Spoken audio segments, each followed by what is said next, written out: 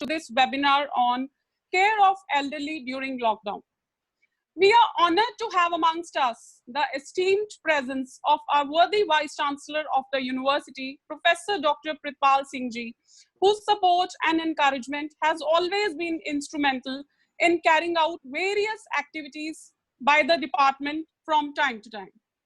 We are more than fortunate and delighted to have amongst us ਸਾਡੇ ਦੇਸ਼ ਦੀ ਤੇ ਪੰਜਾਬ ਦੀ ਸ਼ਾਨ ਸਾਡੇ ਬੜੇ ਹੀ ਸਤਿਕਾਰਯੋਗ ਨਾਰੀ ਸ਼ਕਤੀ ਪੁਰਸਕਾਰ recipient Sardarni Mann Kaur ji along with her son and coach Sardar Gurdev Singh ji, who is a veteran athlete, as a panelist for this webinar. There are no words with which we can express our gratitude and respect towards Sardarni Maan Kaur ji, our event icon, one of the living legends, 104 years oldest female athlete who has made the entire nation proud by winning many laurels. Sardarni Maan Kaur ji represented India championship held in Sacramento, US, where she won 2 gold medals in 100 and 200 meter races and broke the existing world records. She was declared Athlete of the Year 2011. In 2012, she represented India in Asian Masters Athletic Championship held in Taiwan, where she won a gold in 100 meters. In 2013, she took part in Canadian Masters Athletic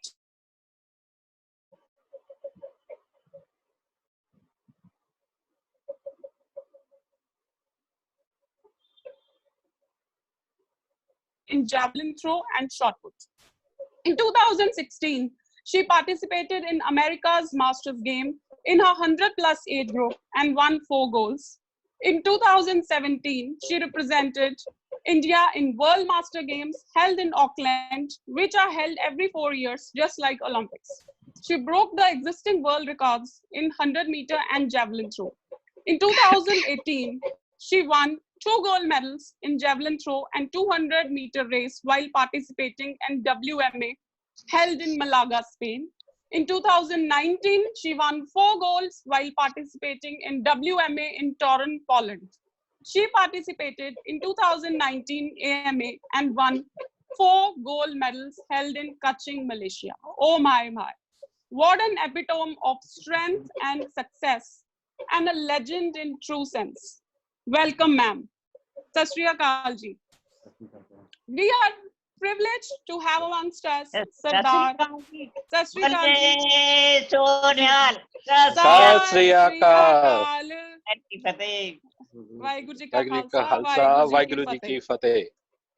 We are privileged to have amongst us Sardar Gurdev Singh Ji, a veteran athlete who has been participating in athletic championships for the last 20 years and has won more than 80 medals and has participated in 8 world and 4 Asian athletic competitions. In addition to being a coach for Sardarni Maan Kaur ji, he is also blessed to be her son. Welcome, sir. Sat Shri Akal ji. Sat Shri Akal, sir. Sat Shri Akal. Now, as COVID-19 cases continue to soar around the world, human movement has been restricted to households. ਅਸੀਂ ਸਾਰੇ ਘਰਾਂ ਦੇ ਵਿੱਚ ਬੰਦ ਹੋ ਗਏ ਹਾਂ. ਜਿਹੜੇ ਸਾਡੇ ਕੇਅਰ ਪ੍ਰੋਵਾਈਡਰਸ ਹੈ ਬਜ਼ੁਰਗਾਂ ਦੇ ਲਈ ਉਹਨਾਂ ਦਾ ਆਣਾ ਜਾਣਾ ਬੰਦ ਹੋ ਗਿਆ ਹੈ. ਡੋਮੈਸਟਿਕ ਹੈਲਥਸ ਹੈ ਜਿਹੜੀਆਂ ਸਾਡੀਆਂ they have stopped coming, and COVID ਦੇ ਕਾਰਨ ਕੋਰੋਨਾ ਵਾਇਰਸ ਨੇ ਲੋਕਡਾਊਨ ਦੇ ਕਾਰਨ ਅਸੀਂ ਆਪਣੀ ਫਿਜ਼ੀਕਲ ਮੂਵਮੈਂਟ ਜਿਹੜੀ ਹੈ ਉਹ ਘਟਾ ਦਿੱਤੀ ਹੈ. ਕਿਤੇ ਨਾ ਕਿਤੇ ਅਸੀਂ ਘਰਾਂ ਦੇ ਵਿੱਚ ਸੀਮਿਤ ਹੋ ਕੇ ਰਹਿ ਗਏ ਹਾਂ ਤਾਂ ਬਾਹਰ ਨਹੀਂ ਨਿਕਲ ਸਕਦੇ. ਉਹਦੇ ਬੜੇ ਫਿਜ਼ੀਕਲ ਤੇ ਸਾਈਕੋਸੋਸ਼ੀਅਲ ਮਤਲਬ ਸਾਡੀ ਫਿਜ਼ੀਕਲ ਹੈਲਥ ਔਰ ਮਾਨਸਿਕ ਹੈਲਥ ਜਿਹੜੀ ਹੈਲਥ ਹੈ ਉਹਦੇ ਤੇ ਵੀ ਬੜਾ ਡੈਲੀਟੀਰੀਅਸ ਇਫੈਕਟ ਆਇਆ. So in order to allay these physical and the associated psychological effects of this lockdown on the health of elderly, this webinar has been organized to provide tips to maintain and preserve the health of elderly in this lockdown. So not taking much of your time, now I request Dr. Pankajpreet Singh, Assistant Professor in Neurological Physiotherapy and Department in Charge, Department of Physiotherapy, Shri Guru Granth Sahib, World University, Fatehgarh Sahib, to start with his talk. Over to you, sir. Thank you, Dr. Supriya.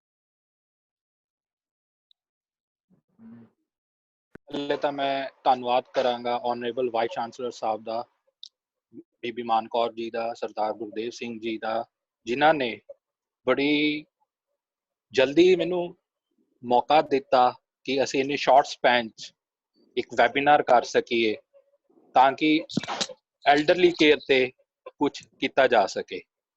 ਮੈਂ Shruti ma'am ਜੀ ਨੂੰ request ਕਰਾਂਗਾ ਕਿ ਬੀਬੀ ਮਾਨ ਜੀ ਕੌਰ ਤੇ ਇੱਕ ਛੋਟੀ ਜਿਹੀ ਜਿਹੜੀ ਅਸੀਂ ਵੀਡੀਓ ਬਣਾਈ ਹੈ ਕਾਈਂਡਲੀ ਪਹਿਲੇ ਉਹ ਸ਼ੇਅਰ ਕੀਤੀ ਜਾਵੇ ਤਾਂ ਕਿ ਅਸੀਂ ਲੋਕਾਂ ਨੂੰ ਦੱਸ ਸਕੀਏ ਕਿ ਇਹਨਾਂ ਨੇ ਸਾਡਾ ਕਿੰਨਾ ਨਾਮ ਦੇਸ਼ ਦਾ ਤੇ ਪੰਜਾਬ ਦਾ ਰੋਸ਼ਨ ਕੀਤਾ। Shruti ma'am, hello. ਹਾਂਜੀ ਸਰ। ਉਹ ਵੀਡੀਓ ਪਲੀਜ਼ ਪਲੇ ਕਰਨਾ। ਹਾਂਜੀ sir.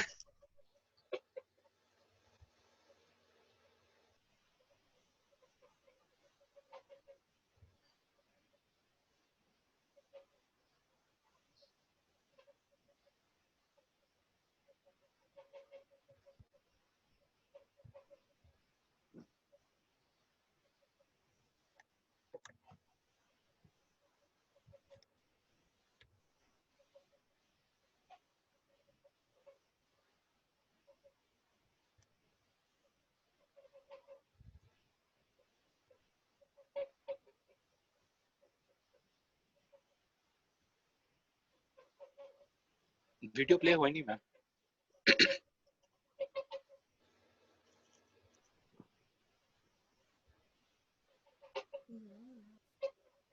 Is it audible, ma'am?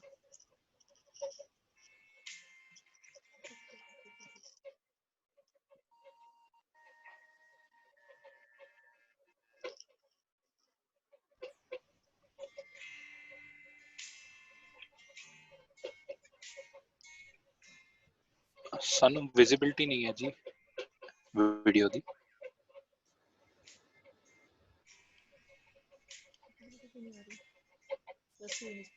Pause कर रखिए।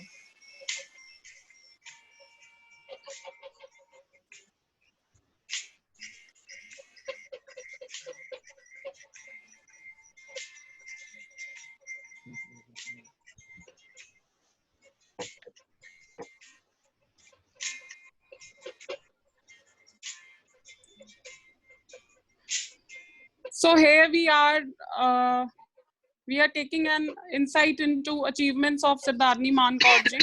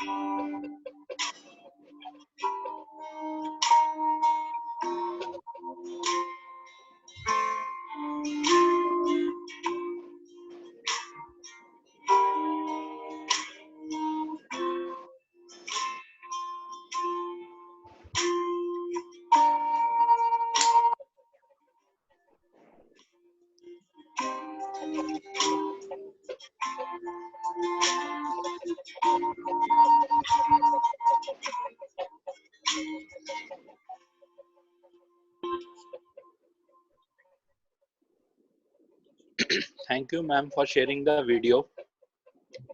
साडे वास्ते मान कौर जी एक इंस्पिरेशनल सोर्स ने, जिन्हां ने एक इहो जी एग्जाम्पल सैट की है कि बाकियां नूं भी इन्हां तो सीख लेनी चाहिए है। सो मैं टॉपिक ते आंदा होया अपनी स्क्रीन शेयर कर रहा।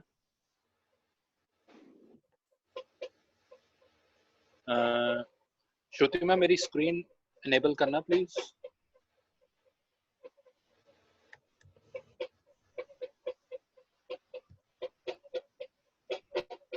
Thank you ma'am.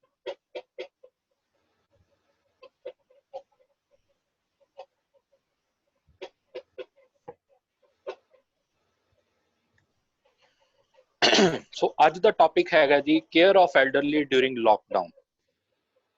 कोरोना ने, कोविड-19 ने पूरे देश च इहो जी हाहाकार मचाई कि एक चलदे फिरदे भरजदे मनुख नूं अपने घरे बिठा के रखता।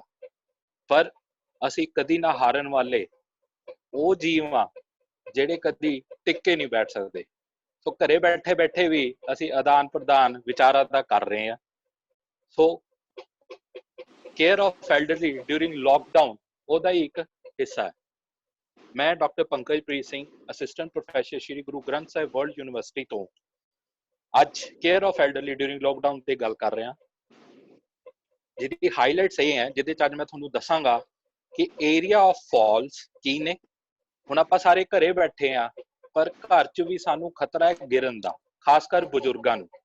सो वो घर च किहड़े एरिए ने, आपां की टिप्स वरतीए, की ध्यान रखिए चीज़ां दा कि आपां गिरीए ना, कारण की ने, किवें आपां बच सकते हैं ते इहो जिहियां किहड़ियां एक्सरसाइजेस करिए घर विच तां कि आपां अपनी फिजिकल फिटनेस नूं मेनटेन रख सकीए। क्योंकि मोबिलिटी तो आपां डिसेबिलिटी वाल नहीं जाना। पहले आपां मोबाइल सीगे, घर तो बाहर निकल रहे सी, सैर कर रहे सी, पार्क जा रहे सी, अपने कुलीग्स नूं मिल रहे सी, अपने हम उम्र बंदियां नूं मिलदे सीगे, विचार साझे करदे सी। सो वो चीज़ां नाल साडा एक साइकोलॉजिकल स्ट्रैस वो भी घटदा सी, फिजिकली भी फिट रहिंदे सी। हुण असीं वो चीज़ां तो वांझे रह गए। नेक्स्ट मेरी स्लाइड है what is ageing. Aging is not a disease, it is a natural condition that needs to be nurtured and advanced. ਇਹਦੀ ਸਭ ਤੋਂ ਵੱਡੀ ਐਗਜ਼ਾਮਪਲ ਮਾਨ ਕੌਰ ਜੀ ਹੈਗੇ ਨੇ। ਉਹਨਾਂ ਵਾਸਤੇ ਏਜਿੰਗ ਇੱਕ ਫਿਗਰ ਹੈ। ਉਹਨਾਂ ਨੇ ਹਰ ਉਹ ਚੈਲੰਜ ਬਾਖੂਬੀ ਨਿਭਾਇਆ ਹੈ ਤੇ ਲੋਕਾਂ ਨੂੰ ਇਨਸਪਾਇਰ ਕੀਤਾ ਹੈ ਕਿ ਅਗਰ ਤੁਸੀਂ ਰੈਗੂਲਰ ਐਕਸਰਸਾਈਜ਼ ਕਰੋ, ਅਗਰ ਆਪਣੀ ਸਿਹਤ ਦਾ ਖਿਆਲ ਰੱਖੋ ਤੇ ਏਜਿੰਗ ਵੀ ਤੁਹਾਡੇ ਵਾਸਤੇ ਕੋਈ ਮੈਟਰ ਨਹੀਂ ਕਰਦੀ। ਹੁਣ ਜੇ ਆਪਾਂ ਏਜਿੰਗ ਦੀ ਗੱਲ ਕਰੀਏ ਤਾਂ ਇਹਨੂੰ ਆਪਾਂ ਤਿੰਨ ਕੈਟਾਗਰੀ ਚ ਵੰਡਿਆ ਗਿਆ, ਯੰਗ ਓਲਡ, ਓਲਡ ਤੇ ਫਰਾਈਲ ਓਲਡ। 60 ਤੋਂ 75 ਸਾਲ ਦੇ ਵਿੱਚ ਯੰਗ ਓਲਡ, 75 ਤੋਂ 85 75 to 85 ਓਲਡ ਤੇ above 85 frail old. According to census 2011, total 104 million elderly persons above 60 and 53 million are females, 51 million are males. And out of these 104 million elderly, 73 million, that is 71%, are living in rural areas, and 31 million, that is 29%, are living in urban areas. According to World Health Organization, by the year 2050, there is approximately 2 billion people over age 60. ਹੁਣ elderly ਦੀ ਗੱਲ ਕਰ ਰਹੇ ਆ ਤੇ ਸਭ ਤੋਂ ਵੱਡੀ ਜਿਹੜੀ ਮੋਸਟ ਪ੍ਰੈਵਲੈਂਟ ਡਿਸੇਬਿਲਿਟੀਜ਼ ਐਲਡਰਲੀ ਚ ਪਾਈ ਜਾ ਰਹੀ ਆ ਉਹ ਹੈ ਲੋਕੋਮੋਟਰ ਡਿਸੇਬਿਲਿਟੀ, ਫੋਲੋਡ ਬਾਈ ਵਿਜ਼ੂਅਲ ਡਿਸੇਬਿਲਿਟੀ। ਹੁਣ ਲੋਕੋਮੋਟਰ ਡਿਸੇਬਿਲਿਟੀ ਹੋ ਕਿਉਂ ਰਹੀ ਹੈ? ਇਹਦਾ ਸਭ ਤੋਂ ਵੱਡਾ ਇੱਕ ਮੇਨ ਲੀਡਿੰਗ ਕਾਜ਼ ਹੈ ਫਾਲਸ। ਹੁਣ ਉਸੇ ਤੇ ਹੀ ਆਪਾਂ ਗੱਲ ਕਰਨੀ ਹੈ ਕਿ ਘਰ ਵਿੱਚ ਆਪਾਂ ਫਾਲਸ ਕਿਵੇਂ ਰੋਕੀਏ, ਕਿਵੇਂ ਬਚਾਈਏ, ਪਲੱਸ ਆਪਣੀ ਫਿਜ਼ੀਕਲ ਫਿਟਨੈਸ ਦਾ ਖਿਆਲ ਰੱਖੀਏ। ਹੁਣ ਜੇ ਘਰ ਦੀ ਗੱਲ ਕਰ ਰਹੇ ਆ ਤਾਂ ਬਾਥਰੂਮ ਇੱਕ ਇਹੋ ਜਿਹਾ ਏਰੀਆ ਹੈ ਜਿਹਦੇ ਚ ਮੈਕਸਿਮਮ ਪਰਸੈਂਟੇਜ ਹੈ 35.7% ਜਿਹੜੇ ਬਜ਼ੁਰਗ ਬੰਦੇ ਨੇ ਉਹ ਬਾਥਰੂਮ ਚ ਡਿੱਗ ਜਾਂਦੇ ਨੇ ਤੇ ਉਹਦਾ ਸਭ ਤੋਂ ਵੱਡਾ ਜਿਹੜਾ ਕੰਪਲਿਕੇਸ਼ਨ ਆਉਂਦੀ ਹੈ ਉਹ ਹੈ ਫ੍ਰੈਕਚਰ ਨੈਕ ਫੀਮਰ, ਚੂਲਾ ਟੁੱਟ ਜਾਂਦਾ ਹੈ। ਠੀਕ ਹੈ ਜੀ। ਨੈਕਸਟ ਹੈ 21.3% ਬੈਡਰੂਮ ਚ, ਉਸ ਤੋਂ ਬਾਅਦ ਕਿਚਨ, ਉਸ ਤੋਂ ਬਾਅਦ ਹੋਰ ਜਿਹੜੇ ਏਰੀਆਜ਼ ਹੈਗੇ ਨੇ, ਉਸ ਤੋਂ ਬਾਅਦ ਹੈਗਾ 5.7% living room, 4.8% porch area and 3.6% ਡੋਰਵੇ। ਸੋ ਇਹ ਮੇਨ ਏਰੀਏ ਨੇ ਜਿਹਦੇ ਵਿੱਚ ਬੰਦਾ ਗਿਰਦਾ ਹੈ। ਤੇ ਆਪਾਂ ਹੁਣ ਇਸ ਏਰੀਆ 'ਚ ਕੀ ਇਹੋ ਜਿਹੀਆਂ ਮੋਡੀਫਿਕੇਸ਼ਨਸ ਕਰੀਏ, ਕੀ ਚੇਂਜਸ ਲਿਆਈਏ ਕਿ ਘਰੇ ਬੈਠੇ ਵੀ ਆਪਾਂ ਉਸ ਰਿਸਕ ਤੋਂ ਬਚ ਸਕੀਏ। ਸੋ ਜਿਹੜੇ ਮੇਨ ਦੋ ਏਰੀਏ ਨੇ ਉਹ ਹੈ ਬਾਥਰੂਮ, ਬੈਡਰੂਮ, ਜਿਹਦੇ ਵਿੱਚ ਮੈਕਸਿਮਮ ਫਾਲ ਹੈ। ਜ਼ਿੰਦਗੀ ਦਾ ਇੱਕ ਸੱਚ ਇਹ ਵੀ ਹੈ ਕਿ ਤੁਸੀਂ ਜਦੋਂ ਰਿਅਲਾਈਜ਼ ਕਰਦੇ ਹੋ, the moment where you realize that the beginning and the end is the same। ਜਦੋਂ ਇੱਕ ਬੱਚਾ ਪੈਦਾ ਹੁੰਦਾ ਹੈ ਉਹ ਵੀ ਵੀਕ ਹੁੰਦਾ ਹੈ, ਉਹ ਵੀ ਹੌਲੀ ਹੌਲੀ ਚੱਲਣਾ ਸਿੱਖਦਾ ਹੈ ਤੇ ਕਈ ਵਾਰ ਗਿਰਦਾ ਹੈ। ਜਦੋਂ ਉਹ ਗਿਰਦਾ ਹੈ ਉਦੋਂ ਉਹਨੂੰ ਸੱਟ ਨਹੀਂ ਲੱਗਦੀ, ਉਹਦੀ ਜਿਹੜੀ ਹੱਡੀਆਂ ਨੇ ਉਹ ਇੰਨੀਆਂ ਫਲੈਕਸੀਬਲ ਨੇ ਔਰ ਉਹ ਗਰੋਇੰਗ ਸਟੇਜ 'ਚ ਆ, ਉਹਨੂੰ ਪ੍ਰੋਬਲਮ ਨਹੀਂ ਆਉਂਦੀ। ਪਰ ਇਹੀ ਅਗਰ ਇੱਕ ਬਜ਼ੁਰਗ ਗਿਰ ਜੇ ਤਾਂ ਉਹਦੇ ਵਾਸਤੇ ਬੜੀਆਂ ਕੰਪਲਿਕੇਸ਼ਨਸ ਕ੍ਰੀਏਟ ਹੋ ਜਾਂਦੀਆਂ। ਸੋ ਦੋਨਾਂ ਨੂੰ ਕੇਅਰ ਚਾਹੀਦੀ ਹੈ, ਦੋਨਾਂ ਨੂੰ ਟਾਈਮ ਚਾਹੀਦਾ, ਦੋਨਾਂ ਨੂੰ ਸੁਪਰਵਿਜ਼ਨ ਚਾਹੀਦੀ ਹੈ। ਸੋ ਟਾਈਪ ਆਫ ਫਾਲਸ, ਇਹ ਆਪਾਂ ਤਿੰਨ ਤਰੀਕੇ ਕਹਿ ਸਕਦੇ। One is accidental fall, one is anticipated fall and third one is unanticipated fall. Accidental fall ਕੀ ਹੈ? ਐਕਸੀਡੈਂਟਲ ਫਾਲ ਹੈ ਕਿ এনवायरमेंटल ਬੈਰੀਅਰਸ ਨੇ ਜਿਹੜੇ ਕਿ ਤੁਹਾਨੂੰ ਗਿਰਾ ਦਿੰਦੇ ਨੇ, ਜਿਵੇਂ ਤੁਸੀਂ ਸਲਿਪ ਹੋ ਗਏ, ਜਿਨ੍ਹਾਂ ਨੂੰ ਕਿ ਅਸੀਂ ਪ੍ਰੀਵੈਂਟ ਕਰ ਸਕਦੇ ਹਾਂ, ਜਿਨ੍ਹਾਂ ਨੂੰ ਮੋਡੀਫਾਈ ਕਰ ਸਕਦੇ। ਐਂਟੀਸਿਪੇਟਡ ਫਾਲਸ ਕੀ ਹੈ? ਜਿਹੜੇ ਕਦੀ ਵੀ ਅਸੀਂ ਆਇਡੈਂਟੀਫਾਈ ਕਰ ਸਕਦੇ ਹਾਂ ਕਿ ਇਹ ਬੰਦਾ ਪ੍ਰੋਨ ਟੂ ਹੈ ਗਿਰਨ ਦੇ, ਤੇ ਉਹ ਉਸ ਨੂੰ ਵੀ ਬਚਾਇਆ ਜਾ ਸਕਦਾ ਹੈ। ਉਹਦੀ ਸਕੋਰਿੰਗ ਹੈ, ਉਹਨੂੰ ਉਸ ਤਰੀਕੇ ਨਾਲ ਐਕਸਰਸਾਈਜ਼ ਦੱਸੀ ਜਾਵੇ, ਪ੍ਰੀਕਾਸ਼ਨ ਦੱਸਿਆ ਜਾਣ ਤਾਂ ਕਿ ਰੋਕਿਆ ਜਾ ਸਕੇ ਉਹਨੂੰ ਗਿਰਨ ਤੋਂ। ਅਨਐਂਟੀਸਿਪੇਟਡ ਫਾਲ ਕੀ ਹੈ ਕਿ ਉਹ ਕਦੀ ਪ੍ਰੈਡਿਕਟ ਨਹੀਂ ਹੋ ਸਕਦਾ, ਜਿਵੇਂ ਚੱਕਰ ਆ ਗਏ, ਉੱਠਿਆ ਤੇ ਚੱਕਰ ਆ ਗਏ, ਫੋਰ ਐਗਜ਼ਾਮਪਲ ਪੋਸਟਲ ਹਾਈਪੋਟੈਂਸ਼ਨ ਹੈ, ਇਹਨੂੰ ਪ੍ਰੈਡਿਕਟ ਨਹੀਂ ਕੀਤਾ ਜਾ ਸਕਦਾ। ਉਹ ਹੁਣ ਜਿਹੜੇ ਕਾਜ਼ਸ ਨੇ ਫਾਲਸ, ਉਹ ਕੁਝ ਇੰਟ੍ਰਿੰਸਿਕ ਫੈਕਟਰਸ ਨੇ, ਕੁਝ ਐਕਸਟ੍ਰਿੰਸਿਕ ਫੈਕਟਰਸ ਨੇ। ਉਹ ਕੀ ਨੇ ਜਿਹੜੇ ਆਪਾਂ ਮੋਡੀਫਾਈ ਕਰ ਸਕਦੇ ਹਾਂ? ਸੋ ਜਿਹੜਾ ਸਭ ਤੋਂ ਪਹਿਲਾ ਹੈ ਉਹ ਹੈ ਅਨਈਵਨ ਸਰਫੇਸਿਸ। ਹੁਣ ਘਰ ਵਿੱਚ ਉੱਚੀ ਨੀਵੀਂ ਥਾਵਾਂ ਨੇ ਜਿਹੜੀਆਂ, ਉਹਦਾ ਖਿਆਲ ਰੱਖਿਆ ਜਾਵੇ, ਉਹਦੀ ਪ੍ਰੋਪਰ ਮਾਰਕਿੰਗ ਕਰ ਦਿੱਤੀ ਜਾਵੇ ਤਾਂ ਕਿ ਬੰਦਿਆਂ ਨੂੰ, ਉਹ ਕਈ ਵਾਰ ਵਿਜ਼ਿਬਿਲਿਟੀ 'ਚ ਪ੍ਰੋਬਲਮ ਆਉਂਦੀ ਹੈ ਤਾਂ ਉਹ ਕਲੀਅਰ ਮਾਰਕੇਸ਼ਨ ਹੋਵੇ, ਡੀਮਾਰਕੇਸ਼ਨ ਹੋਵੇ ਤਾਂ ਕਿ ਪਤਾ ਲੱਗ ਜੇ ਕਿ ਇਹ ਉੱਚਾ ਨਹੀਂ ਹੈ। Second, slippery surfaces. ਹੁਣ ਤੁਸੀਂ ਵੱਡੇ ਵੱਡੇ 에ਅਰਪੋਰਟ ਦੇਖੋ ਜਾਂ ਜਿੱਥੇ ਖੁੱਲੀ ਥਾਵਾਂ ਨੇ, ਅਗਰ ਕੋਈ ਝਾੜੂ ਪੋਚਾ ਉਹ ਲਗਾਉਂਦੇ ਨੇ ਜਾਂ ਉਹ ਸਫਾਈ ਕਰਦੇ ਨੇ ਤਾਂ ਉਹ ਬੜਾ ਵੱਡਾ ਇੱਕ ਕੌਸ਼ਨ ਮਾਰਕ ਕਰ ਦਿੰਦੇ ਨੇ ਤਾਂ ਕਿ ਕੋਈ ਬਜ਼ੁਰਗ ਬੰਦਾ ਸਲਿਪ ਨਾ ਕਰੇ। Third is poor lighting, specially in bedroom, bathroom and stairs. ਹੁਣ ਲਾਈਟਿੰਗ ਅੱਜ ਕੱਲ੍ਹ ਐਡਵਾਂਸ ਟੈਕਨੋਲੋਜੀ ਆ ਗਈ ਹੈ, ਸੈਂਸਰਸ ਵਾਲੀਆਂ ਲਾਈਟਸ ਆ ਗਈਆਂ ਨੇ ਕਿ ਜਿਵੇਂ ਮਾੜੀ ਜੀ ਮੋਸ਼ਨ ਹੁੰਦੀ ਹੈ ਤੇ ਲਾਈਟਸ ਚੱਲ ਸਕਦੀਆਂ ਨੇ। ਸੋ ਆਪਾਂ ਲਾਈਟਿੰਗ ਦਾ ਖਿਆਲ ਰੱਖੀਏ ਘਰ ਵਿੱਚ ਤਾਂ ਕਿ ਹਨੇਰੇ ਪੱਖੋਂ, ਹਨੇਰੇ ਕਾਰਨ, ਡਾਰਕਨੈਸ ਕਾਰਨ ਬੰਦਾ ਕਦੀ ਨਾ ਗਿਰੇ। Second is inadequate footwear. ਹੁਣ ਕਈ ਵਾਰ ਲੇਡੀਜ਼ ਹੀਲਸ ਪ੍ਰੈਫਰ ਕਰਦੀਆਂ ਨੇ, ਉਹਦੇ ਕਰਕੇ ਗਿਰਨ ਦੇ ਚਾਂਸਸ ਹੁੰਦੇ ਨੇ। ਜਾਂ ਜਿਹੜੀ ਤੁਹਾਡੀ ਵੇਅਰ ਆਊਟ ਸਲੀਪਰਸ ਹੈ, ਉਹ ਕਈ ਵਾਰ ਕੀ ਹੁੰਦਾ ਕਿ ਉਹ ਥੱਲੋਂ ਇੰਨੀ ਘਸ ਜਾਂਦੀ ਹੈ, ਉਹ ਇੰਨੀ ਵੇਅਰ ਹੋ ਜਾਂਦੀ ਹੈ ਉਹਦੀ ਕਿ ਉਹ ਸਲਿਪਰੀ ਹੋ ਜਾਂਦੀ ਹੈ। ਸੋ ਜਿਹੜੇ ਤੁਹਾਡੇ ਸਲੀਪਰਸ ਹੈ, ਜਦੋਂ ਵੀ ਤੁਸੀਂ ਬਾਥਰੂਮ 'ਚ ਜਾਂਦੇ ਹੋ ਹਮੇਸ਼ਾ ਪਾ ਕੇ ਜਾਓ, ਪਰ ਅੱਛੀ ਕੁਆਲਿਟੀ ਦੇ ਪਾ ਕੇ ਜਾਓ ਤਾਂ ਕਿ ਤੁਸੀਂ ਸਲਿਪ ਨਾ ਕਰੋ। ਅਗਲਾ ਫੈਕਟਰ ਹੈਗਾ ਲੂਜ਼ ਮੈਟਸ ਐਂਡ ਕਾਰਪੇਟਸ। ਹੁਣ ਆਪਣੇ ਹਰ ਘਰ 'ਚ, ਡਰਾਇੰਗ ਰੂਮਸ, ਹਰ ਰੂਮ ਦੇ ਐਂਟਰੀ ਤੇ ਕਾਰਪੇਟਸ ਜਾਂ ਮੈਟਸ ਪਏ ਹੁੰਦੇ ਨੇ। ਇਹ ਇੱਕ ਬੜਾ ਵੱਡਾ ਰੀਜ਼ਨ ਹੈ ਕਿ ਜਦੋਂ ਬੰਦਾ ਇਹ ਤੇ ਅਟਕ ਕੇ ਗਿਰ ਜਾਂਦਾ ਹੈ। ਸੋ ਇਹ ਜੇ ਅਗਰ ਹੈਗੇ ਨੇ ਤਾਂ ਇਹਨਾਂ ਨੂੰ ਸਾਈਡ ਤੇ ਕਰ ਦਿਓ ਤਾਂ ਕਿ ਉਹ ਗਿਰਨ ਨਾ। ਅਗਰ ਤੁਹਾਡੇ ਘਰ ਵਿੱਚ ਬਜ਼ੁਰਗ ਹੈ, ਤੁਹਾਡੇ ਘਰ ਸਟੇਅਰਸ ਹੈ ਪਰ ਗ੍ਰੈਬਿੰਗ ਸਪੇਸ ਨਹੀਂ ਹੈ, ਉਹ ਗ੍ਰੈਬ ਨਹੀਂ ਕਰ ਪਾ ਰਹੇ, ਤਾਂ ਵੀ ਉਹ ਪੌੜੀਆਂ ਤੋਂ ਗਿਰ ਸਕਦੇ ਨੇ। ਪੌੜੀਆਂ ਤੇ ਗਿਰ ਕੇ ਹੈਡ ਇੰਜਰੀ ਹੋਣ ਦੇ ਚਾਂਸਸ ਬਹੁਤ ਜ਼ਿਆਦਾ ਨੇ। ਨੈਕਸਟ ਹੈ ਅਗੇਨ ਰਿਫਲੈਕਟਿਵ ਸਰਫੇਸਿਸ।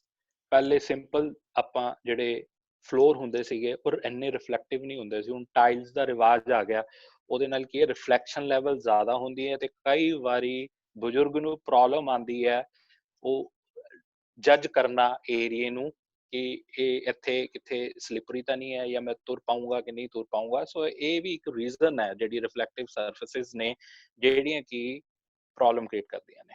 ਸੋ ਆਪਾਂ ਕੀ ਮੋਡੀਫਿਕੇਸ਼ਨਸ ਕਰੀਏ ਘਰ ਵਿੱਚ ਤਾਂ ਕਿ ਇੱਕ ਬਜ਼ੁਰਗ ਬੰਦਾ ਗਿਰੇ ਨਾ। ਸਭ ਨਾਲੋਂ ਪਹਿਲੇ ਤਾਂ ਜਦੋਂ ਵੀ ਤੁਸੀਂ ਬਾਥਰੂਮ 'ਚ ਜਾਓ, ਬਾਥਰੂਮ 'ਚ ਤੁਹਾਡੀ ਕੋਈ ਕਮਿਊਨੀਕੇਸ਼ਨ ਸੋਰਸ ਹੋਣਾ ਚਾਹੀਦਾ ਹੈ। ਤੁਸੀਂ ਕੋਈ ਬੈਲ ਕਰ ਲਓ, ਤੁਸੀਂ ਮੋਬਾਈਲ ਨਾਲ ਲੈ ਜਾਓ, ਜਾਂ ਤੁਹਾਡੇ ਉੱਥੇ ਕੋਈ ਇੰਟਰਕਮ ਸਿਸਟਮ ਹੋਵੇ। ਏਦਾਂ ਦਾ ਹਮੇਸ਼ਾ ਕੁਛ ਹੋਣਾ ਚਾਹੀਦਾ ਜਿਹੜਾ ਵਿਦਿਨ ਰੀਚ ਹੋਵੇ, ਕਿ ਅਗਰ ਜੇ ਤੁਸੀਂ ਗਿਰ ਜਾਂਦੇ ਹੋ ਤਾਂ ਤੁਸੀਂ ਕਿਸੇ ਨੂੰ ਕਾਲ ਕਰ ਸਕੋ, ਤੁਹਾਡੀ ਆਵਾਜ਼ ਨਹੀਂ ਜਾ ਰਹੀ। ਸੈਕਿੰਡ, ਤੁਹਾਡੇ ਉੱਥੇ ਕੋਈ ਨਾ ਕੋਈ ਗ੍ਰੈਬ ਬਾਰ ਹੋਣੀ ਚਾਹੀਦੀ ਹੈ ਜਿਹਨੂੰ ਤੁਸੀਂ ਫੜ ਕੇ ਬੈਠ ਸਕੋ, ਉੱਠ ਸਕੋ। ਤੀਜਾ, ਤੁਹਾਡੀ ਜਿਹੜੀ ਟਾਇਲਟ ਸੀਟ ਹੈ ਉਹਨੂੰ ਥੋੜਾ ਉੱਚਾ ਕਰ ਲਓ। ਉਹਦਾ ਉੱਚੇ ਕਰਨ ਨਾਲ ਤੁਹਾਨੂੰ ਉੱਠਣਾ ਬੈਠਣਾ ਸੌਖਾ ਰਹੇਗਾ, ਤੁਹਾਨੂੰ ਪ੍ਰੋਬਲਮ ਨਹੀਂ ਆਏਗੀ।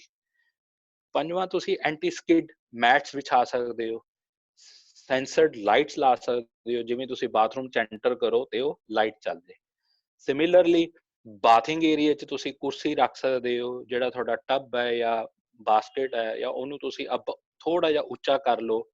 ਤੁਸੀਂ ਜਿਹੜੀ ਤੁਹਾਡਾ ਸੋਪ ਪਿਆ ਉਹ ਵਿਦਿਨ ਰੀਚ ਹੋਣਾ ਚਾਹੀਦਾ ਹੈ, ਜਿੱਥੇ ਤੁਹਾਡਾ ਟਾਵਲ ਲਟਕਿਆ ਹੋਇਆ ਉਹ ਵਿਦਿਨ ਰੀਚ ਹੋਣਾ ਚਾਹੀਦਾ ਹੈ। ਗ੍ਰੈਬ ਬਾਰਸ ਹੋਣੀਆਂ ਚਾਹੀਦੀਆਂ ਨੇ, ਤੇ ਕੋਈ ਤੁਹਾਡਾ ਗੈਸ ਗੀਜ਼ਰ ਨਹੀਂ ਹੋਣਾ ਚਾਹੀਦਾ। ਵੈਲ ਵੈਂਟੀਲੇਟਿਡ ਹੋਣੇ ਚਾਹੀਦੇ ਹੈ, ਲਾਈਟਿੰਗ ਅੱਛੀ ਹੋਣੀ ਚਾਹੀਦੀ ਹੈ। ਤੇ ਕਦੀ ਵੀ ਤੁਸੀਂ ਬਾਥਰੂਮ 'ਚ ਜੇ ਜਾਣਾ ਹੈ ਤਾਂ ਨੰਗੇ ਪੈਰ ਨਹੀਂ ਜਾਣਾ, ਕਦੀ ਵੀ ਬੇਅਰ ਫਿਟ ਨਾ ਜਾਓ, ਕਿਉਂਕਿ ਉਹਦੇ ਨਾਲ ਗਿਰਨ ਦਾ ਡਰ ਤੁਹਾਡਾ ਵੱਧ ਜਾਂਦਾ ਹੈ। ਨੈਕਸਟ ਹੈ ਕੀ ਨਹੀਂ ਕਰਨਾ ਚਾਹੀਦਾ। ਜਦੋਂ ਵੀ ਤੁਸੀਂ ਕੱਪੜੇ ਚੇਂਜ ਕਰਨੇ ਹੈ, ਜਦੋਂ ਵੀ ਤੁਸੀਂ ਨਹਾਉਣ ਜਾਣਾ ਹੈ, ਤਾਂ ਕੋਸ਼ਿਸ਼ ਕਰੋ ਕਿ ਜਿਹੜੀ ਤੁਸੀਂ ਚੇਂਜ ਕਰਨਾ ਹੈ ਉਹ ਜਾਂ ਤਾਂ ਆਪਣੇ ਰੂਮ 'ਚ ਬੈਠ ਕੇ ਕਰੋ, ਜਾਂ ਜਦੋਂ ਵੀ ਕਰਨਾ ਹੈ ਤਾਂ ਉਹਨੂੰ ਫੜ ਲਓ, ਤੁਸੀਂ ਗ੍ਰੈਬ ਬਾਰ ਨੂੰ ਫੜ ਲਓ। ਕੋਸ਼ਿਸ਼ ਤਾਂ ਇਹ ਕਰੋ ਕਿ ਤੁਸੀਂ ਰੂਮ 'ਚ ਚੇਂਜ ਕਰਕੇ ਹੀ ਆਓ ਤੇ ਨਹਾ ਕੇ ਵਾਪਸ ਉੱਥੇ ਜਾ ਕੇ ਚੇਂਜ ਕਰੋ। ਤੇ ਹੁਣ ਅਬਵ 60 ਮੈਂ ਹਮੇਸ਼ਾ ਇਹੀ ਰਿਕਮੈਂਡ ਕਰਾਂਗਾ ਕਿ ਤੁਸੀਂ ਕਦੀ ਵੀ ਕੁੰਡੀ ਨਾ ਲਗਾਓ, ਬੋਲਟ ਨਾ ਕਰੋ, ਕਿਉਂਕਿ ਬਾਈ ਚਾਂਸ ਜੇ ਖੁਦਾ ਨਾ ਖਾਸਤਾ ਅਗਰ ਤੁਸੀਂ ਗਿਰ ਜਾਂਦੇ ਹੋ ਤਾਂ ਤੁਹਾਨੂੰ ਬਚਾਉਣ ਵਾਸਤੇ ਜੇ ਕਿਸੇ ਨੇ ਆਉਣਾ ਹੈ ਤਾਂ ਉਹ ਨਹੀਂ ਆ ਪਾਏਗਾ, ਉਹਨੂੰ ਦਰਵਾਜ਼ਾ ਤੋੜਨਾ ਪਏਗਾ। ਔਰ ਅਗਰ ਤੁਸੀਂ ਦਰਵਾਜ਼ੇ ਦੇ ਅੱਗੇ ਗਿਰੇ ਹੋਏ ਹੋ ਤਾਂ again it will create a problem. So next ਹੈ adequate lighting and hand grip for support in stairs. Stairs ਸਭ ਤੋਂ ਜ਼ਿਆਦਾ ਅਨਈਵਨ ਸਰਫੇਸ ਹੈ, ਜਾਂ ਤਾਂ ਉੱਥੇ ਪ੍ਰੋਪਰ ਲਾਈਟ ਹੋਵੇ, ਉਹਦੇ ਜਿਹੜੇ ਐਜਿਸ ਹੈ ਉਹ ਇੱਕ ਟੇਪ ਲੱਗੀ ਹੋਵੇ, ਜਾਂ ਉੱਥੇ ਇੱਕ ਡਿਮਾਰਕੇਸ਼ਨ ਹੋਵੇ ਕਿ ਇਹ ਹੁਣ ਨੈਕਸਟ ਸਟੈਪ ਹੈ। ਨਹੀਂ ਤਾਂ ਉਹ ਬਜ਼ੁਰਗ ਨੂੰ ਇੱਕ ਪੌੜੀ ਚੜ੍ਹਨ 'ਚ ਬਹੁਤ ਪ੍ਰੋਬਲਮ ਆਉਂਦੀ ਹੈ।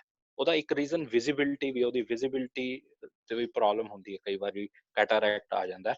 ਸੋ ਅਗਰ ਕਿਸੇ ਬਜ਼ੁਰਗ ਨੂੰ ਡਾਕਟਰ ਨੇ ਜਾਂ ਫਿਜ਼ੀਓਥੈਰੇਪਿਸਟ ਨੇ ਵਾਕਿੰਗ ਏਡ ਪ੍ਰਿਸਕ੍ਰਾਈਬ ਕੀਤੀ ਹੈ, ਪਰ ਬਜ਼ੁਰਗ ਬੰਦਾ ਕਈ ਵਾਰ ਐਕਸੈਪਟ ਨਹੀਂ ਕਰਦਾ ਕਿ ਨਹੀਂ ਹਲੇ ਮੈਂ ਬੁੱਢਾ ਨਹੀਂ ਹੋਇਆ, ਜਾਂ ਹਲੇ ਮੇਰੀ ਏਜ ਨਹੀਂ ਹੈ, ਜਾਂ ਉਹ ਵਾਕਿੰਗ ਏਡ ਨੂੰ ਐਕਸੈਪਟ ਨਹੀਂ ਕਰਦਾ। ਸੋ ਉਹਦੇ ਕਰਕੇ ਵੀ ਉਹ ਰਿਸਕ ਆਫ ਫਾਲ ਵੱਧ ਜਾਂਦਾ ਹੈ। ਅਸੀਂ ਦੱਸਿਆ ਹੋਇਆ ਕਿ you are at a risk of fall, ਕਿ ਤੁਸੀਂ ਵਾਕਰ ਜਾਂ ਸਟਿਕ ਲੈ ਲਓ, ਪਰ ਉਹ ਐਕਸੈਪਟੈਂਸ ਨਹੀਂ ਹੈ ਹਲੇ ਵੀ। ਉਹ ਮਨਾ ਕਰਦੇ ਨੇ ਕਿ ਬਾਕੀ ਕੀ ਸੋਚਣਗੇ, ਬਾਕੀ ਕੀ ਸੋਚਣਗੇ ਤਾਂ ਪਤਾ ਨਹੀਂ, ਪਰ ਜੇ ਤੁਸੀਂ ਗਿਰ ਜਾਂਦੇ ਹੋ ਤਾਂ ਉਹ ਇੱਕ ਪ੍ਰੋਬਲਮ ਕ੍ਰੀਏਟਿੰਗ ਫੈਕਟਰ ਹੋ ਜਾਏਗਾ। ਤੁਸੀਂ ਬੈੱਡ ਰਿਡਨ ਹੋ ਸਕਦੇ ਹੋ, ਤੁਹਾਨੂੰ ਅੱਗੇ ਫਰਦਰ ਕੰਪਲਿਕੇਸ਼ਨਸ ਆ ਸਕਦੀਆਂ ਨੇ।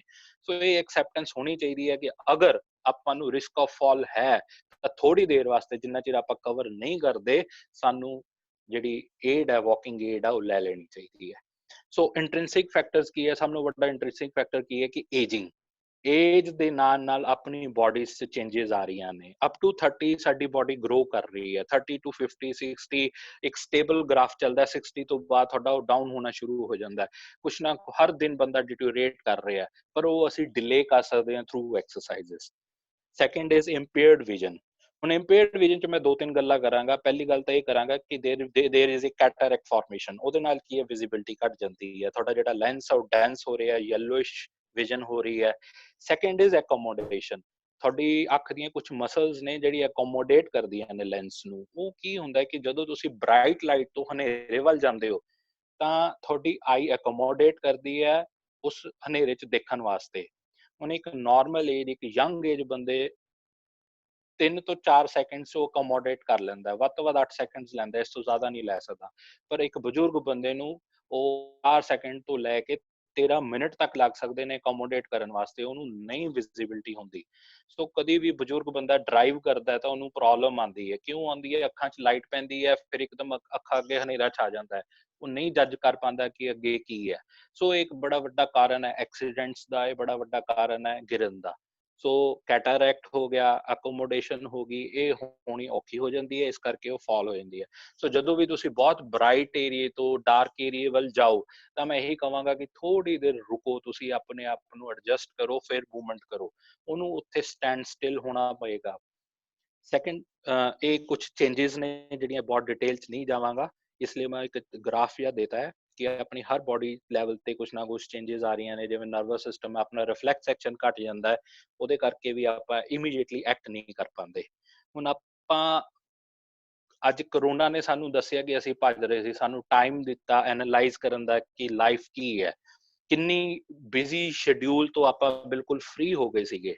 ਕਿਉਂ? ਕਿਉਂਕਿ ਆਪਾਂ ਪੈਸੇ ਪਿੱਛੇ ਭੱਜ ਰਹੇ ਹਾਂ, ਭੱਜਦੇ ਭੱਜਦੇ ਸਾਨੂੰ ਆਪਣੇ ਤੇ ਫੋਕਸ ਕਰਨ ਦਾ ਟਾਈਮ ਨਹੀਂ ਹੈ। ਸਾਡਾ ਜਿਹੜਾ ਵਰਕ ਆ ਉਹ ਸਿਟਿੰਗ ਜੌਬ ਹੈ, ਉਹਦੇ ਕਰਕੇ ਜਿਹੜੀਆਂ ਇਫੈਕਟਸ ਆ ਰਹੇ ਨੇ ਮਸਲਸ ਤੇ, ਉਹ ਐਟ੍ਰੋਫੀ ਹੋ ਰਹੀ ਹੈ, ਮਸਲ ਲੈਂਥ ਜਿਹੜੀ ਮਸਲ ਸਟਰੈਂਥ ਹੈ ਉਹ ਘਟ ਰਹੀ ਹੈ। ਸੋ ਉਹਦੇ ਕਰਕੇ ਵੀ ਇੱਕ ਫੈਕਟਰ ਹੈ ਕਿ ਅਸੀਂ ਜਿਵੇਂ ਜਿਵੇਂ ਏਜ ਹੋ ਰਹੇ ਹਾਂ, ਮਸਲ ਵੀਕ ਹੋਣ ਕਰਕੇ ਵੀ ਜਦੋਂ ਆਪਾਂ ਕਿੱਥੇ ਕੋਈ ਬੈਰੀਅਰ ਮਿਲਦਾ ਜਾਂ ਕੁਛ ਹੈ, ਉਹ ਪਹਿਲੇ ਵਾਂਗ ਆਪਾਂ ਕੋਪ ਅਪ ਨਹੀਂ ਕਰ ਸਕਦੇ ਤੇ ਗਿਰ ਜਾਂਦੇ ਹਾਂ। ਸੋ ਉਹਦੇ ਵਿੱਚ ਅੱਛਾ, ਅਗਲਾ ਇੰਟ੍ਰਿੰਸਿਕ ਫੈਕਟਰ, ਆਪਾਂ ਪਹਿਲੇ ਕਦੀ ਗਿਰੇ ਹੋਈਏ ਤੇ ਉਹਦੇ ਕਰਕੇ ਵੀਕਨੈਸ ਹੁੰਦੀ ਹੈ ਤਾਂ ਵੀ ਸਾਡਾ ਗਿਰਨ ਦੇ ਚਾਂਸਸ ਵੱਧ ਜਾਂਦੇ ਨੇ। ਨੈਕਸਟ ਹੈ ਇੰਪੇਅਰਡ ਬੈਲੈਂਸ, ਮਸਲਸ ਵੀਕ ਹੋ ਗਏ, ਜਦੋਂ ਬੈਰੀਅਰ ਆਇਆ ਆਪਾਂ ਆਪਣੇ ਆਪ ਨੂੰ ਬੈਲੈਂਸ ਨਹੀਂ ਕਰ ਪਾਏ, ਤੇ ਬੈਲੈਂਸ ਨਹੀਂ ਕਰ ਪਾਏ ਤੇ ਗਿਰ ਗਏ। ਅੱਛਾ, ਯੰਗ ਏਜ ਗਿਰਦੇ ਸੀਗੇ ਤਾਂ ਇੰਨੀ ਸੱਟ ਨਹੀਂ ਲੱਗਦੇ ਸੀ, ਸੌਫਟ ਟਿਸ਼ੂ ਇੰਜਰੀ ਹੁੰਦੀ ਸੀਗੀ। ਵਿਦ ਏਜ ਬੋਨਸ ਤੇ ਕੀ ਇਫੈਕਟ ਹੁੰਦਾ ਕਿ ਤੁਹਾਡੀ ਜਿਹੜੀ ਬੋਨਸ ਹੈ ਫ੍ਰੇਜਾਈਲ ਹੋ ਜਾਂਦੀਆਂ ਨੇ, ਫ੍ਰੇਜਾਈਲ ਹੋਣ ਕਰਕੇ ਚਾਂਸਸ ਆਫ ਫ੍ਰੈਕਚਰ ਵੱਧ ਜਾਂਦੇ ਆ। ਤਾਂ one of the commonest fracture is fracture neck femur. So technology ਹੁਣ ਆ ਗਈ, ਆਪਾਂ ਉਹ ਵੀ ਬਚਾ ਸਕਦੇ ਹਾਂ ਕਿ ਕਿਵੇਂ ਫ੍ਰੈਕਚਰ ਨੈਕ ਫੀਮਰ ਨੂੰ ਆਪਾਂ ਰੋਕ ਸਕੀਏ।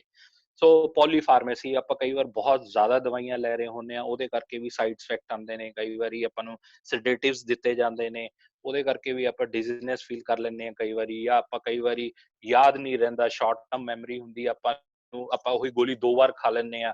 ਸੋ ਇਹ ਵੀ ਇੱਕ ਕਾਰਨ ਹੈ ਕਿ ਗਿਰਨ ਦਾ, ਜਦੋਂ ਕਿ ਇਸ ਚੀਜ਼ ਨੂੰ ਰੋਕਿਆ ਜਾ ਸਕਦਾ ਹੈ। ਸੋ ਪੋਸਟਰਲ ਹਾਈਪੋਟੈਂਸ਼ਨ, ਤੁਹਾਡੀ ਬਲੱਡ ਵੈਸਲਸ ਜਿਹੜੀਆਂ ਨੇ ਉਹਨਾਂ ਦੀ ਇਲਾਸਟਿਸਿਟੀ ਲੂਜ਼ ਹੋ ਜਾਂਦੀ ਹੈ। ਜਿਵੇਂ ਤੁਸੀਂ ਥੱਲੋਂ ਮਤਲਬ ਸਿਟਿੰਗ ਟੂ ਸਟੈਂਡਿੰਗ ਵੱਲ ਜਾਂਦੇ ਹੋ, ਆਲ ਆਫ ਸਡਨ ਤੁਹਾਡਾ ਜਿਹੜਾ ਬਲੱਡ ਹੈ ਉਹ ਪੈਰਾ ਵੱਲ ਰਸ਼ ਕਰਦਾ ਹੈ ਤੇ ਬ੍ਰੇਨ ਵੱਲ ਘਟ ਜਾਂਦਾ, ਉਹਦੇ ਕਰਕੇ ਤੁਹਾਨੂੰ ਬਲੈਕ ਆਊਟ ਹੁੰਦਾ ਹੈ, ਤੇ ਦੈਟ ਇਜ਼ ਕਾਲਡ ਪੋਸਟਰਲ ਹਾਈਪੋਟੈਂਸ਼ਨ। ਸੋ ਇਹ ਚੀਜ਼ ਨੂੰ ਵੀ ਰੋਕਿਆ ਜਾ ਸਕਦਾ ਹੈ। ਜਦੋਂ ਵੀ ਤੁਸੀਂ ਸਵੇਰੇ ਉੱਠੋ ਜਾਂ ਰਾਤੀ ਬਾਥਰੂਮ ਵਾਸਤੇ ਉੱਠਦੇ ਹੋ, ਮੈਕਸਿਮਮ ਫਾਲ ਉਦੋਂ ਹੁੰਦੇ ਨੇ ਜਦੋਂ ਤੁਸੀਂ ਬਾਥਰੂਮ ਵਾਸਤੇ ਜਾਂਦੇ ਹੋ ਰਾਤੀ, ਤੇ ਆਲ ਆਫ ਸਡਨ ਤੁਸੀਂ ਉੱਠਦੇ ਹੋ ਤੇ ਇੱਕਦਮ ਚੱਕਰ ਆਉਂਦੇ ਆ, ਤੁਸੀਂ ਗਿਰ ਜਾਂਦੇ ਹੋ। ਸੋ ਇਹਦੇ ਵਿੱਚ ਕੀ ਕੀਤਾ ਜਾ ਸਕਦਾ ਹੈ ਕਿ ਤੁਸੀਂ ਜਦੋਂ ਵੀ ਉੱਠੋ, ਟੇਕ ਏ ਪੌਜ਼ ਫॉर 10 to 15 seconds। ਜਦੋਂ ਤੁਸੀਂ ਬੈਠ ਗਏ ਫਿਰ ਹੌਲੀ ਜਿਹੇ ਖੜੇ ਹੋਵੋ, ਪਰ ਫੜ ਕੇ ਰੱਖੋ ਆਪਣੇ ਆਪ ਨੂੰ, ਜੇ ਚੱਕਰ ਵੀ ਆਏ ਤਾਂ ਗਿਰੋ ਨਾ। 10-15 ਸੈਕਿੰਡ 20 ਸੈਕਿੰਡ ਰੁਕੋ, ਉਸ ਤੋਂ ਬਾਅਦ ਤੁਸੀਂ ਮੂਵ ਆਊਟ ਕਰੋ।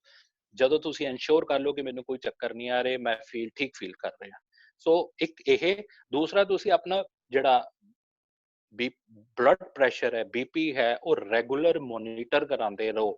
ਆਪਣੀ ਆਈਜ਼ ਦਾ ਰੈਗੂਲਰ ਚੈੱਕਅਪ ਕਰਾਉਂਦੇ ਰਹੋ ਕਿ ਤੁਹਾਨੂੰ ਕੋਈ ਪ੍ਰੋਬਲਮ ਤਾਂ ਨਹੀਂ ਆ ਰਹੀ, ਸਪੈਸ਼ਲੀ ਡਾਇਬਟਿਕ ਪੇਸ਼ੈਂਟਸ, ਕਿਉਂਕਿ ਡਾਇਬਟੀਜ਼ ਪੇਸ਼ੈਂਟ ਤੇ ਰੈਟੀਨਾ ਤੇ ਬੜਾ ਅਸਰ ਪੈਂਦਾ ਹੈ, ਔਰ ਇਹ ਚੈੱਕਅਪ ਰੈਗੂਲਰ ਹੈ, ਉਹ ਮਸਟ ਹੈ।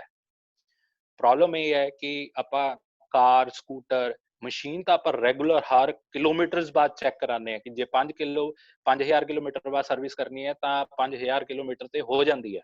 ਪਰ ਕੀ ਐਨੇ ਸਿੰਸੀਅਰਲੀ ਆਪਾਂ ਆਪਣੀ ਬੋਡੀ ਦੀ ਅਲਾਈਨਮੈਂਟ, ਆਪਣੀ ਬੋਡੀ ਦੀ ਚੈੱਕਅਪ ਕਰਾਉਂਦੇ ਆ? ਨਹੀਂ। ਸੋ ਇਹੀ ਇੱਕ ਸਭ ਤੋਂ ਵੱਡਾ ਕਾਰਨ ਹੈ ਕਿ ਆਪਾਂ ਫਾਲ ਦਾ ਸ਼ਿਕਾਰ ਬਣ ਜਾਂਦੇ ਹਾਂ। ਹੁਣ ਕਈ ਵਾਰੀ ਅਸੀਂ ਤੁਹਾਨੂੰ ਕੋਈ ਵਾਕਿੰਗ ਏਡ ਦਿੰਨੇ ਆ, ਪਰ ਤੁਹਾਨੂੰ ਯੂਜ਼ ਨਹੀਂ ਕਰਨਾ ਆ ਰਿਹਾ, ਉਹਦੇ ਕਰਕੇ ਵੀ ਇੱਕ ਫਾਲ ਦਾ ਰੀਜ਼ਨ ਹੋ ਸਕਦਾ ਹੈ। ਜਾਂ ਤੁਸੀਂ ਇੱਕ ਵਾਰ ਗਿਰ ਚੁੱਕੇ ਹੋ, ਤੁਹਾਨੂੰ ਡਰ ਹੈ ਕਿ ਤੁਸੀਂ ਫੇਰ ਨਾ ਗਿਰੋ, ਤੁਸੀਂ ਪੌੜੀਆਂ, ਤੁਸੀਂ ਤੁਰਦੇ ਵੀ ਬੜੇ ਡਰ ਕੇ, ਉਹ ਸਟਿਫ ਗੇਟ ਪੈਟਰਨ ਹੋ ਜਾਂਦਾ ਹੈ।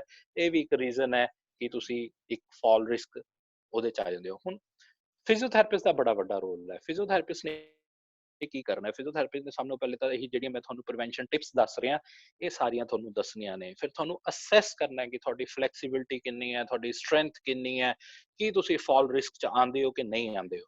ਫਿਰ ਉਹਦੇ ਅਕੋਰਡਿੰਗ ਤੁਹਾਡੀ ਫਿਜ਼ੀਕਲ ਐਕਟੀਵਿਟੀ, ਤੁਹਾਡੀ ਐਕਸਰਸਾਈਜ਼, ਤੁਹਾਡੀ ਮੋਬਿਲਿਟੀ ਏਡਸ ਤੁਹਾਨੂੰ ਕੀ ਦੇਣੀ ਹੈ, ਤੁਹਾਡਾ ਪੂਰਾ ਰਿਕਾਰਡ ਕੀਪ ਕੀਤਾ ਜਾਏਗਾ ਕਿ ਤੁਸੀਂ ਕਿਹੜੀ ਐਕਸਰਸਾਈਜ਼ ਕਰਨੀ ਹੈ, ਕਦੋਂ ਕਿਹੜੀ ਕਰਨੀ ਹੈ। ਅੱਜ ਤੁਸੀਂ ਸਟਰੈਂਥਨਿੰਗ ਕਰਨੀ ਹੈ, ਅੱਜ ਤੁਸੀਂ ਰੇਂਜ ਆਫ ਮੋਸ਼ਨ ਕਰਨੀ ਹੈ, ਅੱਜ ਤੁਸੀਂ ਐਂਡਿਓਰੈਂਸ ਟ੍ਰੇਨਿੰਗ ਕਰਨੀ ਹੈ, ਅੱਜ ਤੁਸੀਂ ਬੈਲੈਂਸ ਐਕਸਰਸਾਈਜ਼ਸ ਕਰਨੀ ਹੈ। ਇਹ ਸਾਰਾ ਕੁਝ ਤੁਹਾਡਾ ਰਿਕਾਰਡ ਕੀਪ ਕੀਤਾ ਜਾਏਗਾ ਤਾਂ ਕਿ ਤੁਸੀਂ ਆਪਣੇ ਆਪ ਨੂੰ ਮੇਨਟੇਨ ਕਰ ਸਕੋ। ਸੋ ਇਹੀ ਚੀਜ਼ਾਂ ਅੱਜ ਮੈਂ ਤੁਹਾਨੂੰ ਸਾਰੀਆਂ ਜਿਹੜੀ ਤੁਸੀਂ ਘਰੇ ਕਰ ਸਕਦੇ ਹੋ ਡਿਊਰਿੰਗ ਲੋਕਡਾਊਨ, ਉਹ ਮੈਂ ਗਾਈਡ ਕਰਨ ਜਾ ਰਿਹਾ। ਸੋ ਕੁਝ ਟੈਕਨੋਲੋਜੀ ਦੀਆਂ ਗੱਲਾਂ ਵੀ ਦੱਸਾਂਗਾ ਜਿਹੜੀਆਂ ਕਿ ਤੁਹਾਨੂੰ ਹੈਲਪ ਆਊਟ ਕਰਨਗੀਆਂ in future. So home base exercise ਦੇਖੋ, ਹਰ ਐਕਸਰਸਾਈਜ਼ ਦੇ 4 pillars ਨੇ। Number 1 is strength training, number 2 is flexibility, and number 3 is balance, and number 4 is endurance। ਤੁਸੀਂ ਸਾਰੇ ਜਣੇ endurance ਤੇ ਫੋਕਸ ਕਰਦੇ ਹੋ। endurance ਕੀ ਹੈ? ਤੁਸੀਂ ਸਾਰੇ ਜਣੇ ਸੈਰ ਕਰਦੇ ਹੋ, ਤੁਸੀਂ ਸਵੇਰੇ ਪਾਰਕ ਜਾਂਦੇ ਹੋ, ਸ਼ਾਮੀ ਪਾਰਕ ਜਾਂਦੇ ਹੋ, ਸੈਰ ਕਰਦੇ ਹੋ, that is endurance। ਬਾਕੀ 3 ਚੀਜ਼ਾਂ ਉਹ ਕਿੱਥੇ ਨਾ ਕਿੱਥੇ ਸਕਿਪ ਹੋ ਜਾਂਦੀਆਂ ਨੇ। ਸਟਰੈਂਥ ਟ੍ਰੇਨਿੰਗ ਸਕਿਪ ਹੋ ਰਹੀ ਹੈ, ਫਲੈਕਸੀਬਿਲਿਟੀ ਸਕਿਪ ਹੋ ਰਹੀ ਹੈ, ਬੈਲੈਂਸ ਥੋੜਾ ਬਹੁਤਾ ਸੈਰ ਦੇ ਨਾਲ ਹੋ ਰਿਹਾ ਹੈ, ਪਰ ਪੂਰੇ ਤਰੀਕੇ ਨਾਲ ਨਹੀਂ ਹੋ ਰਿਹਾ। ਸੋ ਹੁਣ ਆਪਾਂ ਗੱਲ ਕਰਾਂਗੇ 1 by 1 ਕਿ ਸਟਰੈਂਥ ਟ੍ਰੇਨਿੰਗ ਚ ਆਪਾਂ ਨੂੰ ਕੀ ਕਰਨਾ ਚਾਹੀਦਾ ਹੈ, ਫਲੈਕਸੀਬਿਲਿਟੀ ਚ ਕੀ ਕਰਨਾ ਚਾਹੀਦਾ ਹੈ, ਬੈਲੈਂਸ ਕੀ ਕਰਨਾ ਚਾਹੀਦਾ ਹੈ, ਤੇ ਸੈਰ ਜਿਹੜੀ ਹੁਣ ਤੁਸੀਂ ਬਾਹਰ ਕਰ ਰਹੇ ਸੀਗੇ ਉਹ ਹੁਣ ਨਹੀਂ ਕਰ ਪਾ ਰਹੇ, ਤੇ ਆਪਾਂ ਅੰਦਰ ਇਹੋ ਜਿਹਾ ਕੀ ਕਰੀਏ ਕਿ ਤੁਹਾਡੀ ਜਿਹੜੀ ਹੈ ਐਂਡਿਓਰੈਂਸ ਵੀ ਮੇਨਟੇਨ ਰਹਿ ਜੇ। ਸੋ ਸਭ ਤੋਂ ਪਹਿਲੇ ਤਾਂ ਮੈਂ ਗੱਲ ਕਰਾਂਗਾ ਐਕਸਰਸਾਈਜ਼। ਐਕਸਰਸਾਈਜ਼ ਹੈ ਕੀ ਹੈ? Exercise is a repetitive bodily movement undertaken to improve or maintain one or more components of physical fitness। ਮੰਨ ਲਓ ਤੁਹਾਡਾ ਮੋਢਾ ਜਾਮ ਹੋ ਗਿਆ, ਕੀ ਉਹ ਸੈਰ ਨਾਲ ਠੀਕ ਹੋ ਜਾਏਗਾ? ਨਹੀਂ। ਤੁਹਾਨੂੰ ਮੋਢਾ ਠੀਕ ਕਰਨ ਵਾਸਤੇ, ਸ਼ੋਲਡਰ ਠੀਕ ਕਰਨ ਵਾਸਤੇ, ਸ਼ੋਲਡਰ ਫਰੋਜ਼ ਹੋ ਗਿਆ, ਤੁਹਾਨੂੰ ਸ਼ੋਲਡਰ ਦੀਆਂ ਹੀ ਐਕਸਰਸਾਈਜ਼ ਕਰਨੀਆਂ ਪੈਣਗੀਆਂ। ਸਿਮਿਲਰਲੀ ਅਗਰ ਤੁਹਾਨੂੰ ਬੈਕ ਦੀ ਪ੍ਰੋਬਲਮ ਹੈ ਤਾਂ ਤੁਹਾਨੂੰ ਬੈਕ ਦੀ ਐਕਸਰਸਾਈਜ਼ ਕਰਨੀ ਪਏਗੀ। But we are focusing only on endurance. ਆਪਾਂ ਸਿਰਫ ਸੈਰ ਕਰ ਰਹੇ ਹਾਂ। ਪ੍ਰੋਬਲਮ ਉਦੋਂ, ਆਪਾਂ ਐਕਸਰਸਾਈਜ਼ ਉਦੋਂ ਕਰਦੇ ਹਾਂ ਜਦੋਂ ਪ੍ਰੋਬਲਮ ਆ ਚੁੱਕਦੀ ਹੈ। ਸੋ ਅੱਜ ਆਪਾਂ ਗੱਲ ਕਰਾਂਗੇ ਕਿ ਉਹ ਪ੍ਰੋਬਲਮ ਆਵੇ ਹੀ ਨਾ, ਆਪਾਂ ਐਕਸਰਸਾਈਜ਼ਸ ਪਹਿਲੇ ਕਰੀਏ। ਸੋ physical activity ਕੀ ਹੈ? So there is a lot of difference between exercise and physical activity। exercise a repetitive bodily movement ਹੈ, ਪਰ physical activity ਕੀ ਹੈ? physical activity is considered to be an bodily movement produced by skeletal muscles that results in energy expenditure। example dancing, walking and gardening। ਹੁਣ ਅਗਰ ਤੁਸੀਂ dance ਕਰ ਰਹੇ ਹੋ, it's a physical activity. ਤੁਸੀਂ ਵਾਕ ਕਰ ਰਹੇ ਹੋ, ਇਟਸ ਅ ਫਿਜ਼ੀਕਲ ਐਕਟੀਵਿਟੀ। ਤੁਸੀਂ ਗਾਰਡਨਿੰਗ ਕਰ ਰਹੇ ਹੋ, ਇਟਸ ਅ ਫਿਜ਼ੀਕਲ ਐਕਟੀਵਿਟੀ। ਪਰ ਅਗਰ ਆਪਾਂ ਫਲੈਕਸੀਬਿਲਿਟੀ ਜਾਂ ਸਟਰੈਂਥ ਟ੍ਰੇਨਿੰਗ ਜਾਂ ਬੈਲੈਂਸ ਤੇ ਫੋਕਸ ਕਰਨਾ ਹੈ ਤਾਂ ਸਾਨੂੰ ਪਾਰਟਿਕੂਲਰ ਉਹੀ ਐਕਸਰਸਾਈਜ਼ ਤੇ ਫੋਕਸ ਕਰਨਾ ਪੈਣਾ ਹੈ, ਉਸੇ ਐਕਟੀਵਿਟੀ ਤੇ ਫੋਕਸ ਕਰਨਾ ਪੈਣਾ ਹੈ ਤਾਂ ਕਿ ਉਹ ਇੰਪਰੂਵ ਹੋ ਸਕੇ। ਹੁਣ ਅਗਰ ਸਟਰੈਂਥ ਟ੍ਰੇਨਿੰਗ ਦੀ ਗੱਲ ਕਰੀਏ, ਘਰ 'ਚ ਡੰਬਲਸ ਹੋਣਗੇ, ਅਗਰ ਡੰਬਲਸ ਨਹੀਂ ਵੀ ਹੈ ਤਾਂ ਤੁਹਾਡੇ ਕੋਲ ਕੁਝ ਪੈਟ ਬੋਟਲਸ ਹੁੰਦੀਆਂ ਨੇ, ਉਹਦੇ 'ਚ ਪਾਣੀ ਪਾ ਕੇ ਤੁਸੀਂ, ਜਿਵੇਂ ਇਹ ਤੁਹਾਡੇ ਪਿਕਚਰ 'ਚ ਸ਼ੋ ਹੋ ਰਿਹਾ ਹੈ, ਤੁਸੀਂ ਕੁਰਸੀ ਤੇ ਬੈਠ ਕੇ ਆਰਾਮ ਨਾਲ ਰਿਸਟ ਮੂਵਮੈਂਟਸ ਕਰ ਸਕਦੇ ਹੋ। ਫਿਰ ਉਹਨੂੰ ਰਿਵਰਸ ਕਰਕੇ ਹੀ ਸੇਮ ਏਦਾਂ ਤੁਸੀਂ ਮੂਵਮੈਂਟਸ ਕਰ ਸਕਦੇ ਹੋ ਤਾਂ ਕਿ ਤੁਹਾਡੀ ਫੋਰਆਰਮ ਮਸਲਸ ਨੇ ਉਹ ਸਟਰੋਂਗ ਹੋ ਸਕਣ। ਇਹ ਤੁਸੀਂ 10 ਤੋਂ 15 ਵਾਰ ਕਰ ਸਕਦੇ ਹੋ, 10 to 15 times, depend upon to your and capability. ਹਰੇਕ ਵਾਸਤੇ 10 ਤੋਂ 15 ਨਹੀਂ ਮੈਂ ਕਹਿ ਸਕਦਾ। ਤੁਸੀਂ ਸਟਾਰਟ ਕਰ ਰਹੇ ਹੋ, ਕੋਈ ਬਿਗਨਰਸ ਨੇ ਉਹ 5 ਵਾਰ ਕਰ ਲੈਣ, ਹਫਤੇ 'ਚ 2 ਵਾਰ ਇੰਕਰੀਜ਼ ਕਰ ਲੈਣ। ਕੋਈ ਪਹਿਲੇ ਤੋਂ ਐਕਸਰਸਾਈਜ਼ ਕਰ ਰਹੇ ਆ ਉਹ ਸ਼ਾਇਦ 30 ਟਾਈਮਸ ਵੀ ਕਰ ਸਕਦੇ ਆ। ਸੋ ਆਈਡੀਅਲੀ ਅਗਰ ਮੈਂ ਕਹਾਂਗਾ ਕਿ ਤੁਸੀਂ 10 to 15 Times morning and evening ਕਰੋ ਤਾਂ ਕਿ ਤੁਹਾਡੀ ਜਿਹੜੀਆਂ ਮਸਲਸ ਨੇ ਉਹ ਟੋਨ ਅਪ ਹੋ ਸਕਣ ਜਾਂ ਉਹਨੂੰ ਆਪਾਂ ਮੇਨਟੇਨ ਕਰ ਸਕੀਏ, ਉਹ ਡਿਟੀਓਰੇਟ ਨਾ ਹੋਵੇ। Again elbow strengthening. ਹੁਣ ਅਗਰ ਤੁਹਾਡੇ ਕੋਲ ਡੰਬਲਸ ਵੀ ਨਹੀਂ ਹੈਗੇ, ਤੁਸੀਂ ਕੁਰਸੀ, ਬਾਹਾਂ ਵਾਲੀ ਕੁਰਸੀ ਲੈ ਕੇ ਉੱਠ ਸਕਦੇ ਹੋ, ਬੈਠ ਸਕਦੇ ਹੋ with the pressure on your arms. ਤੁਸੀਂ ਆਪਣੀ ਬੋਡੀ ਵੇਟ ਨੂੰ ਐਜ਼ ਏ ਡੰਬਲ ਯੂਜ਼ ਕਰ ਰਹੇ ਹੋ ਤੇ ਇਹਦੇ 'ਚ ਤੁਹਾਡੀ ਲੱਤਾਂ ਤੇ ਤੁਹਾਡੀਆਂ ਬਾਹਾਂ ਦੋਨੋਂ ਸਟਰੋਂਗ ਹੋਣਗੀਆਂ। ਸੋ ਪਲਾਸਟਿਕ ਦੀ ਚੇਅਰ ਹਰੇਕ ਦੇ ਘਰ ਹੈ, ਪ੍ਰੈਫਰਲੀ ਆਰਮਸ ਵਾਲੀ ਚੇਅਰ ਹੀ ਕਵਾਂਗਾ ਕਿਉਂਕਿ ਇਹ ਤੁਹਾਨੂੰ ਨਾਲ ਸਪੋਰਟ ਕਰੇਗੀ ਔਰ ਇਹ ਇੱਕ ਤੁਹਾਡੀ ਫੰਕਸ਼ਨਲ ਐਕਟੀਵਿਟੀ ਵੀ ਹੈ। ਅਗਰ ਤੁਸੀਂ ਇਹ ਐਕਟੀਵਿਟੀ ਕਰਦੇ ਰਹੋਗੇ ਤਾਂ ਤੁਹਾਨੂੰ ਕਦੀ ਵੀ ਕੁਰਸੀ ਤੋਂ ਉੱਠਣ ਬੈਠਣ 'ਚ ਪ੍ਰੋਬਲਮ ਨਹੀਂ ਆਏਗੀ। ਮੋਸਟਲੀ ਮੈਨੂੰ ਬਜ਼ੁਰਗ ਆ ਕੇ ਕੰਪਲੇਂਟ ਕਰਦੇ ਨੇ ਕਿ ਜੇ ਅਸੀਂ ਸੋਫੇ ਤੇ ਬੈਠ ਜਾਈਏ ਨਾ ਤਾਂ ਸਾਡੇ ਤੋਂ ਉੱਠਿਆ ਨਹੀਂ ਜਾਂਦਾ, ਜੇ ਅਸੀਂ ਰੀਕਲਾਈਨਿੰਗ ਚੇਅਰ ਤੇ ਬੈਠ ਜਾਈਏ ਤਾਂ ਸਾਡੇ ਤੋਂ ਉੱਠਿਆ ਨਹੀਂ ਜਾਂਦਾ। ਉਹਦਾ ਰੀਜ਼ਨ ਇਹ ਹੈ ਕਿ ਤੁਹਾਡੀ ਜਿਹੜੀ ਲੋਅਰ ਲੈਗ ਮਸਲਸ ਹੈ ਉਹਦੇ ਵਿੱਚ ਇੱਕ ਮਸਲ ਹੁੰਦੀ ਹੈ ਕੁਆਡਰੀਸੈਪਸ, ਜਿਹਨੂੰ ਆਪਾਂ ਪੱਟ ਦੀ ਮਸਲ ਵੀ ਕਹਿੰਦੇ ਆ, ਉਹ ਵੀਕ ਹੋ ਜਾਂਦੀ ਹੈ and this is the main muscle which helps to raise you up. ਹੁਣ ਉਹ ਵੀਕ ਹੋਣ ਕਰਕੇ ਤੁਸੀਂ ਉਹ ਐਕਟੀਵਿਟੀ ਨਹੀਂ ਕਰ ਪਾ ਰਹੇ। ਇਹਦੀ ਇੱਕ ਐਗਜ਼ਾਮਪਲ ਮੈਂ ਹੋਰ ਵੀ ਦਵਾਂਗਾ। ਤੁਸੀਂ ਪਹਿਲੇ ਸਾਰੇ ਇੰਡੀਅਨ ਟਾਇਲਟਸ ਯੂਜ਼ ਕਰਦੇ ਸੀਗੇ, ਤੁਸੀਂ ਉੱਠਦੇ ਵੀ ਸੀ, ਬੈਠਦੇ ਵੀ ਸੀਗੇ। ਹੁਣ ਤੁਸੀਂ ਸਾਰੇ ਇੰਗਲਿਸ਼ ਟਾਇਲਟ ਤੇ ਯੂਜ਼ ਟੂ ਹੋ ਗਏ ਹੋ। ਜੇ ਮੈਂ ਹੁਣ ਤੁਹਾਨੂੰ ਕਹਾਂ ਕਿ ਤੁਸੀਂ ਇੰਡੀਅਨ ਟਾਇਲਟ ਯੂਜ਼ ਕਰੋ, ਤੁਸੀਂ ਨਹੀਂ ਕਰ ਪਾਓਗੇ ਕਿਉਂਕਿ ਤੁਸੀਂ ਉਹ ਐਕਟੀਵਿਟੀ ਛੱਡ ਚੁੱਕੇ ਹੋ, ਜਿਸ ਕਰਕੇ ਤੁਹਾਡੀ ਕੈਪੇਬਿਲਿਟੀ ਘਟ ਗਈ ਹੈ। ਪਹਿਲੇ ਆਪਾਂ ਸਾਰੇ ਥੱਲੇ ਚੌਕੜੀ ਮਾਰ ਕੇ ਖਾਣਾ ਖਾਂਦੇ ਸੀਗੇ, ਹੁਣ ਅਸੀਂ ਡਾਈਨਿੰਗ ਯੂਜ਼ ਕਰਦੇ ਹਾਂ। ਸੋ ਕ੍ਰਾਸ ਲੈਗ ਸਿਟਿੰਗ ਦੀ ਕੈਪੇਬਿਲਿਟੀ ਵੀ ਸਾਡੀ ਦਿਨ ਬਰ ਦਿਨ ਘਟਦੀ ਜਾ ਰਹੀ ਹੈ। ਸੋ ਜਿਹੜੀ ਐਕਟੀਵਿਟੀਜ਼ ਅਸੀਂ ਛੱਡਦੇ ਜਾ ਰਹੇ ਹਾਂ, ਜਿਹੜੀ ਅਸੀਂ ਨਹੀਂ ਕਰ ਰਹੇ, ਉਵੇਂ ਸਾਡੀ ਜਿਹੜੀ ਮਸਲਸ ਆ ਉਹ ਵੀਕ ਹੁੰਦੀ ਜਾ ਰਹੀਆਂ ਨੇ, ਕੁਝ ਏਜਿੰਗ ਕਰਕੇ ਵੀਕ ਹੋ ਰਹੀਆਂ ਨੇ, ਇਸ ਕਰਕੇ ਸਾਨੂੰ ਪ੍ਰੋਬਲਮ ਆ ਰਹੀ ਹੈ ਫਿਊਚਰ। ਸੋ ਸਿਮਿਲਰਲੀ ਸ਼ੋਲਡਰ ਐਕਸਰਸਾਈਜ਼, ਤੁਹਾਨੂੰ ਜੇ ਯਾਦ ਹੋਵੇ ਤੁਸੀਂ ਸਕੂਲਸ 'ਚ ਪੀਟੀ ਕਰਦੇ ਸੀਗੇ, ਅਗਰ ਤੁਸੀਂ ਅੱਜ ਵੀ ਉਹ ਪੀਟੀ ਕਰ ਲਓ ਤਾਂ ਤੁਹਾਡੀ ਮਸਲਸ ਕਾਫੀ ਹੱਦ ਤੱਕ ਮੇਨਟੇਨ ਰਹਿ ਸਕਦੀਆਂ ਨੇ। ਤੁਸੀਂ ਆਪਣੀਆਂ ਬਾਹਾਂ ਫੈਲਾ ਕੇ ਉਹਨੂੰ ਹੋਲਡ ਕਰੋ, ਕੋਸ਼ਿਸ਼ ਕਰੋ ਉਹਨੂੰ 10 ਸੈਕਿੰਡ ਤੱਕ ਹੋਲਡ ਕਰ ਸਕੋ। ਅਗਰ ਤੁਸੀਂ ਇਹ ਕਰ ਰਹੇ ਹੋ ਤਾਂ ਤੁਹਾਡੀ ਸ਼ੋਲਡਰ ਮਸਲਸ ਕਾਫੀ ਹੱਦ ਤੱਕ ਸਟਰੈਂਥਨ ਰਹਿਣਗੀਆਂ। ਅਗਰ ਇਹ ਈਜ਼ੀਲੀ ਹੋਗੀ ਤੁਹਾਡੇ ਤੋਂ, ਤੁਸੀਂ ਹੱਥਾਂ 'ਚ ਕਿਲੋ ਦਾ ਡੰਬਲ ਫੜ ਸਕਦੇ ਹੋ ਜਾਂ ਪੈਟ ਬੋਟਲ ਫੜ ਸਕਦੇ ਹੋ and hold it for 10 seconds. So ਇਹ ਤੁਹਾਡੀ ਸ਼ੋਲਡਰ ਹੋਗੀ। ਐਦਾਂ ਹੀ ਤੁਸੀਂ ਹੱਥ ਜੇ ਆਪਣੇ ਸਿਰ ਦੇ ਉੱਪਰ ਲੈ ਜਾਓ ਤਾਂ ਇਹ ਤੁਹਾਡੀ ਰੇਂਜ ਆਫ ਮੋਸ਼ਨ ਐਕਸਰਸਾਈਜ਼ ਹੋਗੀ, ਤਾਂ ਕਿ ਤੁਹਾਡਾ ਮੋਢਾ ਜਾਮ ਨਾ ਹੋਵੇ। ਮੋਸਟਲੀ ਕੀ ਹੈ, ਅਗਰ ਤੁਸੀਂ ਸੋਚੋ ਤੁਹਾਡੇ ਦਿਨ 'ਚ ਇਹੋ ਜਿਹੀ ਕਿਹੜੀ ਐਕਟੀਵਿਟੀ ਹੈ ਜਿਹਦੇ 'ਚ ਤੁਸੀਂ ਹੱਥ ਆਪਣਾ ਸਿਰ ਤੋਂ ਉੱਪਰ ਚੱਕਦੇ ਹੋ।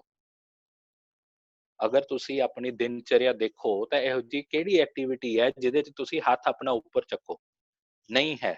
ਸੋ ਆਪਣਾ ਹੱਥ ਮੋਢੇ ਤੋਂ ਉੱਤੇ ਚੱਕਣਾ ਬਹੁਤ ਜ਼ਰੂਰੀ ਹੈ।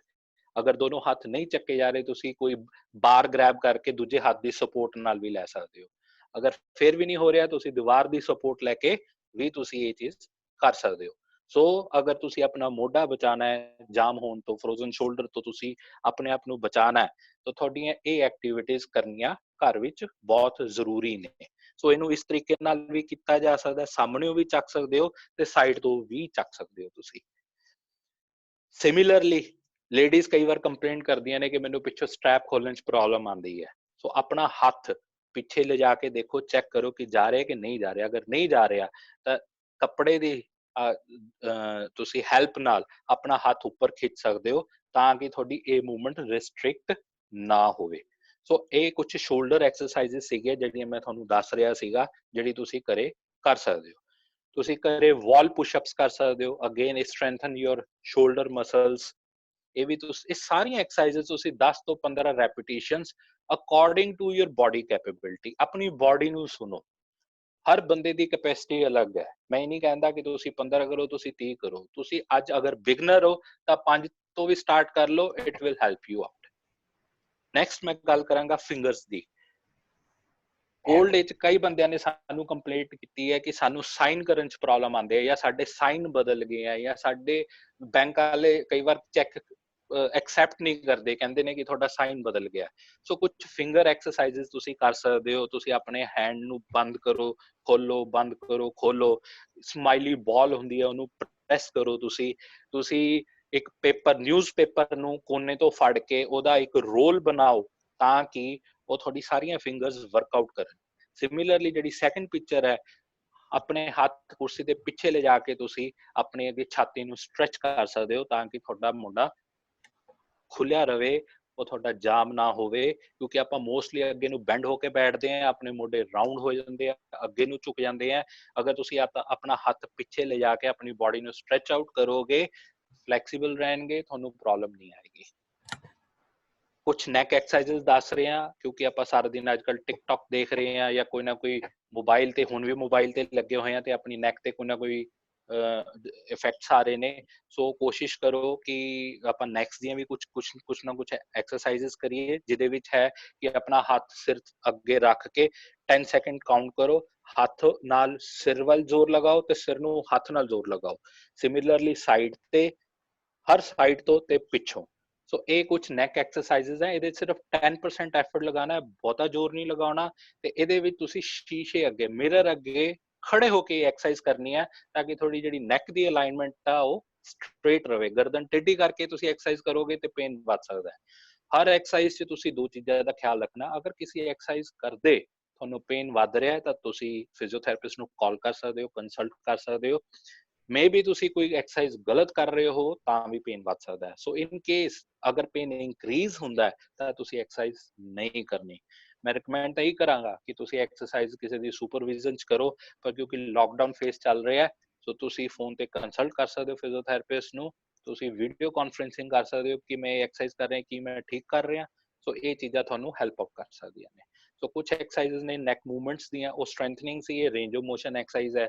ਆਪਣੀ ਲੈਫਟ ਸਾਈਡ ਤੇ ਦੇਖੋ, ਰਾਈਟ ਸਾਈਡ ਤੇ ਦੇਖੋ, ਉੱਪਰ ਦੇਖੋ, ਠੁੱਡੀ ਅੰਦਰ ਨੂੰ ਲੈ ਜਾਓ, ਚਿਨ ਟੱਕ ਇਨ ਐਕਸਰਸਾਈਜ਼ਸ ਨੇ।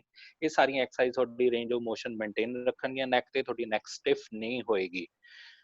ਅਗਰ ਕਿਸੇ ਬੰਦੇ ਨੂੰ ਚੱਕਰ ਆਉਂਦੇ ਜਾਂ ਵਰਟਾਈਗੋ ਦਾ ਕੇਸ ਹੈ, ਉਹ ਇਹ ਬੰਦਾ ਐਕਸਰਸਾਈਜ਼ਸ ਨਹੀਂ ਕਰੇਗਾ, ਕਿਉਂਕਿ ਇਸ ਐਕਸਰਸਾਈਜ਼ ਨਾਲ ਜਿਹੜੀ ਹੁਣ ਮੈਂ ਦੱਸ ਰਿਹਾ ਇਹ ਵਾਲੀ ਐਕਸਰਸਾਈਜ਼ ਨਾਲ ਚੱਕਰ ਆਣਗੇ। ਸੋ ਇਹ ਜਿਹੜੀ ਰੇਂਜ ਆਫ ਮੋਸ਼ਨ ਐਕਸਰਸਾਈਜ਼ ਹੈ ਸੱਜੇ ਖੱਬੇ ਦੇਖਣ ਵਾਲੀ, ਇਹ ਐਕਸਰਸਾਈਜ਼ ਇੱਕ ਚੱਕਰ ਜਿਹਨੂੰ ਆ ਰਹੇ ਆ ਉਹ ਨਹੀਂ ਕਰਨੀ। ਇਹਦੇ ਚ ਕਈ ਮਰੀਜ਼, ਕਈ ਪੇਸ਼ੈਂਟ ਗਲਤੀ ਵੀ ਕਰਦੇ ਨੇ, ਆਪਣਾ ਸਿਰ ਨੂੰ ਗੋਲ ਗੋਲ ਘੁਮਾਉਂਦੇ ਨੇ, ਗਰਦਨ ਨੂੰ।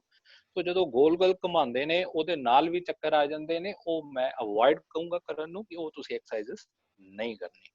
ਸੋ ਏਦਾਂ ਹੀ ਡੰਬਲਸ ਦਾ ਤੁਸੀਂ ਖੜੇ ਹੋ ਕੇ ਨਹੀਂ ਕਰ ਸਕਦੇ, ਤੁਸੀਂ ਬੈਠ ਕੇ ਚੱਕ ਸਕਦੇ ਹੋ।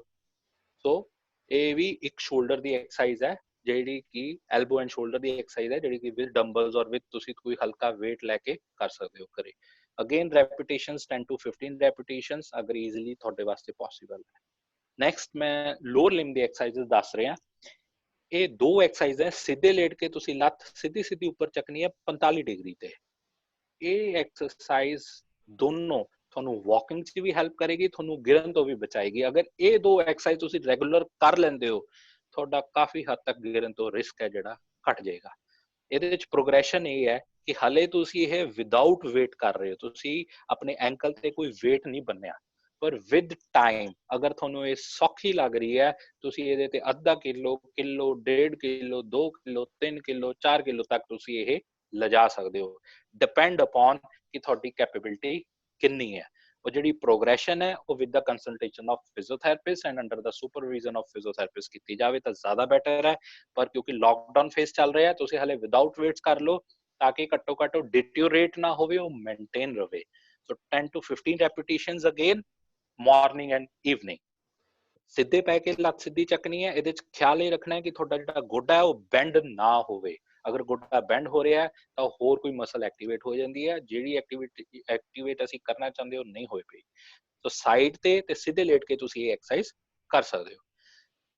ਹੋਰ ਜਿਹੜੀ ਮੈਂ ਐਕਸਰਸਾਈਜ਼ ਦੱਸ ਰਿਹਾ, ਉਹ ਪਿੱਲੋ ਦੋ ਗੋਡਿਆਂ ਦੇ ਵਿਚਕਾਰ ਰੱਖ ਕੇ ਤੁਸੀਂ ਉਹਨੂੰ ਪ੍ਰੈਸ ਕਰਨਾ ਹੈ and hold it for 10 seconds।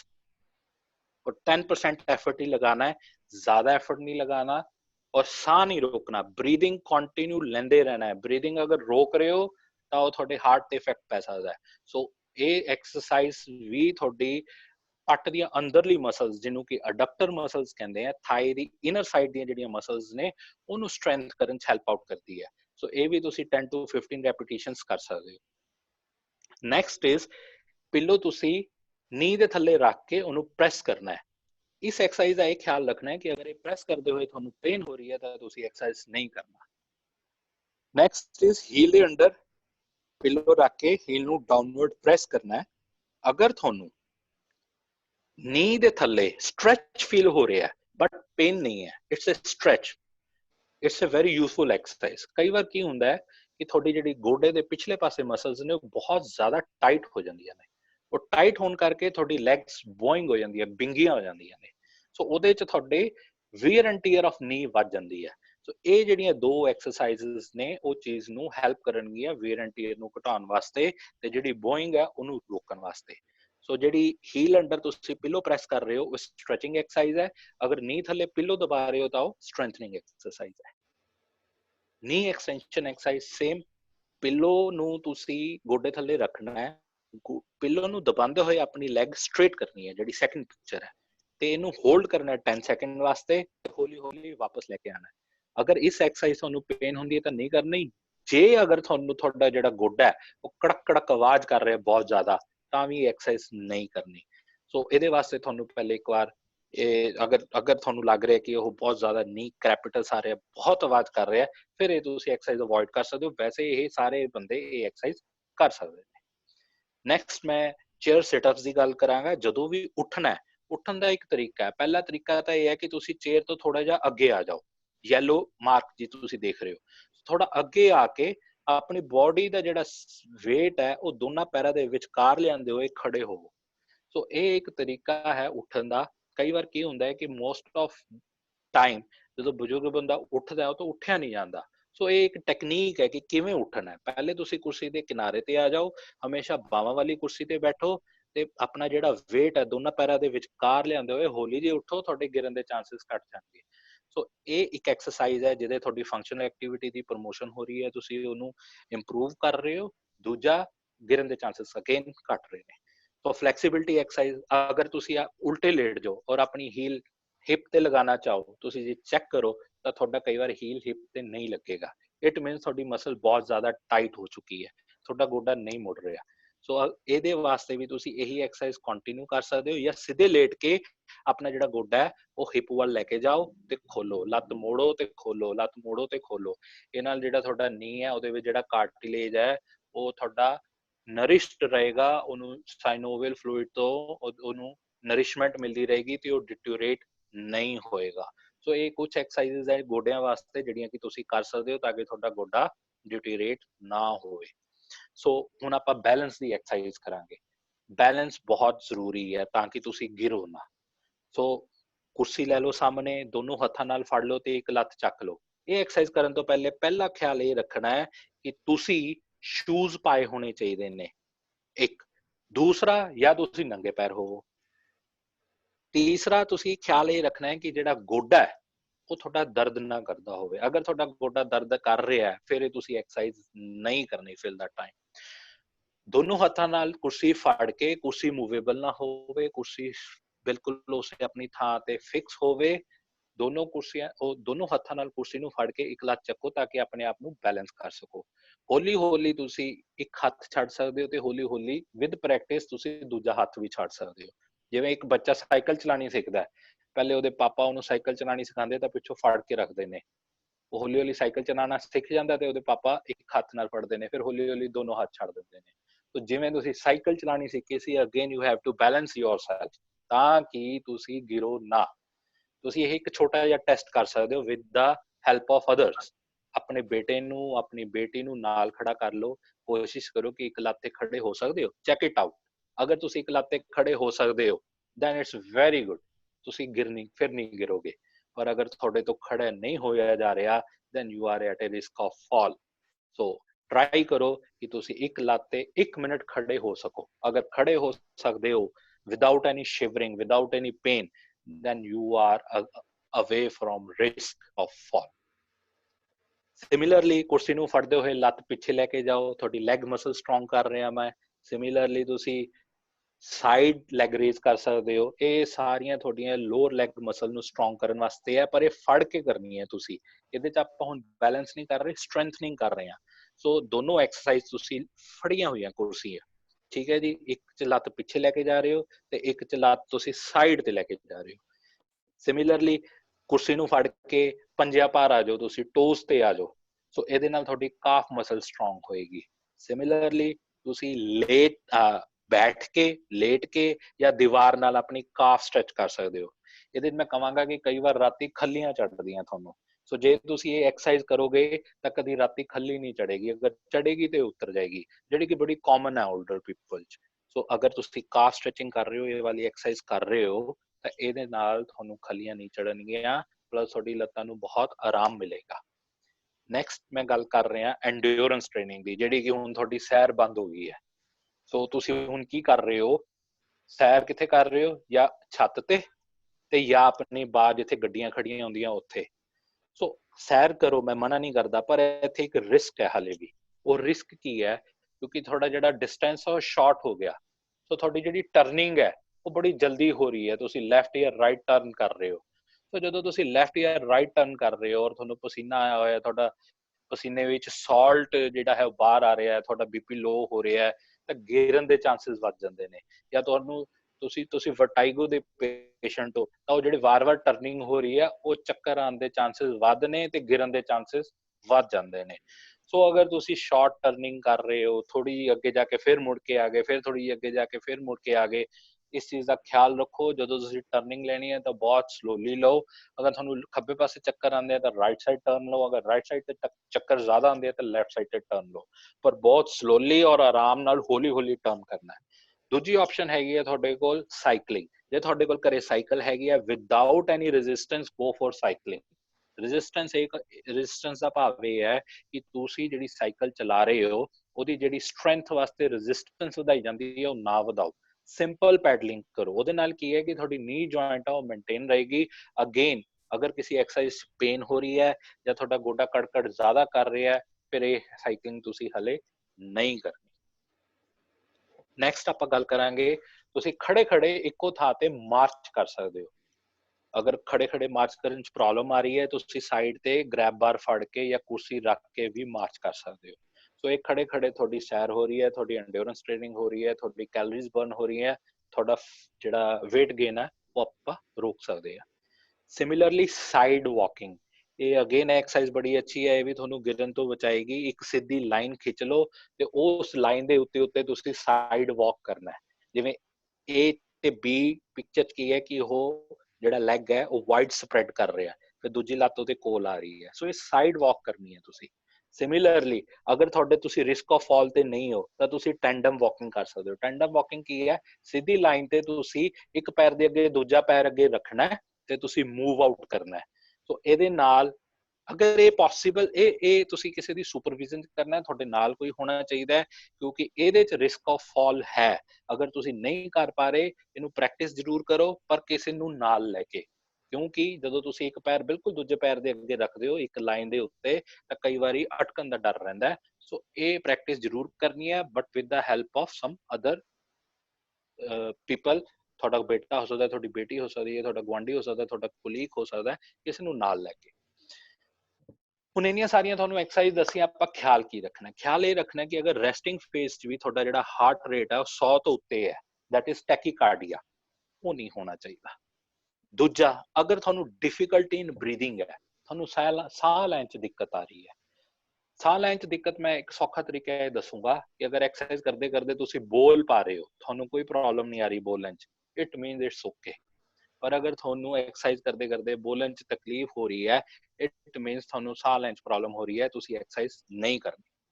ਤੀਸਰਾ ਮੈਂ ਕਹਾਂਗਾ, ਅਗਰ ਤੁਹਾਡਾ ਬਲੱਡ ਪ੍ਰੈਸ਼ਰ ਬਹੁਤ ਵਧਿਆ ਹੋਇਆ, ਤੁਹਾਨੂੰ ਹੈਡੇਕ ਹੈ, ਤੁਹਾਨੂੰ ਫੀਵਰ ਹੈ, ਸੋ ਇਸ ਕੇਸਿਸ 'ਚ ਵੀ ਤੁਸੀਂ ਕੋਈ ਐਕਸਰਸਾਈਜ਼ ਨਹੀਂ ਕਰਨੀ। ਅਗਰ ਕੋਈ ਬੰਦਾ ਕੋਰੋਨਾ ਪੋਜ਼ਿਟਿਵ ਹੋ ਚੁੱਕਿਆ ਔਰ ਉਹਦਾ ਜਿਹੜਾ ਸਰੀਰ ਹੈ ਬਹੁਤ ਵੀਕ ਹੋ ਜਾਂਦਾ ਹੈ, ਸੋ ਉਹ ਬੰਦਾ ਵੀ ਹਲੇ ਐਕਸਰਸਾਈਜ਼ ਨਾ ਕਰੇ। ਉਹਦਾ ਕਾਰਨ ਇਹ ਹੈ ਕਿਉਂਕਿ ਉਹ ਵੀਕਨੈਸ ਇੰਨੀ ਹੋ ਜਾਂਦੀ ਹੈ, ਅਗਰ ਤੁਸੀਂ ਐਕਸਰਸਾਈਜ਼ ਕਰੋਗੇ ਤਾਂ ਉਹ ਵੀਕਨੈਸ ਵਧੇਗੀ, ਫੀਵਰ ਹੋ ਸਕਦਾ ਹੈ, ਲੋ ਗ੍ਰੇਡ ਫੀਵਰ ਰਹਿੰਦਾ ਹੈ ਕਈ ਵਾਰੀ। ਸੋ ਲੋ ਗ੍ਰੇਡ ਫੀਵਰ 'ਚ ਵੀ ਤੁਸੀਂ ਐਕਸਰਸਾਈਜ਼ ਨਹੀਂ ਕਰਨੀ। ਚੈਸਟ ਪੇਨ ਹੈ, ਘਬਰਾਹਟ ਹੋ ਰਹੀ ਹੈ, ਡਿਜ਼ੀਨੈਸ ਹੈ, ਚੱਕਰ ਆ ਰਹੇ ਹੈ, ਤੁਸੀਂ ਐਕਸਰਸਾਈਜ਼ ਨਹੀਂ ਕਰਨੀ। ਅਗਰ ਪੇਨ ਹੈ ਤੁਹਾਨੂੰ ਐਕਸਰਸਾਈਜ਼ ਕਰਨ ਦੌਰਾਨ, ਤਾਂ ਵੀ ਤੁਸੀਂ ਐਕਸਰਸਾਈਜ਼ ਨਹੀਂ ਕਰਨੀ। ਅਗਰ ਐਕਸਰਸਾਈਜ਼ ਕਰਨ ਤੋਂ ਬਾਅਦ ਤੁਸੀਂ ਅੱਛਾ ਫੀਲ ਕਰ ਰਹੇ ਹੋ, ਬੈਟਰ ਫੀਲ ਕਰ ਰਹੇ ਹੋ ਥਕਾਨ ਤੋਂ ਇਲਾਵਾ, ਦੈਨ ਇਟਸ ਓਕੇ, ਤੁਸੀਂ ਐਕਸਰਸਾਈਜ਼ ਕੰਟੀਨਿਊ ਕਰ ਸਕਦੇ ਹੋ। ਹੁਣ ਟੈਕਨੋਲੋਜੀ ਦੀ ਗੱਲ ਕਰ ਰਿਹਾ ਸੀਗਾ, ਕਈ ਵਾਰ ਕਈ ਆਪਾਂ ਥਾਵਾਂ ਤੇ ਜਾਂਦੇ ਆ ਤਾਂ ਪੌੜੀਆਂ ਉੱਚੀਆਂ ਹੁੰਦੀਆਂ ਨੇ। ਹੁਣ ਇੱਕ ਕਿਸੇ ਨੇ ਬੜੀ ਵਧੀਆ ਕਾਰਡ ਕੱਢੀ ਹੈ ਜੀ, 2 ਬਟਨ ਲੱਗੇ ਹੋਏ ਆ, ਇਹ ਦਬਾਉਂਦੇ ਆ ਤੇ ਉਹ ਜਿਹੜੀ ਸਟਿਕ ਹੈ ਉਹ ਖੁੱਲ ਜਾਂਦੀ ਹੈ ਥੱਲੋਂ ਦੀ। ਜਿਵੇਂ ਉਹ ਖੁੱਲਦੀ ਹੈ ਤਾਂ ਜਿਹੜਾ 8 ਇੰਚੀ ਦਾ ਗੈਪ ਹੈ ਪੌੜੀ ਦਾ, ਉਹ 4 ਇੰਚੀ ਰਹਿ ਜਾਂਦਾ ਹੈ ਤੇ ਤੁਹਾਨੂੰ ਪੌੜੀ ਚੜ੍ਹਨੀ ਸੌਖੀ ਹੈ, ਤੁਹਾਡਾ ਗਿਰਨ ਦਾ ਡਰ ਘਟ ਜਾਂਦਾ ਹੈ। ਸਿਮਿਲਰਲੀ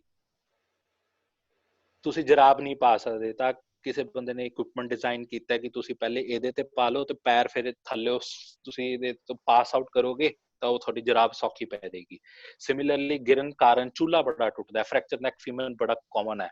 ਜਿਵੇਂ ਕਾਰ 'ਚ 에ਅਰ ਬੈਗਸ ਹੈ ਨਾ, 에ਅਰ ਬੈਗ ਬੈਲਟ ਆ ਗਈ ਹੈ, ਉਹ ਤੁਸੀਂ ਪਾ ਲਓ, ਮਾੜਾ ਜਿਹਾ ਤੁਸੀਂ ਖੜੇ ਤੋਂ ਗਿਰਨ ਦੇ ਵਿੱਚ 400 ਮਿਲੀ ਸੈਕਿੰਡਸ ਲੱਗਦੇ ਨੇ ਗਿਰਨ ਦੇ ਵਿੱਚ, ਇਹ 200 ਮਿਲੀ ਸੈਕਿੰਡਸ 'ਚ ਖੁੱਲ ਜਾਂਦੀ ਹੈ।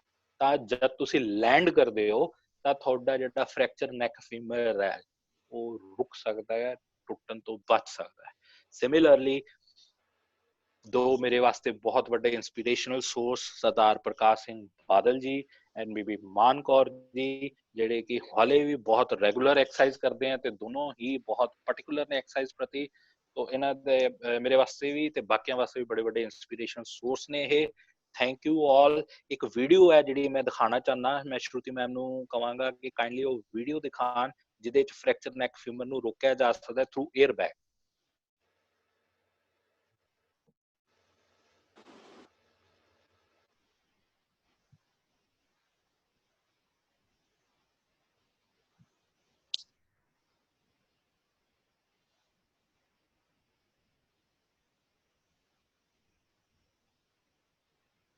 Shruti ma'am.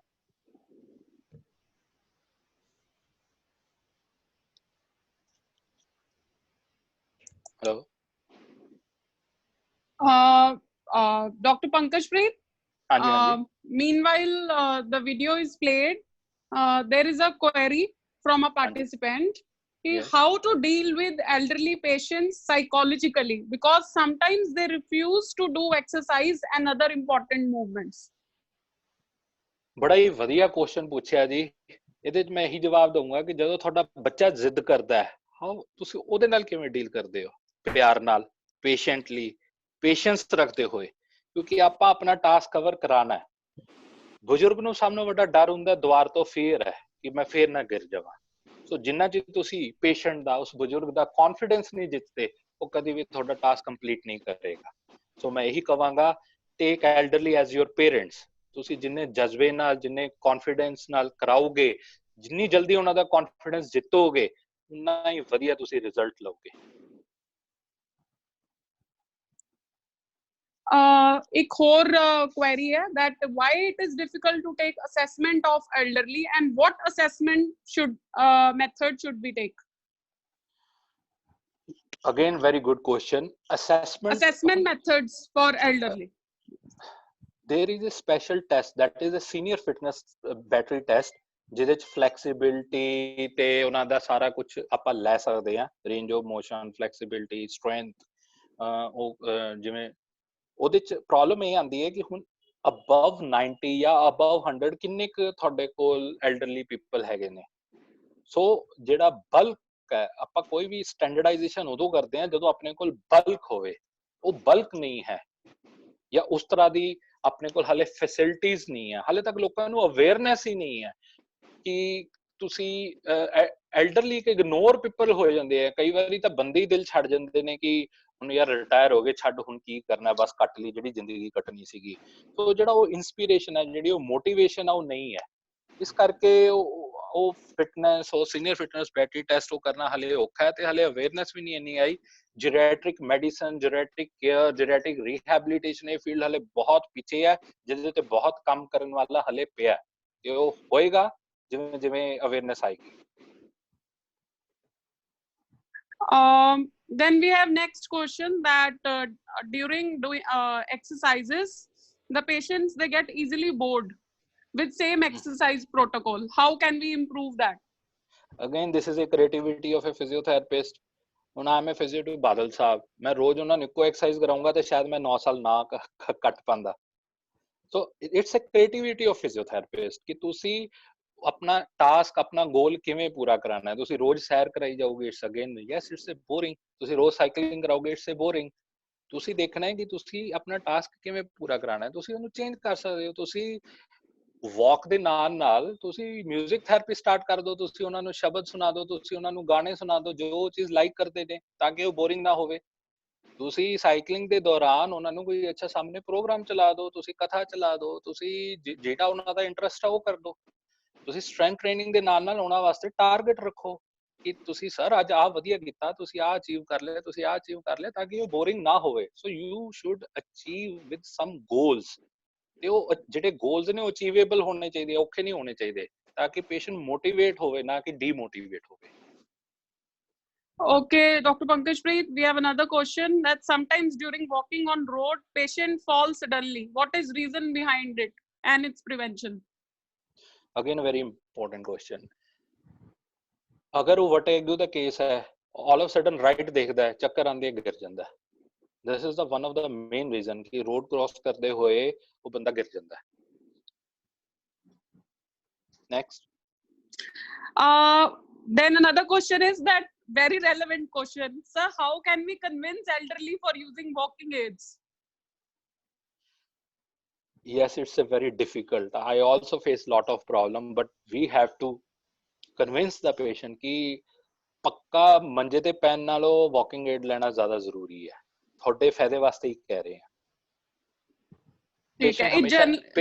ਪੇਸ਼ੈਂਟ ਹਮੇਸ਼ਾ ਇਹੀ ਕਹਿੰਦਾ ਕਿ ਲੋਕੀ ਕੀ ਕਹਿਣਗੇ, ਤੇ ਮੈਂ ਹਮੇਸ਼ਾ ਇਹੀ ਕਹੂੰਗਾ ਕਿ ਲੋਕਾਂ ਵਾਸਤੇ ਨਹੀਂ ਆਪਾਂ ਕੰਮ ਕਰਨਾ, ਅਸੀਂ ਆਪਣੇ ਵਾਸਤੇ, ਆਪਣੀ ਹੈਲਥ ਵਾਸਤੇ, ਆਪਣੇ ਬੈਟਰ ਵਾਸਤੇ ਕਰਨਾ ਹੈ। ਤੁਸੀਂ ਚਾਹੁੰਦੇ ਹੋ ਕਿ ਤੁਸੀਂ ਹਮੇਸ਼ਾ ਬੈਡ ਰਿਡਨ ਹੋਵੋ? ਨਹੀਂ ਨਾ। So you have to go for a walking aid if required.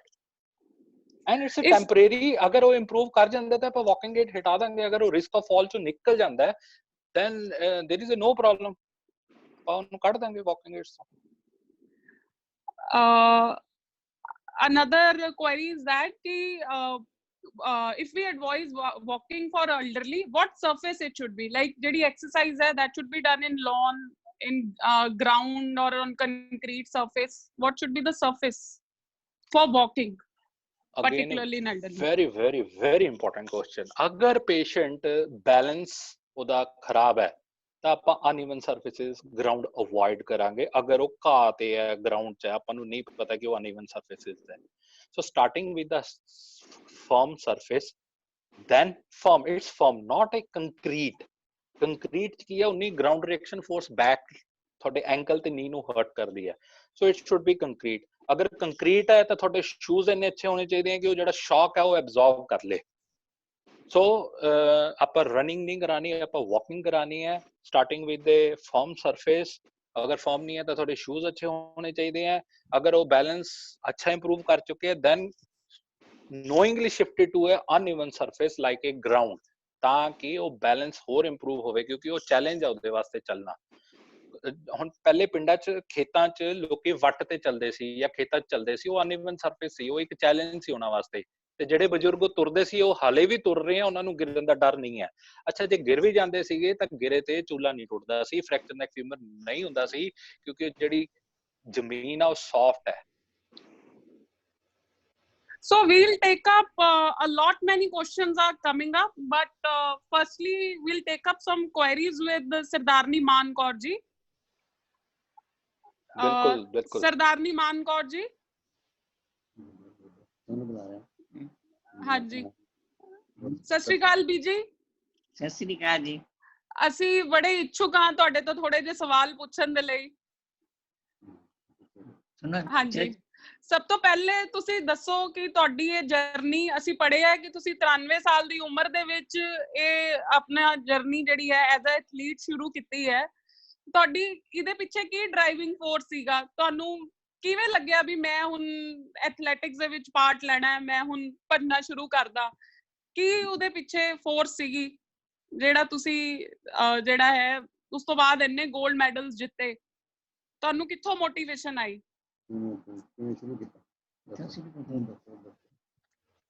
ਸ਼ੁਰੂ ਵਿੱਚ ਮੇਰਾ ਬੇਟਾ ਨਾ ਯੂਨੀਵਰਸਿਟੀ ਜਾਂਦਾ ਹੁੰਦਾ ਸੀ, ਉੱਥੇ ਦੇ ਨਾਲ ਮੈਂ ਜਾਂਦੀ ਹੁੰਦੀ ਸੀ. ਅੱਛਾ, 100 ਦੀ ਰੇਸ ਲਾਉਣੀ, 100 ਦੀ ਮੈਂ ਲਾਉਣੀ, 200 ਦੀ ਲਾਉਣੀ, 200 ਦੀ ਲਾਉਣੀ, 400 ਦੀ ਲਾਉਣੀ, 400 ਦੀ ਲਾਉਣੀ ਇਹਨੇ. ਇਹਦੇ ਨਾਲ ਹੀ ਮੈਂ ਰੇਸਾਂ ਲਾਉਣ ਲੱਗ ਗਈ, ਸ਼ੁਰੂ ਕਰਤੀਆਂ. ਫਿਰ 10 ਸਾਲ ਹੋ ਗਏ ਮੈਨੂੰ ਰੇਸਾਂ ਲਾਉਂਦੀ ਨੂੰ, ਬਹੁਤ ਦੂਰ ਦੂਰ ਜਾਈ ਗੁਰੂ ਦੀ ਕਿਰਪਾ ਨਾਲ. ਅੱਛਾ ਜੀ, ਤੇ ਤੁਹਾਨੂੰ ਤੁਸੀਂ 93 ਸਾਲ ਦੀ ਉਮਰ 'ਚ ਰੇਸ ਲਾਣੀ ਸ਼ੁਰੂ ਕੀਤੀ ਆਪਣੇ ਬੇਟੇ ਦੇ ਮੁਕਾਬਲੇ ਵਿੱਚ, ਤੇ ਤੁਹਾਨੂੰ ਕੁਝ ਦਿੱਕਤਾਂ ਨਹੀਂ ਆਈਆਂ? ਕੋਈ ਸਾਹ ਚੜਨਾ ਜਾਂ ਕੁਝ, ਕੋਈ ਦਿੱਕਤ ਆਈ? ਨਹੀਂ ਨਹੀਂ, ਸਾਹ ਤਾਂ ਚੜ ਜਾਂਦਾ ਹੈਗਾ ਕਦੇ ਕਦੇ. ਹਾਂਜੀ ਹਾਂਜੀ, ਰੋਜ਼ ਰੇਸ ਲਾਈ ਜਾਵਣ ਫੇਰ ਸਾਹ ਚੜਦਾ. ਜੇ ਸਾਹ ਤਾਂ ਤੜੇਗਾ ਜੇ ਕਦੇ ਜਾ ਗਿਆ ਕਦੇ ਨਾ ਗਿਆ. ਮੈਂ ਤਾਂ ਰੋਜ਼ ਜਾਂਦੀ ਹਾਂ, ਰੋਜ਼ ਰੇਸ ਕਰਦੀ ਹਾਂ. ਜਦੋਂ 200 ਵੀ ਲੈਣੀ, 400 ਵੀ ਲਾ ਲੈਂਦੀ ਹਾਂ. ਅੱਛਾ ਜੀ, ਮੈਂ ਫਿਰ ਠੀਕ ਨਹੀਂ ਹੁੰਦਾ ਮੈਨੂੰ. ਅੱਛਾ, ਤੇ ਇਸ ਤੋਂ ਪਹਿਲੇ ਜਦੋਂ ਤੁਸੀਂ ਰੇਸ ਨਹੀਂ ਲਾਉਂਦੇ ਸੀਗੇ, ਤੁਹਾਡੀ ਦਿਨਚਰਿਆ ਕੀ ਸੀਗੀ? ਉਸ ਤੋਂ ਪਹਿਲਾਂ ਮੈਂ ਘਰ ਦੇ ਕੰਮ ਬਹੁਤ ਕਰੇ, ਮੈਨੇ ਘਰ ਦੇ ਕੰਮ ਬਹੁਤ, ਸਿਲਾਈ ਦਾ ਕੰਮ ਕਰਦੀ ਰਹੀ. ਅੱਛਾ ਜੀ, ਤੇ ਫਿਰ ਹੋਰਾਂ ਰਾਜਾ ਭੁਪਿੰਦਰ ਸਿੰਘ ਦੀ ਰਾਣੀਆਂ ਦੇ ਕੋਲ ਮੈਂ ਰਹੀ ਕਾਫੀ ਚਿਰ. ਅੱਛਾ ਜੀ, ਉੱਥੇ ਵੀ ਰਹੀ. ਫਿਰ ਹੋਰ ਵੀ ਤਨਖਾਹ, ਸਾਡੇ ਪੈਸੇ ਸਾਡੇ ਬਹੁਤ ਥੋੜੇ ਹੁੰਦੇ ਸੀਗੇ, 500 ਰੁਪਈਆ, 10 ਰੁਪਈਆ, ਇਹ ਸਾਡੀ ਤਨਖਾਹਾਂ ਹੁੰਦੀਆਂ ਤੀਆਂ. ਉਹਨੇ ਚ ਗੁਜ਼ਾਰਾ ਕਰਦੇ, ਉਹਨੇ ਚ ਅਸੀਂ ਗੁਜ਼ਾਰਾ ਕਰ 9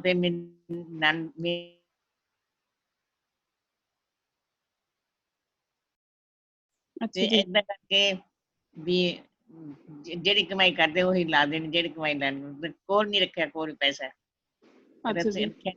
ਕੋਈ ਪੈਸਾ. ਕੰਮ ਬਥੇਰੇ ਕੀਤੇ ਹੈ, ਬਹੁਤ ਜ਼ਿਆਦਾ. ਠੀਕ ਹੈ ਜੀ, ਇਹਦਾ ਮਤਲਬ ਹੈ ਕਿ ਜੇ ਕੰਮ ਕਰੋ ਤਾਂ ਹੀ ਸਰੀਰ ਤੰਦਰੁਸਤ ਰਹਿੰਦਾ. ਹਾਂ, ਤਾਂ ਹੀ ਤਕੜੇ ਰਹਿੰਦੇ ਆ. ਹਾਂਜੀ, ਤਾਂ ਹੀ ਤਕੜੇ ਰਹਿੰਦੇ ਆ. ਅੱਛਾ, ਤੁਸੀਂ ਸਾਨੂੰ ਦੱਸੋ ਕਿ ਕੋਈ ਸਪੈਸ਼ਲ, ਤੁਸੀਂ ਤੁਹਾਡਾ ਖਾਣ ਪੀਣਾ ਕੁਝ ਸਪੈਸ਼ਲ ਹੈ? ਕੋਈ ਸਪੈਸ਼ਲ ਡਾਈਟ ਤੁਸੀਂ ਲੈਂਦੇ ਹੋਵੋ? ਸਾਡਾ ਖਾਣਾ ਪੀਣਾ ਅਸੀਂ ਘਰੇ ਬਣਾ ਕੇ ਚੀਜ਼ਾਂ ਖਾਂਦੇ ਆ। ਅੱਛਾ ਜੀ। ਜੇ ਕਣਕ ਦੀ ਰੋਟੀ ਖਾਂਦੇ ਆ, ਸੋਏ ਹਾਂਜੀ ਪਿੰਡ ਦਾ ਦੁੱਧ ਪੀਂਦੇ ਆ, ਖੋਦੂ ਦਾ ਹਾਂਜੀ। ਦੁੱਧ ਪੀਂਦੇ ਅਸੀਂ। ਅੱਛਾ ਬਾਕੀ ਖਾਣ ਪੀਣ ਦੀ ਅਸੀਂ ਜੋ ਵੀ ਅਸੀਂ ਖਾਂਦੇ ਹਾਂ ਘਰ ਬਣਾ ਕੇ ਚੀਜ਼ ਖਾਂਦੇ ਆ। ਬਾਹਰ ਦੀ ਚੀਜ਼ ਕੋਈ ਨਹੀਂ ਅੱਛਾ ਖਾਂਦੇ ਹੈਗੇ, ਵੀ ਬਾਹਰ ਦੀ ਖਾएंगे ਤਾਂ ਅੱਛਾ ਬਿਮਾਰ ਵੀ ਹੋ ਜਾएंगे। ਘਰੇ ਅੱਛਾ ਹੀ ਬਣਾ ਕੇ ਖਾਂਦੇ ਆ, ਘਰ ਦੀ ਹਮੇਸ਼ਾ ਘਰ ਦੀ ਬਣਾ ਕੇ ਚੀਜ਼ ਖਾਣੀ। ਅੱਛਾ। ਤੇ ਆ ਜਿਹੜੀ ਤੁਹਾਡੀ ਐਥਲੈਟਿਕ ਤੰਦਰੁਸਤੀ ਹੈ, ਇਹਦੇ ਲਈ ਕੁਝ ਸਪੈਸ਼ਲ ਤੁਸੀਂ ਘਿਓ ਵਗੈਰਾ ਜਾਂ ਕੁਝ ਕੋਈ ਪ੍ਰੋਟੀਨ ਵਗੈਰਾ ਕੁਝ ਲੈਂਦੇ ਹੋ ਕਿ ਸਾਦਾ ਖਾਣਾ ਹੀ ਖਾਂਦੇ ਹੋ? क्यों ਅਸੀਂ ਆਪਣਾ ਖਾਸ ਦੂਆ ਘਿਓ ਨਹੀਂ ਖਾਂਦੇ ਹੈਗੇ। ਹਾਂਜੀ ਚੰਗਾ ਘਿਓ ਮੰਗਾ ਕੇ ਨਾ ਫਿਰ ਉਹ ਇਕੱਠੇ ਹੀ ਮੰਗਾ ਲੈਂਦੇ ਆ, ਹਾਂਜੀ। ਉਹ ਅਸੀਂ ਵਰਤਦੇ ਕੋਕੋਨਟ ਆਇਲ ਵਰਦੇ ਜੀ, ਕੋਕੋਨਟ ਆਇਲ। ਅੱਛਾ, ਕੋਕੋਨਟ ਕੋਕੋਨਟ ਆਇਲ ਤੁਸੀਂ ਯੂਜ਼ ਕਰਦੇ ਹੋ ਆਪਣੀ ਡਾਈਟ ਦੇ ਵਿੱਚ? ਹਾਂ, ਦੂਜਾ ਨਹੀਂ ਸੀ ਵਰਤਦੇ।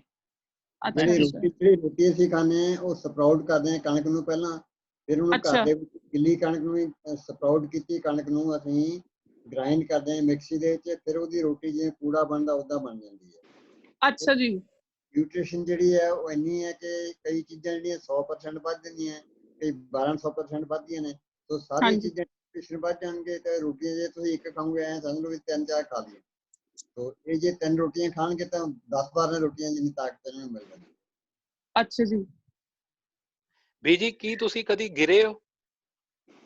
ਗਿਰਦੇ ਆ ਕਦੇ, ਕਦੇ ਗਿਰੇ ਆ ਕੋਈ। ਕਦੀ ਪ੍ਰੈਕਟਿਸ ਕਰਦੇ ਕਰਦੇ ਗਿਰੇ? ਕਈ ਦਫਾ ਗਿਰੀ ਹਾਂ, ਜੇ ਕਿਤੇ ਜਾਣਾ ਹੁੰਦਾ ਮੈਂ ਗਿਰਦੀ ਜ਼ਰੂਰ ਹੈ, ਪਰ ਉੱਚੀ ਬਾਤ ਮੈਂ ਖੜੀ ਹੋ ਜਾਂਦੀ ਹਾਂ, ਚਲੀ ਜਾਂਦੀ ਹੈ। ਮੈਂ ਕਹੂੰ ਮੈਂ ਦੌੜ ਕੇ ਆਊਂਗੀ, ਮੈਂ ਫਿਰਦੇ ਨੇ ਕਹਿਣਾ ਤੂੰ ਜਾਈ ਨਾ, ਤੂੰ ਹੁਣ ਗਿਰ ਗਈ ਸੱਟ ਗਈ। ਮੈਂ ਨਹੀਂ, ਮੇਰੇ ਸੱਟ ਨਹੀਂ ਲੱਗੀ ਹੈਗੀ, ਮੈਨੂੰ ਗੁਰੂ ਨੇ ਰੱਖਿਆ, ਮੇਰਾ ਗੁਰੂ ਹੈਗਾ, ਉਹ ਵੇਰ ਵੀ ਦਿੰਦਾ, ਸੰਭਾਲ ਵੀ ਲੈਂਦਾ, ਸਾਰਾ ਕੁਝ ਉਹੀ ਕਰਨ ਵਾਲਾ ਹੈਗਾ। 3-4 ਵਾਰੀ ਗਿਰੇ ਜੀ ਬਾਥਰੂਮ ਦੇ ਵਿੱਚ। ਹਾਂ ਹਾਂਜੀ ਹਾਂਜੀ ਹਾਂਜੀ। ਸੋ ਸੰਭਾਲਦਾ ਉਹਨਾਂ ਦੀ ਬਸ ਬਾਬਾ ਜੀ ਦੀ ਮਿਹਰ ਰਹਿੰਦੀ ਹੈ, ਚਲੋ ਚੱਲੀ ਜਾਂਦਾ ਕੰਮ। ਹਾਂ, ਗੁਰੂ ਦੀ ਕਿਰਪਾ ਨਾਲ ਚਲੀ ਜਾਂਦੀ ਆ। ਫਿਰ ਮੈਂ ਮਹਿਸੂਸ ਨਹੀਂ ਕਰਦੀ ਮੈਂ ਗਿਰ ਗਈ, ਮੇਰੇ ਸੱਟਾਂ ਲੱਗੀਆਂ, ਮੈਂ ਸੱਟਾਂ ਲੱਗੀ ਜਾਣ ਦੇ, ਮੈਂ ਦੌੜ ਕੇ ਆਊਂਗੀ, ਜ਼ਰੂਰ ਜਾਣਾ। ਦਿਲ 'ਚ ਮੇਰੇ ਖੁਸ਼ੀ ਰਹਿੰਦੀ ਹੈ, ਦਿਮਾਗ ਤੇ ਬੋਝ ਨਹੀਂ ਰੱਖਦੀ ਮੈਂ, ਖੁਸ਼ੀ ਦੇ ਨਾਲ ਹੀ ਦੌੜ ਦੌੜ ਕੇ ਆ ਜਾਂਦੀ ਹਾਂ। ਗੁਰਦੇਵ ਕਹਿੰਦਾ ਦੌੜੀ, ਹਾਂ ਫਸਟ ਆਈ ਹਾਂ, ਦੌੜ ਕੇ ਫਸਟ ਆ ਗਈ। ਇਹਦਾ ਮਤਲਬ ਜਿਹੜੇ ਆਪਣੇ ਅੰਦਰ ਦਾ ਬੱਚਾ ਹੈ ਉਹ ਬੰਦੇ ਨੂੰ ਮਰਨ ਨਹੀਂ ਦੇਣਾ ਚਾਹੀਦਾ। ਬਹੁਤ ਖੁਸ਼ੀ ਹੁੰਦੀ ਹੈ ਮੈਨੂੰ ਤਾਂ, ਤੁਹਾਡੇ ਦਰਸ਼ਨ ਕਰਕੇ ਖੁਸ਼ੀ ਬੜੀ ਹੋ ਗਈ, ਬੀਬੀ ਦੇ ਦਰਸ਼ਨ ਹੋ ਗਏ, ਬੱਚਿਆਂ ਦੇ ਦਰਸ਼ਨ ਹੋ ਗਏ, ਬਹੁਤ ਖੁਸ਼ੀ ਹੋਈ ਹੈ। ਬੀਜੀ ਅੱਜ ਤੁਹਾਨੂੰ ਹਜ਼ਾਰੋਂ ਬੰਦਾ ਦੇਖ ਰਿਹਾ ਹੈ, 500 ਤਾਂ ਜ਼ੂਮ ਤੇ ਨੇ, ਬਾਕੀ ਲਾਈਵ ਚੈਨਲ ਵੀ ਚੱਲ ਰਿਹਾ YouTube ਤੇ, Facebook ਤੇ। ਤੁਸੀਂ ਕੁਝ ਉਹਨਾਂ ਨੂੰ ਸੁਨੇਹਾ ਦੇਣਾ ਚਾਹੋ, ਕੁਝ ਦੱਸਣਾ ਚਾਹੋ ਅੱਜ ਦੇ ਯੂਥ ਨੂੰ, ਨੌਜਵਾਨ ਪੀੜ੍ਹੀ ਨੂੰ, ਜਿਹੜੀ ਟੇਬਲ ਤੇ ਕੰਪਿਊਟਰ ਜੋਗੇ ਤੇ ਮੋਬਾਈਲ ਜੋਗੇ ਹੀ ਰਹਿ ਗਏ ਨੇ, ਤੁਸੀਂ ਕੀ ਸੁਨੇਹਾ ਦੇਣਾ ਚਾਹੋਗੇ ਉਹਨਾਂ ਨੂੰ? ਬੱਚਿਆਂ ਨੂੰ ਕੀ ਸੁਨੇਹਾ ਦੇਣਾ? ਬੱਚਿਆਂ ਨੂੰ ਅਸੀਂ ਜਾਣੇ ਨਾ ਗੁਰਦੁਆਰੇ ਜਾਈਏ ਜਾਂ ਮੰਦਿਰਾਂ ਜਾਈਏ, ਅਸੀਂ ਸੂਚਨਾ ਹੀ ਕਹਿੰਦੇ ਚੰਗਾ ਖਾਓ, ਚੰਗਾ ਪਹਿਨੋ, ਚੰਗੀ ਦੌੜ ਲਗਾਓ। ਜੇ ਤੁਸੀਂ ਚੰਗਾ ਖਾਓਗੇ ਤਾਂ ਹੀ ਦੌੜ ਚੰਗੀ ਲਾਓਗੇ, ਜੇ ਚੰਗੇ ਨਹੀਂ ਖਾਏਂਗੇ ਦੌੜ ਕਿੱਥੇ ਲਾਏਂਗੇ। ਇਸੇ ਕਰਕੇ ਸਾਰਿਆਂ ਦਾ ਤੁਸੀਂ ਪਿਆਰ ਨਾਲ ਵੀ ਰਹੋਗੇ, ਸਤਿਕਾਰ ਨਾਲ ਵੀ ਰਹੋਗੇ, ਮਾਂ ਬਾਪ ਦੀ ਸੇਵਾ ਵੀ ਕਰੋਗੇ। ਜੇ ਚੰਗੀਆਂ ਚੀਜ਼ਾਂ ਖਾएंगे ਤਾਂ ਸੇਵਾ करेंगे, नहीं ਹੁਣ ਸੇਵਾ ਜੋ अन्य अल्प दिखाएंगे, ਨਸ਼ੇ करेंगे, कुछ करेंगे, ਉਹਨਾਂ 'ਚ ਤਾਕਤ ਨਹੀਂ ਹੈਗੀ, ਉਹਨਾਂ 'ਚ ਮੰਜੇ ਤੇ ਬੈਠਣ ਦੀ ਉਹ ਹੈਗੀ, ਉੱਠ ਨਹੀਂ ਸਕਦਾ ਹੈਗਾ। ਫਿਰ ਢਿੱਡ ਕਈਆਂ ਦੇ ਐਡੇ ਐਡੇ ਢਿੱਡ ਹੋਏ ਪਏ ਆ, ਬਹੁਤ ਜ਼ਿਆਦਾ। ਫਿਰ ਉਸਨੂੰ ਕਹਿੰਦਾ ਸਾਡੇ ਢਿੱਡ ਦੁਖਦਾ ਆ, ਬਾਹਰ ਦੀਆਂ ਚੀਜ਼ਾਂ ਕਿਉਂ ਖਾਂਦੇ ਆ। ਫਿਰ ਸਾਡੇ ਕਹਿੰਦਾ ਬੇਬੇ ਦੀ, ਜੇ ਬੇਬੇ ਜਿੱਥੇ ਖੜੇਗੀ ਨਾ ਉੱਥੇ ਮਾੜੀਆਂ ਚੀਜ਼ਾਂ ਨਹੀਂ ਖਾਣੀਆਂ। ਸਮੋਸੇ ਹੁੰਦੇ ਆ, ਹੋਰ ਡਰਦੇ ਆ ਬੇਬੇ ਜੀ ਖੜੀ ਆ ਤੇ ਇਹਨਾਂ ਨੇ ਟੋਕਣਾ ਵੀ ਇਹ ਕਿਉਂ ਖਾਂਦੇ ਆ ਤੁਸੀਂ, ਉਹ ਖਾਣਗੇ ਨਹੀਂ। ਫਿਰ ਮੇਰੇ ਨਾਲ ਬੈਠ ਕੇ ਇੱਕ ਨੇ ਭਾਈ ਨੇ ਕਿਹਾ, ਕਹਿੰਦਾ ਮੈਂ ਤੁਹਾਡੇ ਨਾਲ ਹੀ ਬੈਠ ਕੇ ਖਾਊਂਗਾ ਰੋਟੀ, ਮੈਂ ਹੋਰ ਚੀਜ਼ ਨਹੀਂ ਖਾਂਦਾ ਕੋਈ। ਅੱਜ ਤੇ ਮੈਂ ਮਿਹਨਤ ਕਰ ਲਿਆ, ਮੈਂ ਨਹੀਂ ਕੋਈ ਚੀਜ਼ ਖਾਣੀ ਹੈਗੀ, ਨਹੀਂ ਖਾਂਦੀ ਉਸਨੇ।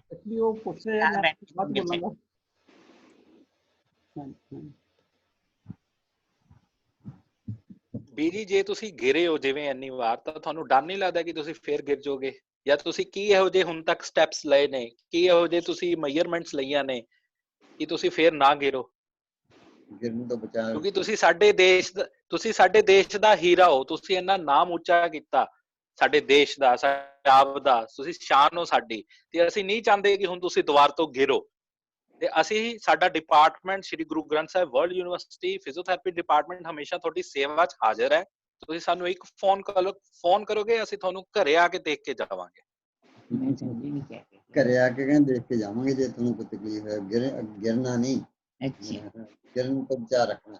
ਹਾਂ ਨਾ ਕਰਾਣਾ ਜ਼ਰੂਰ ਸੀ, ਮੈਂ ਦੌੜ ਕੇ ਦਿਖਾਉਂ ਤੁਹਾਨੂੰ, ਦੌੜਾਂਗੇ ਐਨ ਤੇਜ਼ ਨਾਲ। ਠੀਕ ਹੈ ਜੀ। ਨਹੀਂ ਅੱਗੇ ਨੂੰ ਕਰਨਾ।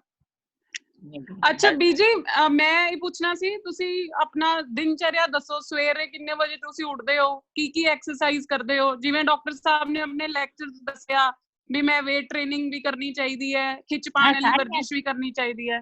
ਹਾਂਜੀ मैं सारी ऐसा करती हूँ, ऐसा करती हूँ, ਸਾਰਾ ऐसा करती हूँ। अरे ਸਵੇਰੇ 6 ਵਜੇ ਅਸੀਂ ਉੱਠ ਜਾਂਦੇ ਹਾਂ।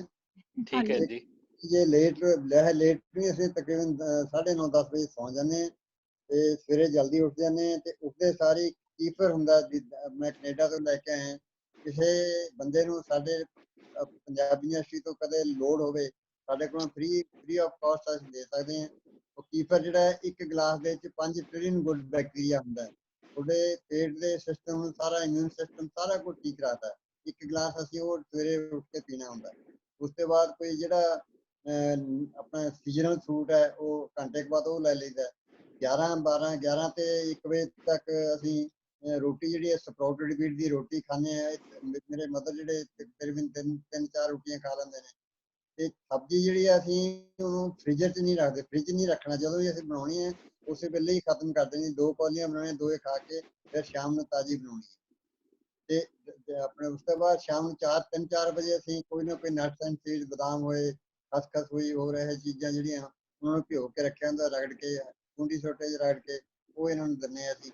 ਉਸ ਤੋਂ ਬਾਅਦ ਸ਼ਾਮ ਨੂੰ, ਰਾਤ ਨੂੰ 7 ਤੋਂ 7-8 ਦੇ ਵਿੱਚ ਅਸੀਂ ਕੋਈ ਵੀ ਦਾਲ ਹੋਈ ਜਾਂ ਕੋਈ ਸਬਜ਼ੀ ਹੋਈ, ਉਹ ਪਹਿਲਾਂ ਤਿਆਰ ਕਰ ਲਈਦੀ। ਉਹਦੇ 'ਚ ਓਟਸ ਪਾ ਕੇ ਉਹਨੂੰ ਅਸੀਂ ਖਾਂਦੇ ਹਾਂ।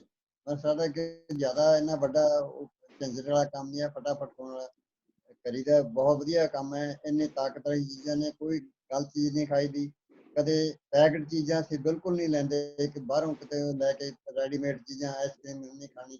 ਮਤਲਬ ਸਾਰਾ ਕੁਝ ਖਾਣਾ ਪੀਣਾ ਸਿੰਪਲ ਹੈ। ਸਿਹਤ ਚੰਗੀ ਹੈ ਤਾਂ ਸਭ ਕੁਝ ਚੰਗਾ। ਖੁਸ਼ੀ ਤੁਹਾਨੂੰ ਚੀਜ਼ਾਂ ਖਾਣ ਨਾਲ ਨਹੀਂ ਮਿਲਣੀ। ਜੇ ਤੁਹਾਡੀ ਸਿਹਤ ਚੰਗੀ ਹੈ, ਤੁਹਾਡੀ ਖੁਸ਼ੀ ਆਪਣੇ ਆਪ ਹੀ ਬਰਕਰਾਰ ਰਹੂ। ਤੇ ਮੈਂ ਇੱਕ ਹੋਰ ਚੀਜ਼ ਤੁਹਾਨੂੰ ਪੁੱਛਣਾ ਚਾਹਾਂਗੀ ਵੀ ਕਰੋਨਾ ਵਾਇਰਸ ਨੇ ਸਾਰੀ ਦੁਨੀਆ ਨੂੰ ਆਪਣੇ ਚਪੇਟ ਵਿੱਚ ਲੈ ਲਿਆ। ਇਹਦੇ ਕਾਰਨ ਤੁਹਾਡੀ ਜ਼ਿੰਦਗੀ ਤੇ ਤੁਹਾਡੇ ਦਿਨਚਰਿਆ ਤੇ ਕੀ ਇਫੈਕਟ ਆਇਆ? ਅਸਲ 'ਚ ਇਸ ਤਰ੍ਹਾਂ ਵੀ ਅਸੀਂ, ਕਿਉਂਕਿ ਯੂਨੀਵਰਸਿਟੀ, ਪੰਜਾਬੀ ਯੂਨੀਵਰਸਿਟੀ ਕੈਂਪਸ ਦੇ ਵਿੱਚ ਹੀ ਰਹਿੰਦੇ ਹਾਂ।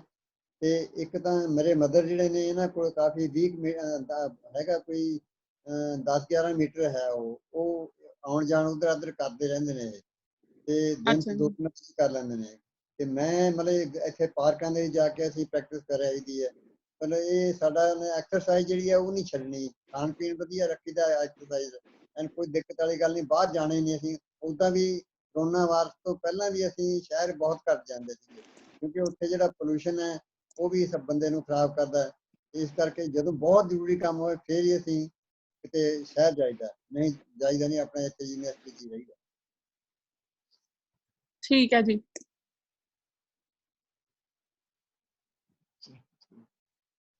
ਆਡੀਅנס ਵੱਲੋਂ ਕੋਈ ਹੋਰ ਕੁਐਸਚਨ ਪੁੱਟ ਅਪ ਕਰਨਾ ਚਾਹੋ ਡਾਕਟਰ ਸਾਹਿਬ? ਹਾਂਜੀ ਸਰ, ਇੱਕ ਕੁਐਰੀ ਹੈ ਕਿ ਅਗਰ patient is having a heart disease and knee problems also, then what exercise should be followed? ਅਗਰ ਹਾਰਟ ਡਿਜ਼ੀਜ਼ ਵੀ ਹੈ ਔਰ ਅਗਰ ਉਹ ਨੀ ਪੇਸ਼ੈਂਟ ਵੀ ਹੈ, ਤਾਂ ਪਹਿਲੇ ਆਪਾਂ ਫੋਕਸ ਕਰਾਂਗੇ ਹਾਰਟ ਵੱਲ, ਕਿਉਂਕਿ ਅਗਰ ਹਾਰਟ ਦੀ ਪ੍ਰੋਬਲਮ ਆ ਗਈ ਤਾਂ ਨੀ ਹਾਰਟ ਨੂੰ ਰਿਕਵਰ ਕਰਨਾ ਮੁਸ਼ਕਿਲ ਹੋ ਸਕਦਾ ਹੈ। ਸੋ ਨੀ ਰਿਪਲੇਸ ਕੀਤਾ ਜਾ ਸਕਦਾ। ਨੀ ਰਿਪਲੇਸ ਕਰਕੇ ਨਾਲ ਆਪਾਂ ਹਾਰਟ ਵੱਲ ਵੀ ਫੋਕਸ ਕਰੀਏ। ਹਾਰਟ ਵਾਸਤੇ ਅੱਜ ਕੱਲ੍ਹ ਕਾਰਡੀਓ ਫਿਜ਼ੀਓਥੈਰੇਪਿਸਟ ਹੈਗੇ ਨੇ, ਉਹਨਾਂ ਦਾ ਬੜਾ ਵੱਡਾ ਰੋਲ ਹੈ ਕਿ ਉਹ ਆਪਣੀ ਹਾਰਟ ਰੇਟ ਨੂੰ ਮੇਨਟੇਨ ਰੱਖਦੇ ਹੋਏ ਉਹਨਾਂ ਨੂੰ ਉਸੇ ਤਰ੍ਹਾਂ ਦਾ ਪਲਾਨ ਆਊਟ ਚਾਰਟ ਕਰ ਦੇਣ ਤਾਂ ਕਿ ਉਹ ਦੋਨੋਂ ਚੀਜ਼ਾਂ ਬੈਲੈਂਸ ਕਰ ਸਕਣ। Okay. Doctor Sahib, what all are the clinical setup modification? Physiotherapy clinics ਦੇ ਵਿੱਚ ਕੀ modifications ਹੋਣੀਆਂ ਚਾਹੀਦੀਆਂ for geriatric people? ਪੌੜੀਆਂ ਨਹੀਂ ਹੋਣੀਆਂ ਚਾਹੀਦੀਆਂ, ਪਲੇਨ ਸਰਫੇਸ ਹੋਣੀ ਚਾਹੀਦੀ ਹੈ। ਆਪਾਂ ਨੇ ਕੋਲ ਜਿਹੜੇ ਇਕੁਇਪਮੈਂਟ ਹੈ ਬੈਲੈਂਸਿੰਗ ਵਾਸਤੇ ਉਹ ਹੋਣੇ ਚਾਹੀਦੇ ਨੇ, ਅਸੈਸਮੈਂਟ ਵਾਸਤੇ ਅੱਛਾ ਇਕੁਇਪਮੈਂਟ ਹੋਣਾ ਚਾਹੀਦਾ ਤਾਂ ਕਿ ਆਪਾਂ ਅਸੈਸ ਕਰ ਸਕੀਏ ਉਹਨਾਂ ਨੂੰ। ਉਹਨਾਂ ਦੀ ਅਗਰ ਰਿਕਵਰੀ ਨਹੀਂ ਪਤਾ ਚੱਲੇਗੀ ਤਾਂ ਆਪਾਂ ਉਹਨਾਂ ਨੂੰ ਕਿਵੇਂ ਇੰਪਰੂਵ ਕਰਾਵਾਂਗੇ। ਪਲੱਸ ਉਹਨਾਂ ਨੂੰ ਸਪੈਸ਼ਲ ਟਾਈਮ ਦੇਣਾ ਚਾਹੀਦਾ ਆਪਾਂ ਨੂੰ, ਸੋ ਸੁਪਰਵਿਜ਼ਨ ਚਾਹੀਦੀ ਹੈ ਉਹਨਾਂ ਨੂੰ। ਸੋ ਇਹ ਸਾਰੀਆਂ ਚੀਜ਼ਾਂ ਚਾਹੀਦੀਆਂ ਨੇ ਫਿਜ਼ੀਓਥੈਰੇਪੀ ਕਲੀਨਿਕ 'ਚ। ਸ਼ੂ ਮੋਡੀਫਿਕੇਸ਼ਨ ਕਿੱਦਾਂ ਦੀ ਹੋਣੀ ਚਾਹੀਦੀ ਐਲਡਰਲੀ ਦੇ ਲਈ? That again important question. Shoe modification ਚਾਹੀਦੀ ਹੈ। ਹੁਣ ਇੱਕ ਬੰਦੇ ਨੂੰ ਅਗਰ ਆਪਾਂ ਠੀਕ ਕਰਨਾ ਤੇ ਇਕੱਲਾ ਫਿਜ਼ੀਓਥੈਰੇਪਿਸਟ ਦਾ ਰੋਲ ਨਹੀਂ ਹੈ, ਉਹਦੇ ਵਿੱਚ ਮਲਟੀ ਟੀਮ ਟਾਸਕ ਚਾਹੀਦਾ ਹੈ। ਹੁਣ ਆਕੂਪੇਸ਼ਨਲ ਥੈਰੇਪਿਸਟ ਦਾ ਇੱਥੇ ਰੋਲ ਆਉਂਦਾ ਹੈ ਕਿ ਉਹਦਾ ਫੁੱਟ ਸਕੈਨ ਕਰਕੇ ਆਪਾਂ ਪਤਾ ਕਰ ਸਕੀਏ ਕਿ ਕਿਹੜਾ ਏਰੀਆ ਆਪਾਂ ਆਫ ਲੋਡ ਕਰਨਾ ਹੈ ਜਾਂ ਔਨ ਲੋਡ ਕਰਨਾ ਹੈ, ਤਾਂ ਕਿ ਆਪਾਂ ਉਵੇਂ ਦਾ ਇਨਸੋਲ ਬਣਾ ਸਕੀਏ, ਉਹ ਸ਼ੂ ਮੋਡੀਫਾਈ ਕਰ ਸਕੀਏ ਤਾਂ ਕਿ ਨੀ ਔਰ ਐਂਕਲ ਤੇ ਸਟ੍ਰੈਸ ਨਾ ਆਵੇ। ਸੋ ਇਟਸ ਅਗੇਨ ਇਹ important part, leading role by occupational therapist. Orthosis and prosthesis specialist, sorry. Orthosis and prosthesis specialist. ਠੀਕ ਹੈ ਸਰ। ਮਾਨ ਕੌਰ ਜੀ ਲਈ ਇੱਕ ਕੁਐਸਚਨ ਹੈਗਾ ਸਾਡੇ ਕੋਲ ਕਿ ਇਸ ਕੁਆਰੰਟਾਈਨ ਨੇ, ਇਸ ਲੋਕਡਾਊਨ ਨੇ ਤੁਹਾਡੀ ਮਾਨਸਿਕ ਸਥਿਤੀ ਤੇ ਕੋਈ ਇਫੈਕਟ ਪਾਇਆ? ਥੋੜਾ ਜਿਹੜਾ ਘਰੇ ਰਹਿੰਦੇ ਆ ਇਹਦਾ ਕੋਈ ਫਰਕ ਪਿਆ ਤੈਨੂੰ ਕਰੋਨਾ ਕਾਰਨ? ਨਹੀਂ ਫਰਕ ਤਾਂ ਨਹੀਂ, ਮੈਂ ਤਾਂ ਦੌੜ ਕੇ ਆਉਣੀ ਹੈ ਰੋਜ਼, ਕੋਈ ਫਰਕ 2 ਸਾਲ ਲਾਏ ਨੇ, ਰੇਸ ਲਾਇਆ ਨਹੀਂ ਹੈ। ਇਹ ਤਾਂ ਲੱਗਦਾ ਕਿ ਅੰਦਰ ਬੈਠੇ ਆ, ਅੰਦਰ ਬੈਠੇ ਕੋਈ ਬੋਰ ਨਹੀਂ ਹੋਏ ਹੈਗੇ, ਬਾਹਰ ਫਿਰੀ ਜਾਂਦੇ ਅਸੀਂ, ਰੇਸ ਲਾਈ ਜਾਂਦੀ। ਮੈਂ ਜਿੱਤੇ ਨਹੀਂ ਪੈਂਦੀ, ਬੈਠਦੀ ਨਹੀਂ ਬਹੁਤਾ ਚਿਰ, ਅੰਦਰ ਰੇਸ ਲਾਈ ਜਾਂਦੀ ਹੈ। ਸ਼ਬਦ ਸੁਣਾਵਾ?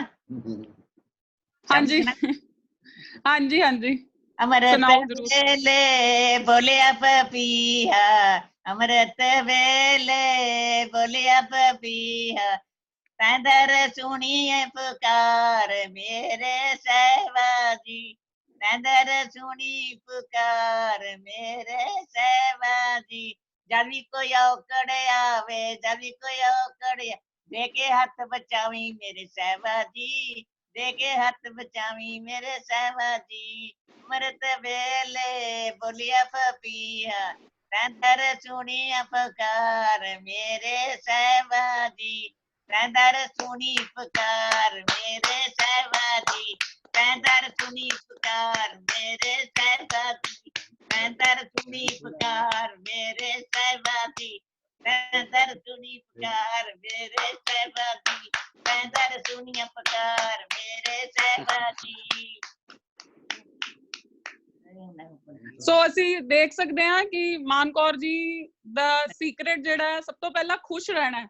ਠੀਕ ਹੈ, ਇਹ ਬਹੁਤ ਜਿੰਦਾ ਦਿਲ ਨੇ ਤੇ ਤੰਦਰੁਸਤ ਹੈ, ਔਰ ਇਹੀ ਮੈਸੇਜ ਦਿੰਦੇ ਆ ਸਾਨੂੰ ਕਿ ਖੁਸ਼ ਰਹੋ, ਤੰਦਰੁਸਤ ਰਹੋ, ਰੋਜ਼ ਕਸਰਤ ਕਰੋ ਤੇ ਚੰਗਾ ਖਾਣਾ ਖਾਓ, ਬਾਹਰ ਦਾ ਖਾਣਾ ਨਾ ਖਾਓ, ਜੰਕ ਫੂਡ ਤੇ ਨਾ ਜੀਓ, ਤਾਂ ਹੀ ਤੁਸੀਂ ਸਾਲੋ ਸਾਲ ਜਿਹੜਾ ਹੈ ਉਹ ਤੰਦਰੁਸਤ ਰਹਿ ਸਕਦੇ ਹੋ। ਧੰਨਵਾਦ। Thank you, Bibi ji. Thank you so Sardar much. Gurdev Singh ji. Thank you.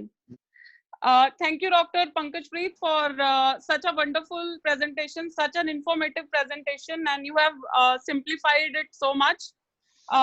You have discussed ki extrinsic factor ki ne, ਜਿਵੇਂ ਕਿ ਲੂਡਸ ਮੈਟਸ ਹੈ, ਰਗਸ ਹੈ, ਤੇ ਇੰਟ੍ਰਿੰਸਿਕ ਫੈਕਟਰਸ ਕੀ ਨੇ, ਤੇ ਪਿਲਰਸ ਆਫ ਐਕਸਰਸਾਈਜ਼ ਕੀ ਹੈ। ਕੱਲਾ ਸਾਨੂੰ ਵਾਕ ਤੇ ਨਹੀਂ ਫੋਕਸ ਕਰਨਾ ਚਾਹੀਦਾ, ਬਟ ਆਪਣੀ ਸਟਰੈਂਥ ਵੱਲ, ਕੋਆਰਡੀਨੇਸ਼ਨ ਵੱਲ, ਬੈਲੈਂਸ ਵੱਲ ਵੀ ਜਿਹੜਾ ਹੈ ਉਹ ਫੋਕਸ ਕਰਨਾ ਚਾਹੀਦਾ ਹੈ। ਸੋ ਹੁਣ ਮੈਂ ਰਿਕੁਐਸਟ ਕਰਾਂਗੀ ਆਪਣੇ honourable VC sir professor doctor Pritpal Singh ji ਨੂੰ ਕਿ ਉਹ ਕੁਝ ਵਰਡਸ ਸਾਡੇ ਨਾਲ ਸ਼ੇਅਰ ਕਰਨ।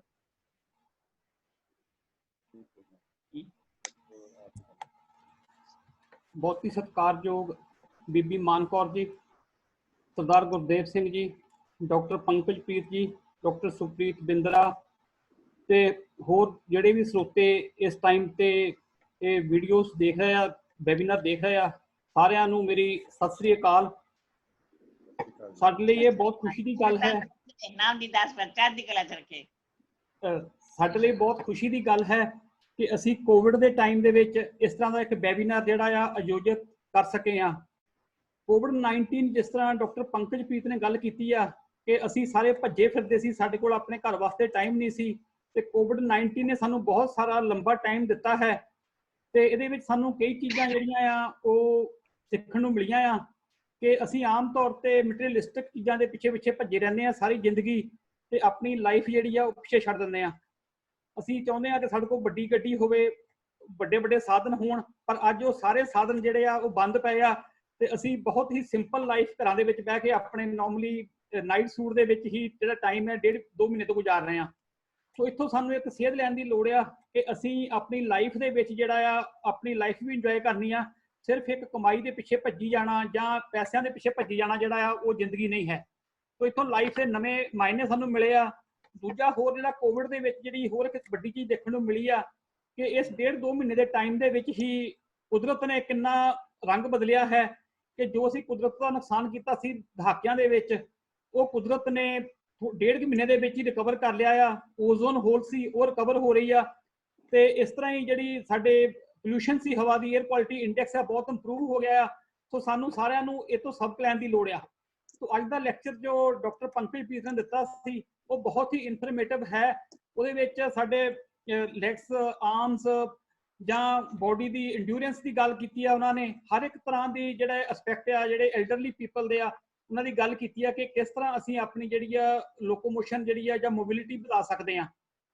ਬੇਸਿਕ ਪ੍ਰੋਬਲਮ ਜਿਹੜੀ ਜਿਸ ਤਰ੍ਹਾਂ ਡਾਕਟਰ ਸਾਹਿਬ ਨੇ ਸਟਾਰਟਿੰਗ ਦੇ ਵਿੱਚ ਡਿਸਕਸ ਕੀਤਾ ਸੀ ਕਿ ਸਾਡੇ ਕੋਲ ਜਿਹੜੇ 104 ਮਿਲੀਅਨ ਜਿਹੜਾ ਐਲਡਰਲੀ ਪੀਪਲ ਆ, ਜਿਹੜੇ ਲੋਕ ਆ 60 ਸਾਲ ਤੋਂ ਉੱਪਰ ਦੀ ਉਮਰ ਦੇ, ਤਾਂ ਜਿੱਥੇ 130 ਕਰੋੜ ਆਬਾਦੀ ਦਾ ਦੇਸ਼ ਹੋਵੇ ਤਾਂ ਜਿਹੜੇ 10 ਕਰੋੜ ਲੋਕ ਆ ਉਹ ਲਗਭਗ 8% ਪਾਪੂਲੇਸ਼ਨ ਬਣਦੀ ਆ।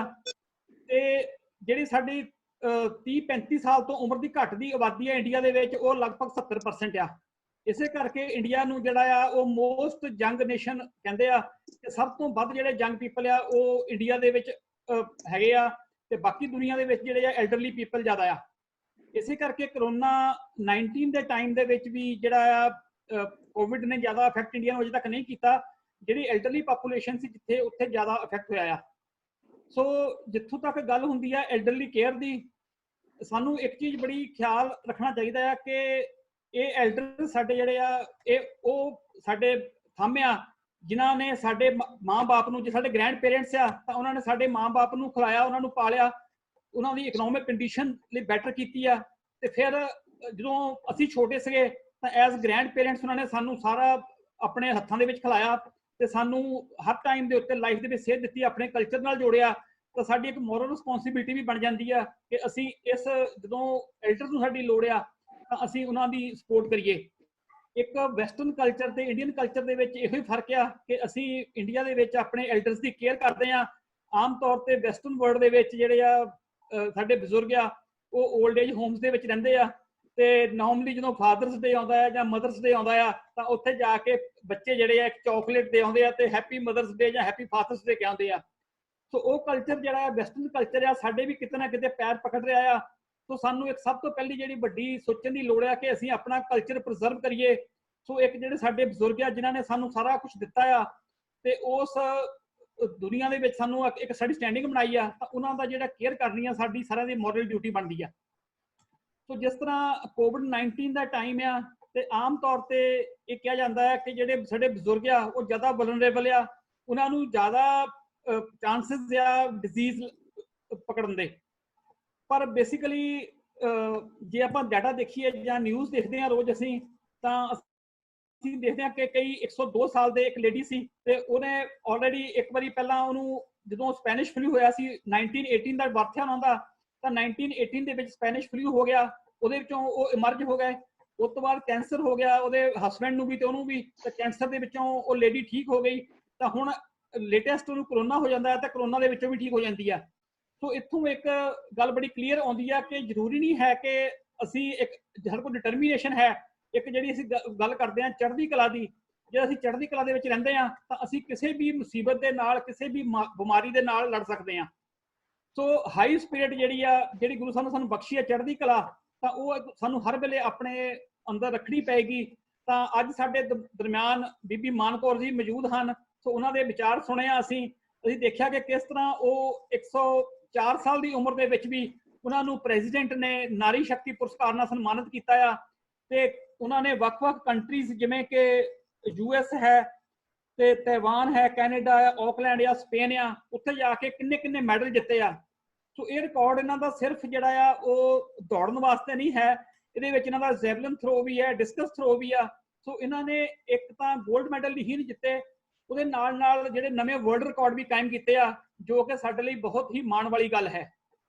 ਆਮ ਤੌਰ ਤੇ ਅਸੀਂ ਦੇਖਦੇ ਹਾਂ ਕਿ ਜਦੋਂ ਸਾਡੇ ਬਜ਼ੁਰਗ ਰਿਟਾਇਰ ਹੁੰਦੇ ਆ 60 ਸਾਲ ਦੀ ਉਮਰ ਦੇ ਵਿੱਚ ਜਾਂ 58 ਸਾਲ ਦੀ ਉਮਰ ਦੇ ਵਿੱਚ, ਤਾਂ ਉਹ ਬਹੁਤ ਆਮ ਸੁਣਨ ਨੂੰ ਮਿਲਦਾ ਆ ਕਿ ਬਹੁਤ ਨੌਕਰੀ ਕਰ ਲਈ, ਹੁਣ ਤਾਂ ਆਰਾਮ ਕਰਨ ਦਾ ਵੇਲਾ ਆ ਗਿਆ। ਸੋ ਅਸੀਂ ਕਿਤੇ ਨਾ ਕਿਤੇ ਆਪਣੇ ਆਪ ਨੂੰ ਡਿਪਰੈਸ਼ਨ ਵੱਲ ਧੱਕ ਰਹੇ ਹੁੰਦੇ ਆ, ਤੇ ਉਹ ਜਿਹੜਾ ਡਿਪਰੈਸ਼ਨ ਹੈ ਅਲਟੀਮੇਟਲੀ ਸਾਨੂੰ ਕਨਫਾਈਨ ਕਰ ਦਿੰਦਾ ਆ ਆਪਣੇ ਘਰ ਦੇ ਵਿੱਚ, ਜਾਂ ਇੱਕ ਬੈੱਡ ਤੇ ਕਨਫਾਈਨ ਕਰ ਦਿੰਦਾ ਆ, ਤੇ ਸਾਡੀ ਮੋਬਿਲਿਟੀ ਜਿਹੜੀ ਆ ਉਹ ਰੁਕ ਜਾਂਦੀ ਆ। ਸੋ ਇਹਦੇ ਵਿੱਚ ਸਾਡਾ ਜਿਹੜਾ ਯੰਗਰ ਸਾਡੀ ਪੋਪੂਲੇਸ਼ਨ ਆ, ਉਹਦਾ ਇੱਕ ਫਰਜ਼ ਬਣਦਾ ਆ ਕਿ ਇੱਕ ਇਮੋਸ਼ਨਲ ਸਪੋਰਟ ਬਜ਼ੁਰਗਾਂ ਨੂੰ ਦੇਵੇ। ਜਿਸ ਤਰ੍ਹਾਂ ਕੁਐਸਚਨਸ ਵੀ ਆਏ ਸੀ ਕਿਸੇ ਆਡੀਅנס ਵੱਲੋਂ ਕਿ ਬਜ਼ੁਰਗ ਜਿਹੜੇ ਆ ਆਮ ਤੌਰ ਤੇ ਐਕਸਰਸਾਈਜ਼ ਨਾ ਕਰਨ ਦੀ ਜ਼ਿੱਦ ਕਰਦੇ ਆ, ਤੇ ਜਿਸ ਤਰ੍ਹਾਂ ਡਾਕਟਰ ਪੰਕਜ ਨੇ ਬਹੁਤ ਸੋਹਣਾ ਜਵਾਬ ਦਿੱਤਾ ਕਿ ਜਿਸ ਤਰ੍ਹਾਂ ਬੱਚੇ ਨੂੰ ਬਜ਼ੁਰਗ ਜਿਹੜੇ ਆ, ਬੱਚਾ ਨੋਰਮਲੀ ਜਿੱਦ ਕਰਦਾ ਹਰ ਚੀਜ਼ ਲਈ, ਤਾਂ ਪੇਰੈਂਟਸ ਜਿਹੜੇ ਆ ਜਾਂ ਉਹਦੇ ਗ੍ਰੈਂਡ ਪੇਰੈਂਟਸ ਆ ਉਹਨੂੰ ਬੱਚੇ ਨੂੰ ਮਨਾ ਲੈਂਦੇ ਆ ਹਰ ਕੰਮ ਲਈ। ਤਾਂ ਉਸ ਤਰ੍ਹਾਂ ਦਾ ਸਾਨੂੰ ਰੋਲ ਜਿਹੜਾ ਅਸੀਂ ਜਦੋਂ ਬੱਚੇ ਸੀਗੇ, ਸਾਡੇ ਪੇਰੈਂਟਸ ਜਾਂ ਗ੍ਰੈਂਡ ਪੇਰੈਂਟਸ ਨੇ ਰੋਲ ਪਲੇ ਕੀਤਾ ਸਾਡੇ ਵਾਸਤੇ, ਤੇ ਸਾਨੂੰ ਸਾਡੀ ਜਿੱਦ ਤੋੜਨ ਲਈ। ਤਾਂ ਉਸ ਤਰ੍ਹਾਂ ਦਾ ਰੋਲ ਜਿਹੜਾ ਇੱਕ ਇਮੋਸ਼ਨਲ ਲਿੰਕਿੰਗ ਜਿਹੜੀ ਪੇਰੈਂਟਸ ਦੇ ਨਾਲ ਸਾਨੂੰ ਕਰਨੀ ਪਏਗੀ, ਤਾਂ ਜਾ ਕੇ ਅਸੀਂ ਆਪਣੇ ਆਪ ਜਿਹੜਾ ਆ ਇੱਕ ਪੇਰੈਂਟਸ ਨੂੰ ਐਜ਼ ਏ ਫਰੈਂਡ ਡੀਲ ਕਰਾਂਗੇ। ਤਾਂ ਮੇਰਾ ਖਿਆਲ ਹੈ ਕਿ ਜਿਹੜੇ ਉਹ ਡਿਸਟੈਂਸ ਆ ਜਾਂ ਜਿਹੜੀ ਇੱਕ ਉਹ ਹੈਸੀਟੇਸ਼ਨ ਹੈ ਪੇਰੈਂਟਸ ਦੀ, ਉਹ ਆਪਣੇ ਆਪ ਰਿਮੂਵ ਹੋਏਗੀ। ਤਾਂ ਸਾਨੂੰ ਕੁਆਲਿਟੀ ਟਾਈਮ ਥੋੜਾ ਬਹੁਤਾ ਪੇਰੈਂਟਸ ਦੇ ਨਾਲ ਸਪੈਂਡ ਕਰਨਾ ਪਏਗਾ। ਜਦੋਂ ਅਸੀਂ ਪੇਰੈਂਟਸ ਦੇ ਨਾਲ ਇੰਟਰੈਕਟ ਕਰਾਂਗੇ ਕੰਟੀਨਿਊਸ ਬੇਸਿਸ ਤੇ, ਤਾਂ ਆਪਣੇ ਆਪ ਜਿਹੜੀ ਉਹ ਜਿੱਦ ਆ ਉਹ ਟੁੱਟ ਜਾਂਦੀ ਆ, ਤੇ ਅਸੀਂ ਪੇਰੈਂਟਸ ਨੂੰ ਮੋਟੀਵੇਟ ਕਰਨ ਲਈ ਕਾਮਯਾਬ ਹੋਵਾਂਗੇ ਕਿ ਉਹ ਐਕਸਰਸਾਈਜ਼ ਕਰਨ।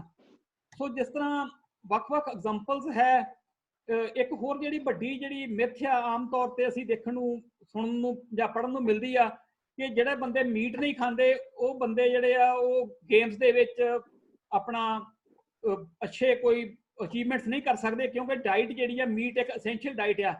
ਪਰ ਅਸੀਂ ਦੇਖਦੇ ਹਾਂ ਕਿ ਬੀਬੀ ਮਾਨ ਕੌਰ ਜੀ ਆ, ਸਰਦਾਰ ਫੌਜਾ ਸਿੰਘ ਜੀ ਆ, ਇਹ ਸਾਡੇ ਜਿਹੜੇ ਪੰਜਾਬ ਦਾ ਮਾਣ ਆ, ਬਲਕਿ ਦੇਸ਼ ਦਾ ਮਾਣ ਆ। ਸੋ ਇਹ ਵੈਜੀਟੇਰੀਅਨ ਆ।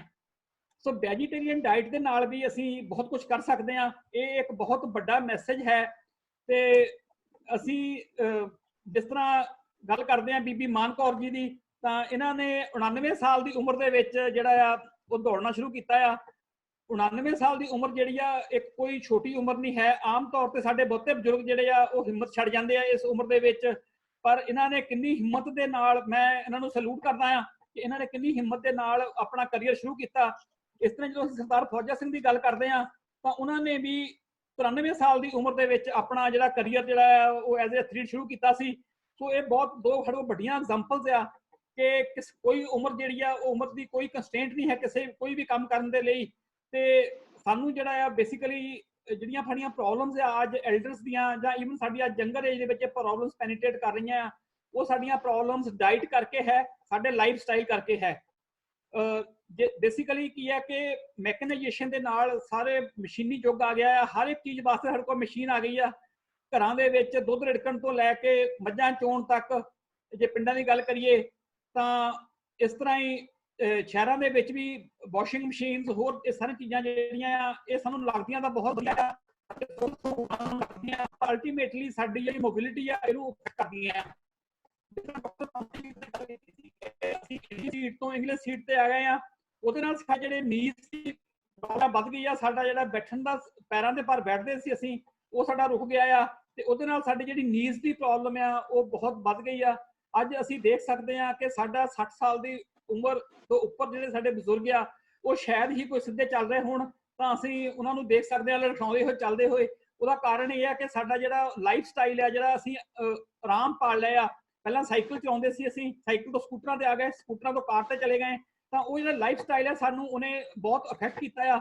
ਪਰ ਉਹਦੇ ਨਾਲ ਨਾਲ ਸਾਨੂੰ ਆਪਣੀ ਜਿਹੜੀ ਮੋਬਿਲਿਟੀ ਆ ਉਹ ਜ਼ਰੂਰ ਮੇਨਟੇਨ ਕਰਨੀ ਚਾਹੀਦੀ ਆ। ਜਿਸ ਤਰ੍ਹਾਂ ਹੁਣ ਲੋਕਡਾਊਨ ਆ, ਲੋਕਡਾਊਨ ਦੇ ਵਿੱਚ ਜਿਹੜੀ ਇੱਕ ਹੈ ਕਿ ਅਸੀਂ ਆਪਣੇ ਘਰਾਂ ਦੇ ਵਿੱਚ ਹੀ ਤੁਰ ਸਕਦੇ ਆ, ਜਾਂ ਅੱਜ ਦੀ ਡੇਟ ਦੇ ਵਿੱਚ ਬਹੁਤ ਸਾਰੇ ਚੈਨਲਸ ਆ, ਬਹੁਤ ਸਾਰੀਆਂ ਐਪਸ ਆ ਜਿਹੜੀਆਂ ਸਾਨੂੰ ਮੋਬਿਲਿਟੀ ਵਾਸਤੇ ਲਾਈਵ ਸੈਸ਼ਨਸ ਦਿੰਦੀਆਂ ਆ। ਸੋ ਅਸੀਂ ਜਿੱਥੇ ਤੱਕ ਸਾਡੀ ਮਤਲਬ ਅਸੀਂ ਟੋਲਰੇਟ ਕਰ ਸਕਦੇ ਆ, ਤਾਂ ਸਾਨੂੰ ਆਪਣੇ ਲਾਈਫ ਸਟਾਈਲ ਦੇ ਵਿੱਚ ਜਿਹੜਾ ਡੇਲੀ ਐਕਸਰਸਾਈਜ਼ ਰੂਟੀਨ ਜਿਹੜਾ ਆ ਉਹ ਜ਼ਰੂਰ ਲੈ ਕੇ ਆਉਣਾ ਚਾਹੀਦਾ ਆ। ਮਾਰਨਿੰਗ ਵਾਕ ਵੀ ਠੀਕ ਆ, ਸਾਡੇ ਆਮ ਜਿਹੜੀ ਅਸੀਂ ਪ੍ਰੋਬਲਮ ਦੇਖਦੇ ਹਾਂ ਜਦੋਂ ਅਸੀਂ ਮਾਰਨਿੰਗ ਵਾਕ ਤੇ ਵੀ ਜਾਂਦੇ ਹਾਂ, ਤਾਂ ਮੇਰਾ ਖਿਆਲ ਹੈ ਕਿ 1% ਤੋਂ ਵੀ ਘੱਟ ਲੋਕ ਆ ਜਿਹੜੇ ਉਹ ਸੈਰ ਕਰਦੇ ਆ ਡੇਲੀ ਜਾਂ ਕੋਈ ਫਿਜ਼ੀਕਲ ਵਰਕਆਊਟ ਕਰਦੇ ਆ। ਸੋ ਉਹਦਾ ਰਿਜ਼ਲਟ ਕੀ ਹੋ ਰਿਹਾ ਹੈ ਕਿ ਸਾਡੀ 30 ਸਾਲ ਦੀ ਉਮਰ ਦੇ ਵਿੱਚ 30 ਸਾਲ ਜਦੋਂ ਅਸੀਂ ਕ੍ਰਾਸ ਕਰਦੇ ਹਾਂ ਤਾਂ ਸਾਡੇ ਬੱਚਿਆਂ ਨੂੰ ਬਲੱਡ ਪ੍ਰੈਸ਼ਰ ਜਾਂ ਜਿਹੜੀ ਡਾਇਬਟੀਜ਼ ਦੀਆਂ ਪ੍ਰੋਬਲਮ ਜਿਹੜੀਆਂ ਸ਼ੁਰੂ ਹੋ ਰਹੀਆਂ ਆ। ਤੇ ਜਦੋਂ ਅਸੀਂ ਸ਼ੁਰੂ ਕਰਦੇ ਹਾਂ ਐਕਸਰਸਾਈਜ਼ ਤਾਂ ਡਾਕਟਰ ਦੀ ਰეკਮੈਂਡੇਸ਼ਨ ਤੇ ਕਰਦੇ ਹਾਂ। ਸੋ ਜਿੱਦਾਂ ਕਹਿੰਦੇ ਹਨ ਇਟ ਇਜ਼ ਟੂ ਲੇਟ, ਅਸੀਂ ਬਹੁਤ ਲੇਟ ਹੋ ਚੁੱਕੇ ਹੁੰਦੇ ਹਾਂ। ਜਦੋਂ ਇੱਕ ਵਾਰੀ ਪ੍ਰੋਬਲਮ ਸਾਨੂੰ ਸ਼ੁਰੂ ਹੋ ਜਾਂਦੀ ਹੈ, ਡਾਇਬਟਿਕ ਹੈ ਜਾਂ ਉਹ ਹਾਰਟ ਦੀ ਪ੍ਰੋਬਲਮ ਆ ਜਾਂ ਬੀਪੀ ਦੀ ਪ੍ਰੋਬਲਮ ਆ, ਤਾਂ ਉਹ ਪ੍ਰੋਬਲਮ ਕਦੇ ਵੀ ਐਲੀਮੀਨੇਟ ਨਹੀਂ ਹੋ ਸਕਦੀ। ਉਹ ਸਟਾਰਟ ਅਰਲੀ ਜਿਹੜਾ ਬੇਸਿਕ ਹੈ ਫੰਡਾ ਕਿ ਸਾਨੂੰ ਆਪਣੇ ਆਪ ਜਿਹੜਾ ਆ ਬਹੁਤ ਜਲਦੀ ਜਿਹੜੀ ਆ ਉਹ ਕੋਈ ਪ੍ਰੋਬਲਮ ਸ਼ੁਰੂ ਹੋਵੇ ਉਹਦੇ ਤੋਂ ਪਹਿਲੇ ਸਾਨੂੰ ਆਪਣਾ ਜਿਹੜੀ ਐਕਟਿਵ ਲਾਈਫ ਸਟਾਈਲ ਜਿਹੜਾ ਆ ਫੋਲੋ ਕਰਨਾ ਚਾਹੀਦਾ ਆ। ਆਪਣੀ ਬੋਡੀ ਦੀ ਮੋਬਿਲਿਟੀ, ਸਾਰੇ ਬੋਡੀ ਦੀ ਮੋਬਿਲਿਟੀ ਜਿਹੜੀ ਆ ਉਹ ਕਰਨੀ ਚਾਹੀਦੀ ਆ। ਐਕਸਰਸਾਈਜ਼ਸ ਉਹਦੇ ਵਾਸਤੇ, ਮੋਬਿਲਿਟੀ ਵਾਸਤੇ ਐਪਸ ਅਵੇਲੇਬਲ ਆ ਜਾਂ ਫਿਜ਼ੀਓਥੈਰੇਪਿਸਟ ਅਵੇਲੇਬਲ ਆ। ਹੁਣ ਤਾਂ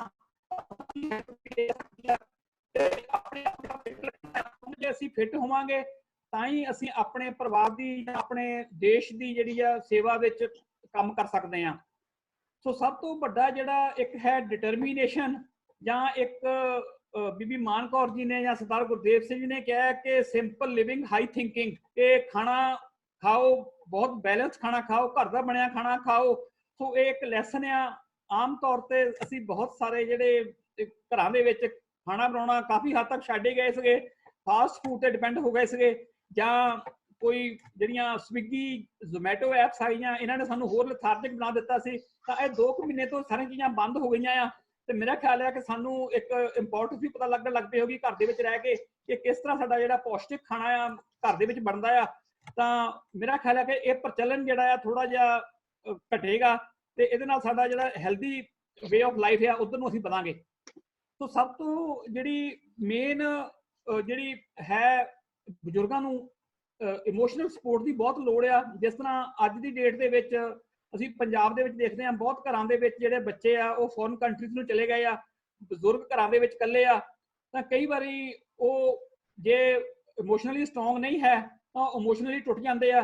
ਸੋ ਇਸ ਕਰਕੇ ਬੱਚਿਆਂ ਨੂੰ ਵੀ ਚਾਹੀਦਾ ਹੈ ਕਿ ਉਹ ਆਪਣੇ ਰੈਗੂਲਰਲੀ ਪੇਰੈਂਟਸ ਦੇ ਨਾਲ, ਜੇ ਦੂਰ ਵੀ ਬੈਠੇ ਆ ਤਾਂ ਪੇਰੈਂਟਸ ਨਾਲ ਰੈਗੂਲਰਲੀ ਇਨ ਟੱਚ ਰਹਿਣ, ਉਹਨਾਂ ਨੂੰ ਰੈਗੂਲਰਲੀ ਫੋਨ ਕਰਦੇ ਰਹਿਣ। ਅੱਜ ਕੱਲ੍ਹ ਤਾਂ ਵੀਡੀਓ ਕਾਲ ਦੀ ਫੈਸਿਲਿਟੀ ਹੈ। ਤੇ ਇੱਕ ਜਿਹੜੀ ਮੋਰਲ ਸਪੋਰਟ ਆ, ਇੱਕ ਇਮੋਸ਼ਨਲ ਸਪੋਰਟ ਆ, ਇੱਕ ਸਾਈਕੋਲੋਜੀਕਲ ਸਪੋਰਟ ਆ, ਇਹ ਬਹੁਤ ਜ਼ਰੂਰੀ ਆ। ਸੋ ਜਿੱਥੇ ਵੀ ਸਾਡੇ ਕੋਈ ਆਪਣੇ ਨੀਅਰ ਐਂਡ ਡੀਅਰ ਵਨਸ ਹੈਗੇ ਆ, ਕੋਈ ਬਜ਼ੁਰਗ ਸਾਡੇ ਹੈਗੇ ਆ, ਸੋ ਉਹਨਾਂ ਨੂੰ ਇਸ ਟਾਈਮ ਦੇ ਵਿੱਚ ਜਦੋਂ ਉਹ ਬਿਲਕੁਲ ਅਕੇਲਾਪਨ ਮਹਿਸੂਸ ਕਰ ਰਹੇ ਆ ਤਾਂ ਉੱਥੇ ਸਾਨੂੰ ਉਹਨਾਂ ਨੂੰ ਇਮੋਸ਼ਨਲ ਸਪੋਰਟ ਦੇਣ ਦੀ ਲੋੜ ਆ। ਸੋ ਸਾਰਿਆਂ ਨੂੰ ਅਸੀਂ ਇਸ ਡਾਇਰੈਕਸ਼ਨ ਦੇ ਵਿੱਚ ਐਫਰਟ ਕਰਨ ਦੀ ਲੋੜ ਆ। ਸੋ ਜਿਸ ਤਰ੍ਹਾਂ ਬੀਬੀ ਮਾਨ ਕੌਰ ਜੀ ਦੀ ਗੱਲ ਕਰ ਰਹੇ ਸੀਗੇ, ਤਾਂ ਇਹ ਇੱਕ ਸਾਡੇ ਵਾਸਤੇ ਬਹੁਤ ਹੀ ਸੋਰਸ ਆਫ ਇਨਸਪੀਰੇਸ਼ਨ ਆ। ਤੇ ਇਹਨਾਂ ਤੋਂ ਸੇਧ ਲੈ ਕੇ ਸਾਨੂੰ ਸਾਰਿਆਂ ਨੂੰ ਇੱਕ ਆਪਣੀ ਲਾਈਫ ਸਟਾਈਲ ਜਿਹੜਾ ਆ, ਲਾਈਫ ਦੇ ਵਿੱਚ ਐਕਟੀਵਿਟੀ ਜਿਹੜੀ ਆ ਵਧਾਉਣੀ ਚਾਹੀਦੀ ਆ। ਕਿ ਲਾਈਫ ਜਿਹੜੀ ਆ ਉਹ ਕੰਸਟ੍ਰੇਂਟ ਨਹੀਂ ਹੈ। ਆਮ ਤੌਰ ਤੇ ਅਸੀਂ ਕਹਿ ਦਿੰਦੇ ਆ ਕਿ ਸਾਡੇ ਬਜ਼ੁਰਗ ਕਹਿ ਦਿੰਦੇ ਆ ਇੰਨੀ ਉਮਰ ਹੋ ਗਈ ਹੁਣ ਮੈਂ ਕੀ ਕਰਨਾ ਆ। ਤੇ ਉਹ ਜਿਹੜੀ ਇੱਕ ਸਪਿਰਿਟ ਆ, ਇੱਕ ਚੜ੍ਹਦੀ ਕਲਾ ਦਾ ਜਿਹੜਾ ਸਾਨੂੰ ਗੁਰੂ ਸਾਹਿਬ ਨੇ ਸਿਧਾਂਤ ਦਿੱਤਾ ਆ, ਉਹ ਚੜ੍ਹਦੀ ਕਲਾ ਦਾ ਸਿਧਾਂਤ ਸਾਨੂੰ ਆਪਣੀ ਲਾਈਫ ਦੇ ਵਿੱਚ ਅਪਣਾਉਣਾ ਪਏਗਾ। ਸੋ ਮੈਂ ਗੱਲ ਕਰ ਰਿਹਾ ਸੀਗਾ ਬੀਬੀ ਮਾਨ ਕੌਰ ਜੀ ਦੀ ਤਰ੍ਹਾਂ ਹੀ ਸਾਡੇ ਕੋਲ ਬਾਬਾ ਫੌਜਾ ਸਿੰਘ ਜੀ ਹੈਗੇ ਆ। ਉਹ ਸਾਡੇ ਕੋਲ ਯੂਨੀਵਰਸਿਟੀ ਵਿੱਚ ਆਏ ਸੀਗੇ। ਤਾਂ ਉਹਨਾਂ ਨੇ 99 ਸਾਲ ਦੀ ਉਮਰ ਦੇ ਵਿੱਚ ਜਿਹੜਾ ਇੰਟਰਨੈਸ਼ਨਲ ਮੈਰਾਥਨ ਇਵੈਂਟਸ 'ਚ ਭਾਗ ਲੈਣਾ ਸ਼ੁਰੂ ਕੀਤਾ। ਔਰ ਉਹਨਾਂ ਨੇ ਬੜੇ ਸੁਣ ਕੇ ਹੈਰਾਨੀ ਹੁੰਦੀ ਆ ਕਿ ਉਹਨਾਂ ਦੀਆਂ ਬਚਪਨ ਦੇ ਵਿੱਚ ਬਹੁਤ ਲੱਤਾਂ ਕਮਜ਼ੋਰ ਸੀ। ਤਾਂ ਉਹਨਾਂ ਨੇ ਆਮ ਜੇ ਬੱਚਾ ਜਿਹੜਾ ਆ ਉਹ 1.5-2 ਸਾਲ ਦੀ ਉਮਰ ਚੱਲਣਾ ਸ਼ੁਰੂ ਕਰ ਦਿੰਦਾ ਆ, ਉਹਨਾਂ ਨੇ 5 ਸਾਲ ਦੀ ਉਮਰ ਦੇ ਵਿੱਚ ਚੱਲਣਾ ਸ਼ੁਰੂ ਕੀਤਾ। ਤੇ ਆਮ ਤੌਰ ਤੇ ਕਿਤੇ ਸਕੂਲ ਦੇ ਵਿੱਚ ਮੈਨੂੰ ਬੱਚੇ ਛੇੜਦੇ ਸੀ ਕਿ ਡੰਡਾ ਆ ਗਿਆ। ਤੇ ਬਹੁਤ ਪਤਲੀਆਂ ਲੱਤਾਂ ਸੀ, ਡੰਡੇ ਵਰਗੀਆਂ। ਤਾਂ ਉਹ ਆਪ ਦੱਸਦੇ ਆ ਕਿ ਮੈਨੂੰ ਡੰਡਾ ਕਹਿੰਦੇ ਸੀ ਕਿ ਡੰਡਾ ਆ ਗਿਆ, ਸਕੂਲ ਦੇ ਵਿੱਚ ਬੱਚੇ ਛੇੜਦੇ ਸੀ। ਤੇ ਉਹ ਪਰਸਨੈਲਿਟੀ ਜਿਹੜੀ ਆ ਅੱਜ ਦੁਨੀਆ ਦੇ ਵਿੱਚ ਨਾਂ ਕਮਾ ਰਹੀ ਹੈ ਬੀਬੀ ਮਾਨ ਕੌਰ ਦੀ ਤਰ੍ਹਾਂ ਹੀ। ਤੇ ਉਹਨਾਂ ਨੇ ਕਿੰਨੇ ਇਵੈਂਟਸ ਜਿਹੜੇ ਆ ਮੈਰਾਥਨ ਇਵੈਂਟਸ ਕੀਤੇ ਆ, ਤੇ ਪਲੱਸ ਕਈ ਵਰਲਡ ਰਿਕਾਰਡ ਬੀਬੀ ਮਾਨ ਕੌਰ ਦੀ ਤਰ੍ਹਾਂ ਉਹਨਾਂ ਨੇ ਵੀ ਕਾਇਮ ਕੀਤੇ ਆ। ਸੋ ਇਹ 2 ਪਰਸਨੈਲਿਟੀਜ਼ ਹੈ ਸਾਡੇ ਕੋਲ ਬਹੁਤ ਹੀ, ਔਰ ਮੇਰੇ ਖਿਆਲ ਇੰਡੀਆ ਦੇ ਵਿੱਚ ਫਸਟ ਇੰਨੇ ਐਲਡਰ ਪਰਸਨੈਲਿਟੀਜ਼ ਆ ਜਿਨ੍ਹਾਂ ਨੇ ਇੰਡੀਆ ਦਾ ਨਾਂ ਵਰਲਡ ਦੇ ਵਿੱਚ ਰੋਸ਼ਨ ਕੀਤਾ ਆ। ਤੇ ਜਿਹੜੀ ਵੱਡੀ ਖੁਸ਼ੀ ਦੀ ਗੱਲ ਹੈ, ਜਿਸ ਤਰ੍ਹਾਂ ਸਰਦਾਰ ਫੌਜਾ ਸਿੰਘ ਆ, ਉਹਨਾਂ ਨੂੰ ਜਦੋਂ 100 ਈਅਰ ਦੇ ਹੋਏ ਉਹ, ਤਾਂ ਮਹਾਰਾਣੀ ਐਲਿਜ਼ਬੈਥ ਨੇ ਉਹਨਾਂ ਨੂੰ ਬਰਥਡੇ ਵਿਸ਼ੇਸ ਕੀਤੀਆਂ ਤੇ ਐਡੀਡਾਸ ਨੇ ਉਹਨਾਂ ਨੂੰ ਆਪਣਾ ਬ੍ਰਾਂਡ ਐਂਬੈਸਡਰ ਬਣਾਇਆ।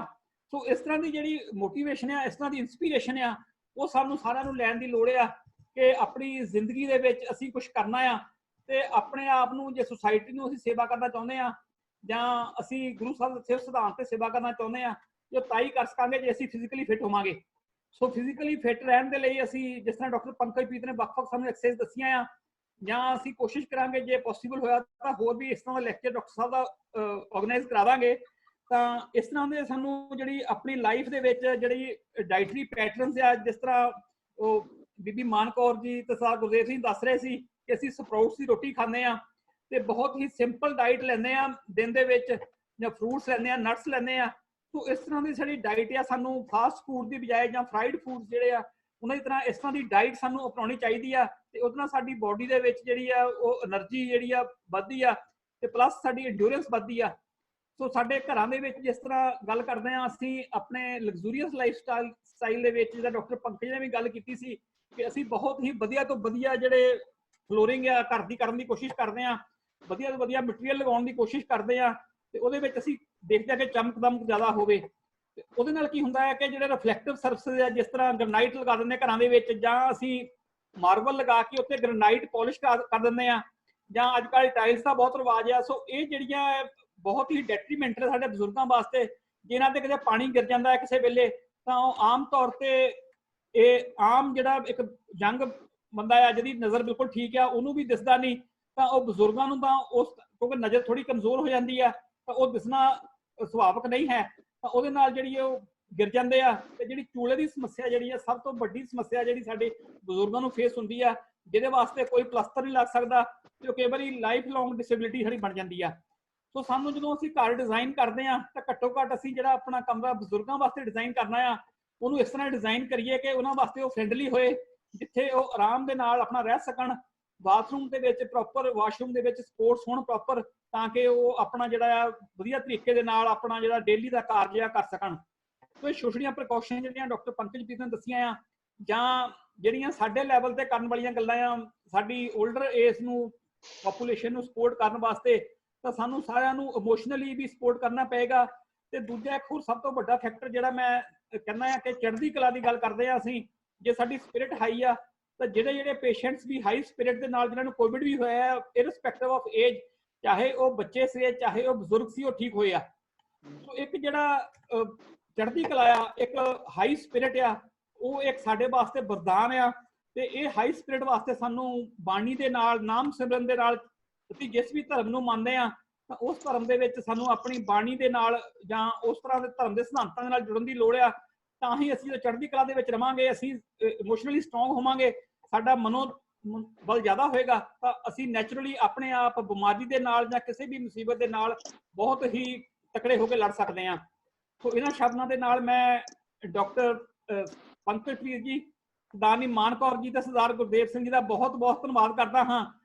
ਤੇ ਅਸੀਂ ਕੋਸ਼ਿਸ਼ ਕਰ ਰਹੇ ਹਾਂ ਕਿ ਇਸ ਤਰ੍ਹਾਂ ਦੇ ਜਿਹੜੇ COVID-19 ਦੇ ਰਿਲੇਟਡ ਅਸੀਂ ਕੁਝ ਹੋਰ ਇਵੈਂਟਸ ਕਰੀਏ। ਤਾਂ ਇਸੇ ਲੜੀ ਦੇ ਵਿੱਚ ਅਸੀਂ ਇੱਕ 19 ਤਰੀਕ ਨੂੰ 11 ਵਜੇ PGI ਦੇ 2 ਡਾਕਟਰ ਐਕਸਪਰਟਸ ਜਿਹੜੇ ਆ ਉਹਨਾਂ ਦੇ ਨਾਲ ਅਸੀਂ ਇੱਕ ਲੈਕਚਰ ਜਿਹੜਾ ਆ ਪਲਾਨ ਕੀਤਾ ਆ ਕਿ ਲਿਵ ਟੂ ਲਰਨ ਵਿਦ ਕੋਵਿਡ, ਕਿਉਂਕਿ ਕੋਵਿਡ ਦੀ ਪ੍ਰੋਬਲਮ ਜਿਹੜੀ ਆ ਉਹ ਬਹੁਤ ਜਲਦੀ ਜਾਣ ਵਾਲੀ ਨਹੀਂ, 10-15 ਦਿਨ ਬਾਅਦ ਆਪਾਂ ਸੋਚੀਏ ਚਲੀ ਜਾਏਗੀ, ਇਸ ਤਰ੍ਹਾਂ ਦੀ ਪ੍ਰੋਬਲਮ ਨਹੀਂ ਹੈ, ਇਹ ਲੰਬੀ ਚਲੇਗੀ ਪ੍ਰੋਬਲਮ। ਤਾਂ ਇਸ ਲੰਬੀ ਪ੍ਰੋਬਲਮ ਦੇ ਦੌਰਾਨ ਅਸੀਂ ਕਿਸ ਤਰ੍ਹਾਂ ਬਚਣਾ ਆ, ਅੱਜ ਅਸੀਂ ਗੱਲ ਕੀਤੀ ਹੈ ਬਜ਼ੁਰਗਾਂ ਦੀ, ਤੇ ਅਸੀਂ ਜਨਰਲ ਸਾਰਿਆਂ ਨੇ ਕਿਸ ਤਰ੍ਹਾਂ ਬਚਣਾ ਆ ਆਪਣੇ ਘਰਾਂ ਦੇ ਵਿੱਚ, ਆਪਣੇ ਦਫ਼ਤਰਾਂ ਦੇ ਵਿੱਚ, ਬਾਜ਼ਾਰਾਂ ਦੇ ਵਿੱਚ।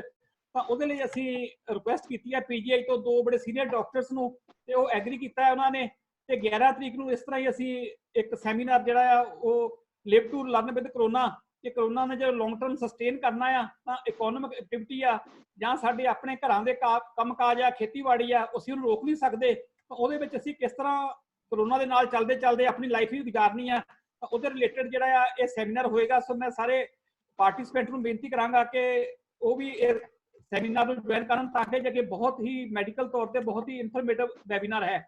ਸੋ ਮੈਂ ਸਾਰੇ ਪੈਨਲਿਸਟ ਦਾ, ਬੀਬੀ ਮਾਨ ਕੌਰ ਜੀ ਦਾ, ਸਰਦਾਰ ਗੁਰਦੇਵ ਸਿੰਘ ਜੀ ਦਾ, ਡਾਕਟਰ ਪੰਕਜਪ੍ਰੀਤ, ਡਾਕਟਰ ਸੁਪ੍ਰੀਤ ਬਿੰਦਰਾ ਜੀ ਦਾ ਧੰਨਵਾਦ ਕਰਦਾ ਹਾਂ, ਤੇ ਸਾਰੇ ਸਰੋਤਿਆਂ ਦਾ ਜਿਨ੍ਹਾਂ ਨੇ ਇਸ ਵੈਬੀਨਾਰ ਦੇ ਵਿੱਚ ਸ਼ਮੂਲੀਅਤ ਕੀਤੀ ਹੈ। ਵਾਹਿਗੁਰੂ ਜੀ ਕਾ ਖਾਲਸਾ, ਵਾਹਿਗੁਰੂ ਜੀ ਕੀ ਫਤਿਹ। So with this, we come to the end of this webinar. We hope that this session was fruitful for all of you. ਮੈਂ ਸਪੈਸ਼ਲੀ ਧੰਨਵਾਦ ਕਰਦੀ ਹਾਂ ਸਾਡੇ ਆਨਰੇਬਲ VC ਸਰ ਦਾ, ਸਾਡੇ ਪੈਨਲਿਸਟ ਸਰਦਾਰਨੀ ਮਾਨ ਕੌਰ ਜੀ ਦਾ, ਸਰਦਾਰ ਗੁਰਦੇਵ ਸਿੰਘ ਜੀ ਦਾ। ਸਰਦਾਰਨੀ ਮਾਨ ਕੌਰ ਜੀ, ਅਸੀਂ ਤੁਹਾਡੇ ਜਜ਼ਬੇ ਨੂੰ, ਤੁਹਾਡੀ ਪੋਜ਼ਿਟਿਵਿਟੀ ਨੂੰ ਸਲਾਮ ਕਰਦੇ ਹਾਂ, ਸਲੂਟ ਕਰਦੇ ਹਾਂ। ਰੱਬ ਤੁਹਾਨੂੰ ਹਮੇਸ਼ਾ ਚੜ੍ਹਦੀਆਂ ਕਲਾਵਾਂ ਦੇ ਵਿੱਚ ਰੱਖਣ। ਤੇ ਮੈਂ ਧੰਨਵਾਦੀ ਹਾਂ ਡਾਕਟਰ ਪੰਕਜਪ੍ਰੀਤ ਸਿੰਘ ਜੀ ਦੀ, ਜਿਨ੍ਹਾਂ ਨੇ ਇੰਨੇ ਸਿੰਪਲੀਫਾਈਡ ਤਰੀਕੇ ਦੇ ਨਾਲ ਸਾਨੂੰ ਬਜ਼ੁਰਗਾਂ ਦੀ ਕੇਅਰ ਕਿਵੇਂ ਕਰਨੀ ਚਾਹੀਦੀ ਡਿਊਰਿੰਗ ਦਿਸ ਲੋਕਡਾਊਨ ਸਾਨੂੰ ਸਮਝਾਇਆ। I'm also thankful to all the participants for sparing their valuable time to attend this webinar. I am also grateful to Dr. Shruti Agarwal from Department of Computer Science and Engineering for her constant support throughout this webinar, and Mr. Rajveer Tanjal, who has provided constant media and advertising support for successful organization of this webinar. ਤੁਸੀਂ ਸਾਡੇ ਅਗਲੇ ਆਉਣ ਵਾਲੇ ਕੁਝ ਵੈਬਿਨਾਰਸ ਦੀ information ਸਾਡੀ university ਦਾ Facebook page visit ਕਰਕੇ ਉੱਥੇ ਦੇਖ ਸਕਦੇ ਹੋ। ਯੂਨੀਵਰਸਿਟੀ ਦੀ ਵੈਬਸਾਈਟ ਤੇ ਵੀ ਵਿਜ਼ਿਟ ਕਰ ਸਕਦੇ ਹੋ। once again I thank you very much. So this webinar the take home message यही है कि it's never too late to follow your heart and start something new. So कभी better late than never. So once again I thank you very much. Stay home, stay safe and have a great day. Thank you. Thank you all. ਸਤਿ ਸ਼੍ਰੀ ਅਕਾਲ ਮਾਨ ਕੌਰ ਜੀ, ਸਤਿ ਸ਼੍ਰੀ ਅਕਾਲ sir.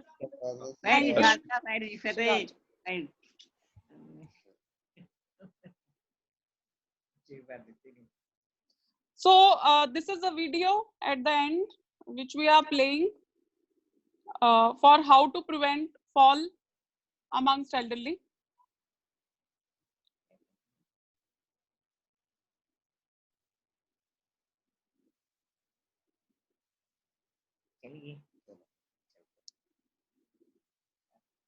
This is a light and light airbag which can be worn on your trunk.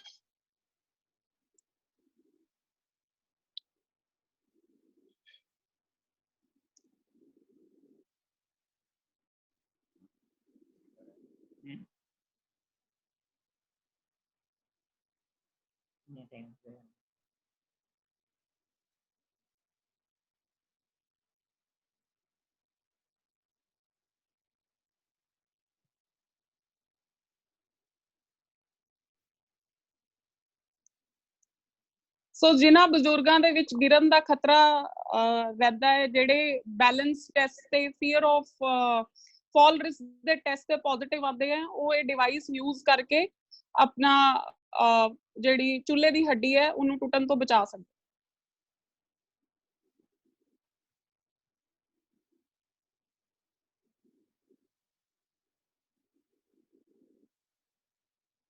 Once again, I thank you everyone for your valuable presence. Thank you. Thank you all. Thank you. ਤੰਦਰੁਸਤ ਤੇ ਨਾਮ ਦੀ 10% ਚੜ੍ਹਦੀ ਕਲਾ ਚ ਰੱਖੇ। Thank you ਜੀ। ਧੰਨਵਾਦ ਜੀ।